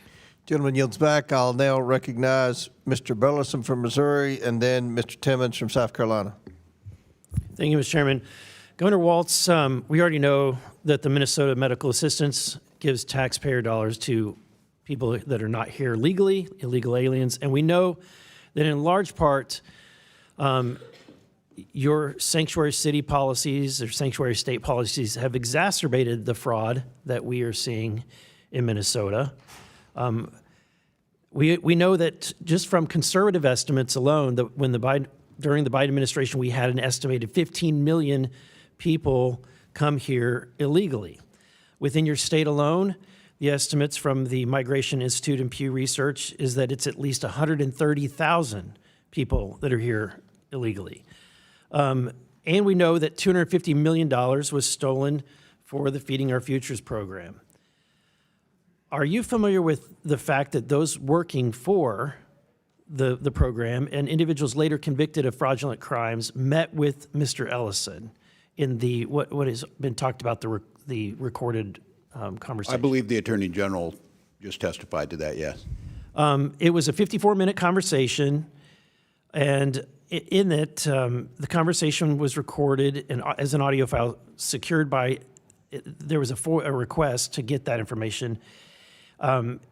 He can clearly be heard pledging his support to individuals who would soon become his family's campaign donors and later Feeding Our Future criminal defendants. The ask occurs around minute 43:30. Specifically, the request for him is in the AG's statutory role as the attorney for state agencies to intervene on behalf of these frauds. And at 44:26, Mr. Ellison assures the fraudsters, quote unquote, "Of course, I'm here to help." And at 45-minute mark, he says, quote unquote, "Let's go fight these people." These people meaning the agencies that were looking into the fraud. Have you listened to this audio? Today was the first time I've heard it. I'm familiar with it, and I don't know if I can validate that characterization. If this is true, do you have concerns? I'm not going to speculate on like I said, I can't characterize what it was. Certainly, you've heard the allegations that Mr. Ellison was working with individuals and that people were trying to reach out to him to try to avoid any kind of prosecution. I don't know if I would characterize it like that. I couldn't do that. How would you characterize it? I don't know. I wasn't there. I just heard the clip you had. How much fraudulent money has been recovered? Oh, I don't have the number in front of me, but I've heard the highest number is 80 million. I mean, that could be. I can't verify that. So it's reported that it's at most it's $80 million, and as we know, the amount that has been attributed to fraud in Minnesota alone is estimated. I think on the low end, the conservative side is $9 billion. I think the Trump administration says $19 billion. Congressman, I don't see anything to show that, but what I've acknowledged is $1 is too much. I think the local people and the folks who are taking count of this show it just at about $271 million. Do you think the effort to return the money has been successful? I can't speak to that. I don't have any part in that. I think that returning 80 million out of let's say, assume it's just 9 billion, which would be 0.08%, less than 1% of the money has been gotten. Congressman, no one's saying the $9 billion other than a potential for that, and that would mean every dollar that's out there. And I think that was characterized last week by the U.S. Attorney's Office as saying that caused problems because there's no evidence to back that up. But I want to be clear. That doesn't make it any better. I just want to be clear. I hear you on the $300 million. There's more work. Would you agree there's more work to do? If you're at 1% or less than 1%, there's more work to do. I think if it's 99%, there's more work to do. Last week you stated to the press that you have fired people who weren't doing their jobs. Is that correct?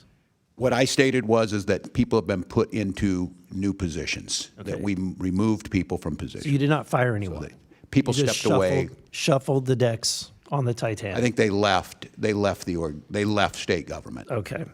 All right. Thank you, Mr. Chairman. I yield back. Chairman yields back. Chair recognizes Mr. Timmons and then McGuire. Thank you, Mr. Chairman. Thank you, Mr. Chairman, and thank you to the witnesses for being here today. Governor Walz, under your leadership, Minnesota has become the poster boy of fraud in America. Between the Feeding Our Future scheme, and massive widespread fraud in autism and child care programs, your tenure will be defined by immense negligence, costing taxpayers at least hundreds of millions, if not billions of dollars. In 2019, in the first months of your administration, your legislative auditor found serious weaknesses in the child care assistance program, including inadequate attendance verification, repeat bad actors cycling through the system, weak enforcement, and employees who feared retaliation for raising concerns. Those warnings were specific, they were actionable, and they were documented. And you were already in office at this time. If, as you say, the buck stops with you, Governor, it's unclear when the buck actually stopped. In your written testimony, you listed multiple actions you have taken to curb fraud, yet clearly they were insufficient. As Minnesota ended up with 14 Medicaid programs deemed high risk, representing over $18 billion in spending. The buck didn't stop when whistleblowers were silenced years ago. It only stopped when you realized the fraudsters were drawing attention from people that you couldn't intimidate into silence. Fraud of this magnitude does not happen overnight. It builds slowly, and it's the result of institutional failures and poor leadership. So, Governor, my question is simple. If the buck stopped with you, as you said, who failed between 2019 and 2022, and why were they not held accountable? Who failed in what, Congressman? This fraud has been growing until recently, and you have been governor for many years. No, well, thank you for the question, Congressman. And I would disagree with your characterization, obviously. And the legislative auditor, I don't know what the time period they investigated. Those are usually come months after they did it. We took office in January of 2019 and immediately started acting on what the OLA, the Office of Legislative Auditor, independent branch, started asking us to do, where we started changing the programs. That's not what the record reflects. The record reflects that there were all of these whistleblowers and they were being intimidated because alleged racism was the motivation behind the degree of enforcement. Congressman, I've never got a chance to speak to these folks. What I will say is that, and my time in Congress proved that, I strongest whistleblower protections we can possibly have. We have plenty of opportunities. We're not talking to every other state. We're talking to Minnesota because of the rampant fraud. So look, Is there no fraud in any other states? 3 members of the Minnesota State House of Representatives who all served on the Fraud Prevention and State Oversight Policy Committee gave transcribed interviews that confirmed that your administration was aware of the fraud happening in the state, yet chose not to act due to fear of political repercussions and intentionally silenced whistleblowers who have tried to come forward. Well, that's incorrect. Mr. Chairman, I'm going to insert this in the record. Roadmap to program integrity and fraud prevention. It's a report, Mr. Chairman.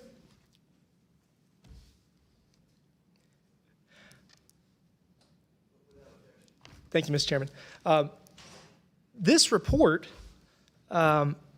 relays that several current and former Department of Human Services employees have described messaging from DHS leadership that emphasize compassion over compliance.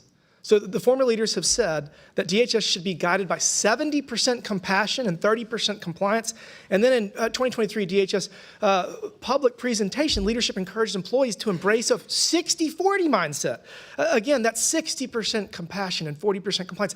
I want to have as much compassion for people that need social safety nets. Like, I want to have 100% compassion, but we also have to have 100% compliance or work as hard as we can to get there. And as you sit here today, and after acknowledging how widespread and pervasive fraud is in Minnesota, how should your state employees prioritize program compliance? What is your message to people now relative to this compassion compliance ratio? Well, I think I agree with you on this, Congressman. I don't think it's an either or choice. We need to make sure we're not going to stop these programs. We're not going to stop being the top state for children in the country, but we need to make sure if we're going to continue those programs that we need to have fraud prevention and program integrity in. So I agree with you. It's not an either or and it's not a percentage. In order to give the benefits to the people that need them most, we have to be good stewards of tax dollars. That's right. And for every dollar that is stolen through waste, fraud, and abuse, that is a dollar that cannot go to people that need it most. So we need to prioritize compliance, make sure that we have the least amount of fraud possible. And with that, Mr. Chairman, I yield back. Thank you. I agree, Congressman. Gentleman yields back. Next is Mr. McGuire from Virginia, then Ms. Luna. Thank you, Mr. Chairman. Good afternoon to our witnesses. Governor Walz and Attorney General Ellison, what year were you made aware of rampant fraud in your state? Well, Congressman, I think The committee has spoken to nearly 30 whistleblowers, most of which are current employees in your administration. Based on these transcribed interviews, you were both made aware of the rampant fraud in your state around 2019-2020. Did they make Governor the- Walz, do you know who Janelle Sky Hansen is? I do not. I was going to ask you. Mr. Chairman, I seek unanimous consent to enter into the record article from CARE 11 titled CARE 11 Investigates Evicted Homeless Paying the Price for Minnesota's Fraud Crisis. Without objection, so ordered. Thank you, Mr. Chairman. Governor Walz, Janelle Hansen, who goes by the name Sky, has autism. In June 2025, Sky, who was living in an apartment paid for by Integrated Community Supports, was evicted by police because her caregivers, American Home Health Care, LLC, who were subletting her apartment, stopped paying their rent. This provider claimed to provide this woman with 12 hours of daily individual services and billed ICS on an average of nearly $12,000 a month when she only interacted with them 2 hours per day. Because of this fraud, the woman has been homeless for 8 months. In fact, while Sky is homeless, the owner of American Home Health Care, LLC, lives in a high-end Maple Grove home, which has an indoor basketball court. State Medicaid billing data shows since 2022, American Home Health Care has been paid more than $2.2 million in public funds. That is $2.2 million that was taken fraudulently from the taxpayers to pay for a man to live in a lavish home while people like Sky are left to live on the street. Governor Walz, this is despicable. You have a duty to serve the Minnesotans. You failed to protect these individuals like Sky who needed it the most. I've had constituents tell me that after seeing all the fraud that has come to light in your state, that they aren't sure if they're paying taxes or if they are paying criminals. Governor Walz, Attorney General Ellison, yes or no, does your administration take whistleblower reports seriously? Yes or no? Yes. Governor Walz and Attorney General Ellison, yes or no, do you believe that when faced with a whistleblower, the correct course of action is to retaliate against them and suppress their concerns? No, of course not. It's illegal to do so. Governor Walz, yes or no, are you aware of any instances of employees in Minnesota's Department of Human Services being threatened and intimidated with military surveillance to ensure they stay quiet about fraud? I am not. This is a picture of an email from Emmanuel Nwala at the DHS manager who has since been promoted to the leadership role. This email shows clear proof that the threatened employees with military surveillance, including, quote, I did intelligence research with the Army and give them IP addresses and email addresses to track specific locations. Governor Walz, yes or no, are you aware of this email? I am not. Governor Walz, Mr. Nwala, stated in the email that he was asked by upper leadership to hold off as they are doing their own thing on it. What did that mean? What did they mean by that? I couldn't say. I'm unfamiliar with Was it. upper leadership doing their own military surveillance on whistleblowers to intimidate employees and to staying quiet about rampant fraud? I do not believe they would.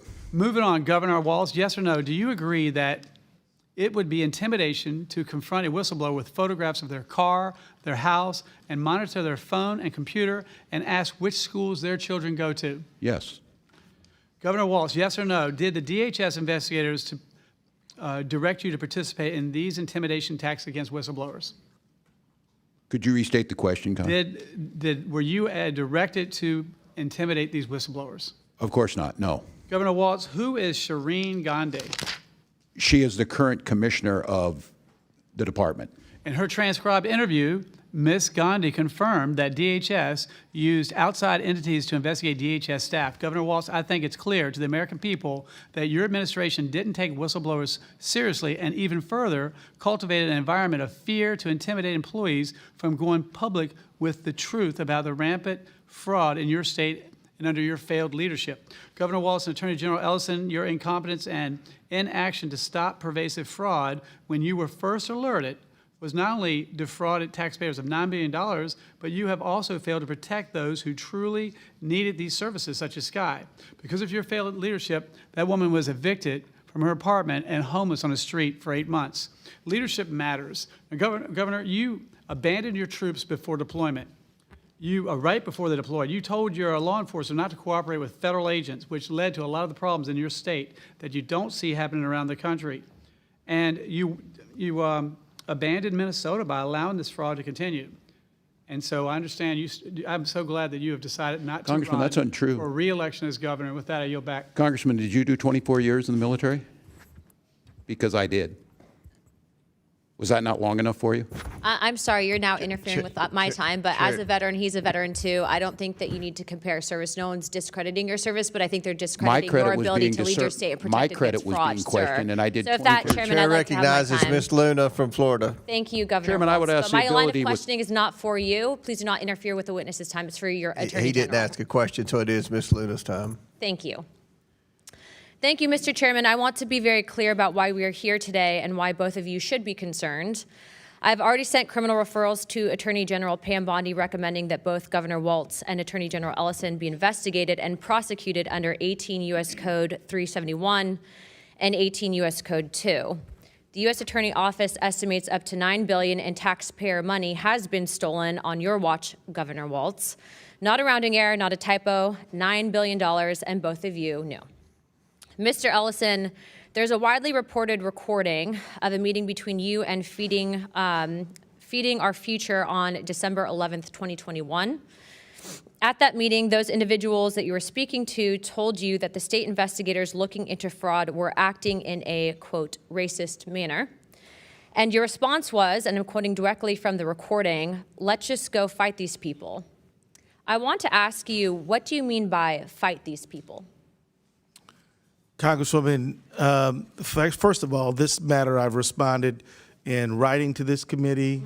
I've written an op-ed about this matter. I have gone through several committees, one in the state, one in the Fed, one in the Senate, now here today, and it's very clear that these people were clearly liars. They were lying to me. They lied to judges. They lied to the state agencies. They were fraudsters. Everyone agrees that they are fraudsters. And if I could, just because I'm a limit on time, though, I want to see, and I understand what you were stating. You're saying that you were essentially lied to. But in responding to them, and the reason I'm questioning on this is because I had the privilege of questioning some of your state legislators that were Republicans, and they did feel that both you and the governor were covering up what was happening with the fraud. So I want to specifically just who are you referencing when you said fight these people? If you could, just keep it short. Was that your own state? Congresswoman, these people represented themselves to be business people who were having difficulty with the bureaucracy. Okay. They contacted me and they wanted to know what, can you possibly help us? What I did is investigate their claims and then work with the federal authorities to see 57 of them convicted of crimes, and about, I think, more than 80 now indicted. So these people presented themselves as someone needing help and honest business people. They were not what they claimed to be, and we helped them get convicted as they well should be. Thank you for clarifying, but just to be clear, it would be the bureaucracy, would you say, within your own state? Is that you were saying fight these people as in the bureaucracy within your own state, correct? Congresswoman, I was in Congress for 12 years. Thank you for serving. I did Congress. constituent services all the time. Okay, so I'm not going to get anywhere on this people. question. That brings me to my next thing. Do you believe that it is racist to investigate someone of fraud because they are of Somalian descent? Yes or no? Ma'am, I believe that anybody who commits fraud of any background should be investigated and held accountable. Okay, well, I would actually agree with you on that one, so thank you for clarifying. But to be clear, those individuals that you told the Department of Human Services were basically, it was racist than if you were looking into it for fraud. You took that meeting, you made that promise, and then it turns out that the billions of dollars in fraud continued. And I hate to bring this up because I am a parent, but your own son also received donations from those same individuals. Imam Omar, the man that you invited you and is listed a partial owner of an entity that was used to launder over $40 million in Feeding Our Future funds.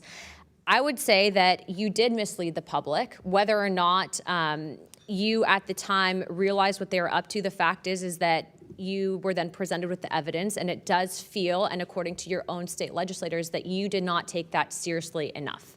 In my opinion, if you have that— I would disagree, ma'am. I'm telling you what my opinion is. I don't believe that that was a question, but I do believe, based on the recording, based on the fact that you were personally tied to it, and based on the fact that your family then had ties to it as well, seems a little sus. Aside from that, though, you're telling the American people essentially that maybe you didn't know about it when dozens of your own employees were afraid as being labeled as racist or Islamophobic if they stayed silent. And so I just want to be clear about something. You've stated and you agree that anyone should be investigated based on, regardless of their background. But the fact is that your own employees came forward and were actually afraid of actually looking into that fraud because they did not want to be labeled as Islamophobic or as maybe xenophobic. So you dismiss this, as President Trump said, as politicizing the issue when $9 billion is not a political talking point. It's an embarrassment. The American people see what's going on, and this is fraud. I would say, and I would also advise the Attorney General to look into our criminal referrals. I do not believe that you guys could say that you didn't know what was happening because, frankly, even if, let's say, giving you the benefit of the doubt, you might not have known, you guys still chose to turn a blind eye to it. Thank you, Chairman. I yield my time. Gentlelady yields back. And before I recognize Mr. Langworthy, our last questioner, I want to say Congressman Jack is on the Rules Committee, and everyone knows that they put in long hours. He's actually managing the floor. If he doesn't make it back in time after Mr. Langworthy, I want to put into the record Representative Jack is leading debate on the floor, but will submit his questions for the record. So with that, I recognize Mr. Langworthy from New York. Thank you very much, Mr. Chairman. Governor, you have served as governor of the state of Minnesota for nearly 7 years. Why did it take you until 2023 to launch an investigation under an inspector general into this massive fraud that's been uncovered? I don't believe that timeline's correct, Congressman. As I said, we were making changes, and this has been being worked, and these cases have been brought forward years before. But your administration did hesitate for years to fully investigate this fraud. Was it because you were concerned about you're the de facto leader of the Democratic Party of Minnesota as a governor. Were you concerned about the political consequences within the Minnesota Democratic Party's voter coalition? No. Did that lead to you making that mistake? Because trying to listen to the answers today and come up with a conclusion as to why you would turn a blind eye to this for so long when so many people from your partners in government across the aisle, but also people at the street level, saw this fraud going on in plain sight. Well, we did not, and I know that the rest of the country saw this recently. And what I would ask you, Congressman, is what benefit would there be to that? Just assume there's no ethics involved, which I have a long history here of doing that. There's certainly no benefit in taking money from programs that I've advocated for that make Minnesota the best state to live. And so we worked it from the beginning. And look, these folks continue to move. They're a moving target. We went back to the legislature asking for more tools. We went back last year and asked for more tools. And now what's great is Republicans are actually supporting those things that we put forward. So as soon as Governor, Republicans came to this committee last month and testified the fact that they've been trying to get people's attention in power in Minnesota for a long time. I would disagree with their characterization. Well, so you state that unequivocally there was no political consideration based on constituents in the Democratic Party that you turned a blind eye. Absolutely now, not. that's interesting, that, Governor, because your first reactions in December 2025 were to call taxpayer conspiracy theorists and dismiss concerns about the $9 billion in fraud as white supremacy. And on December 23rd, you stated, this is what happens when they scapegoat, and this is what happens when you no longer hide the idea of white supremacy. You immediately went there. And I believe I was speaking about the ICE invasion in Metro Surge. I'm unfamiliar with where you're quoting from. This is when this fraud was uncovered. Knowing now that those people were correct, would you apologize to those constituents for classifying them? I'm unfamiliar with what you're asking for. I've heard today attacks on the Somali community that I would view as racist trope thrown at the Somali community. Okay, Governor, I understand you need to deny and deflect, and your stories are pretty legendary at this point. But while you were looking the other way at fraud that took place on your watch, you and your ticket mates in the Democratic Party in Minnesota get somewhere between 80 and 90% of the vote in Somali-heavy precincts. In your election, re-election, the gentleman sitting next to you won his last election by a mere 21,000 votes. It seems to me, in conventional wisdom here, would be that you were willfully ignorant to these crimes in return for a community support. That's totally false, Congressman. That accusation is totally false. I won by, I don't know, 10 points, hundreds of thousands of votes. He won by Why would I do that? 21,000. But that accusation, throwing that around, we came here to help and work with you to try and find solutions to fraud. We're talking about $9 billion in fraud. Your entire state budget's only $65 billion. I mean, this is a massive. Do you have the amount spreadsheet of on that, public Congressman, money. on the $9 billion? You've rattled off about 10 different numbers today. You clearly don't have a handle on the numbers either, and you need a serious accounting effort in the state of Minnesota right now. Okay, Congressman, I mean, I've given you the it's numbers my time, to the not best of my yours. ability. Do you believe that your inaction in the first term to prevent fraud in the childhood nutrition and child care assistance programs gave the green light to other scammers to commit housing and Medicaid fraud in your second term? No, I don't believe that. And once again, your words say one thing, your actions say something different. You came into office after several multi-million-dollar fraud scandals on the heels of a 2018 report alleging that over $100 million was being defrauded from taxpayers annually, and you did nothing. And in 2020, That's not after correct. We hearing took about action. potential fraud with Feeding Our Future, you did nothing. That's and Governor, incorrect. you knew and did nothing to stop autism payment fraud. Its annual expenses inexplicably increased from $6 million to $192 million in just 5 years. And you did nothing to stop housing stabilization, Medicaid fraud, which has topped $100 billion, and you did nothing to stop daycare fraud, an issue that's already costing taxpayers millions when you were sworn into office. Are you familiar with Article 8 of the Minnesota Constitution? I am not, Congressman, but I will give you this. Doing nothing, you're in the right job for that in this Congress. I disagree with that entire characterization. No, I'm unfamiliar with that. It seems like you've created a state of Minnesota that you're free to come It and ranks at the set up top of shop almost and every do- category. and make fraud. It ranks at the top of nearly every category in quality of life. A real big, bold one after what we've uncovered here today.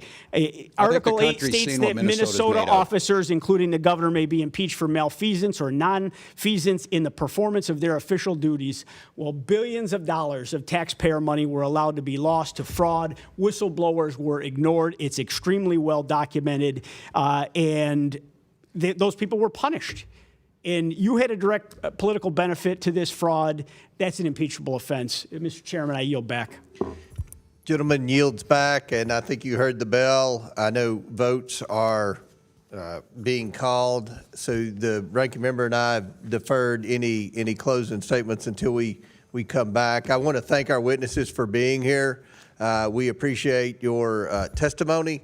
Hopefully, you all will read the committee report and protect the whistleblowers, and hopefully we can hold some people accountable who have committed fraud. Pursuant to the previous order, the committee will recess for floor votes. We plan to reconvene right after the vote series. The committee stands in recess. Thank you all. You want us back? Yeah, the witnesses can be excused. Thank you all. Thank you. I know you have Thank you, flight Chairman. planes to catch. We really appreciate you all being here. Thank you, Chairman.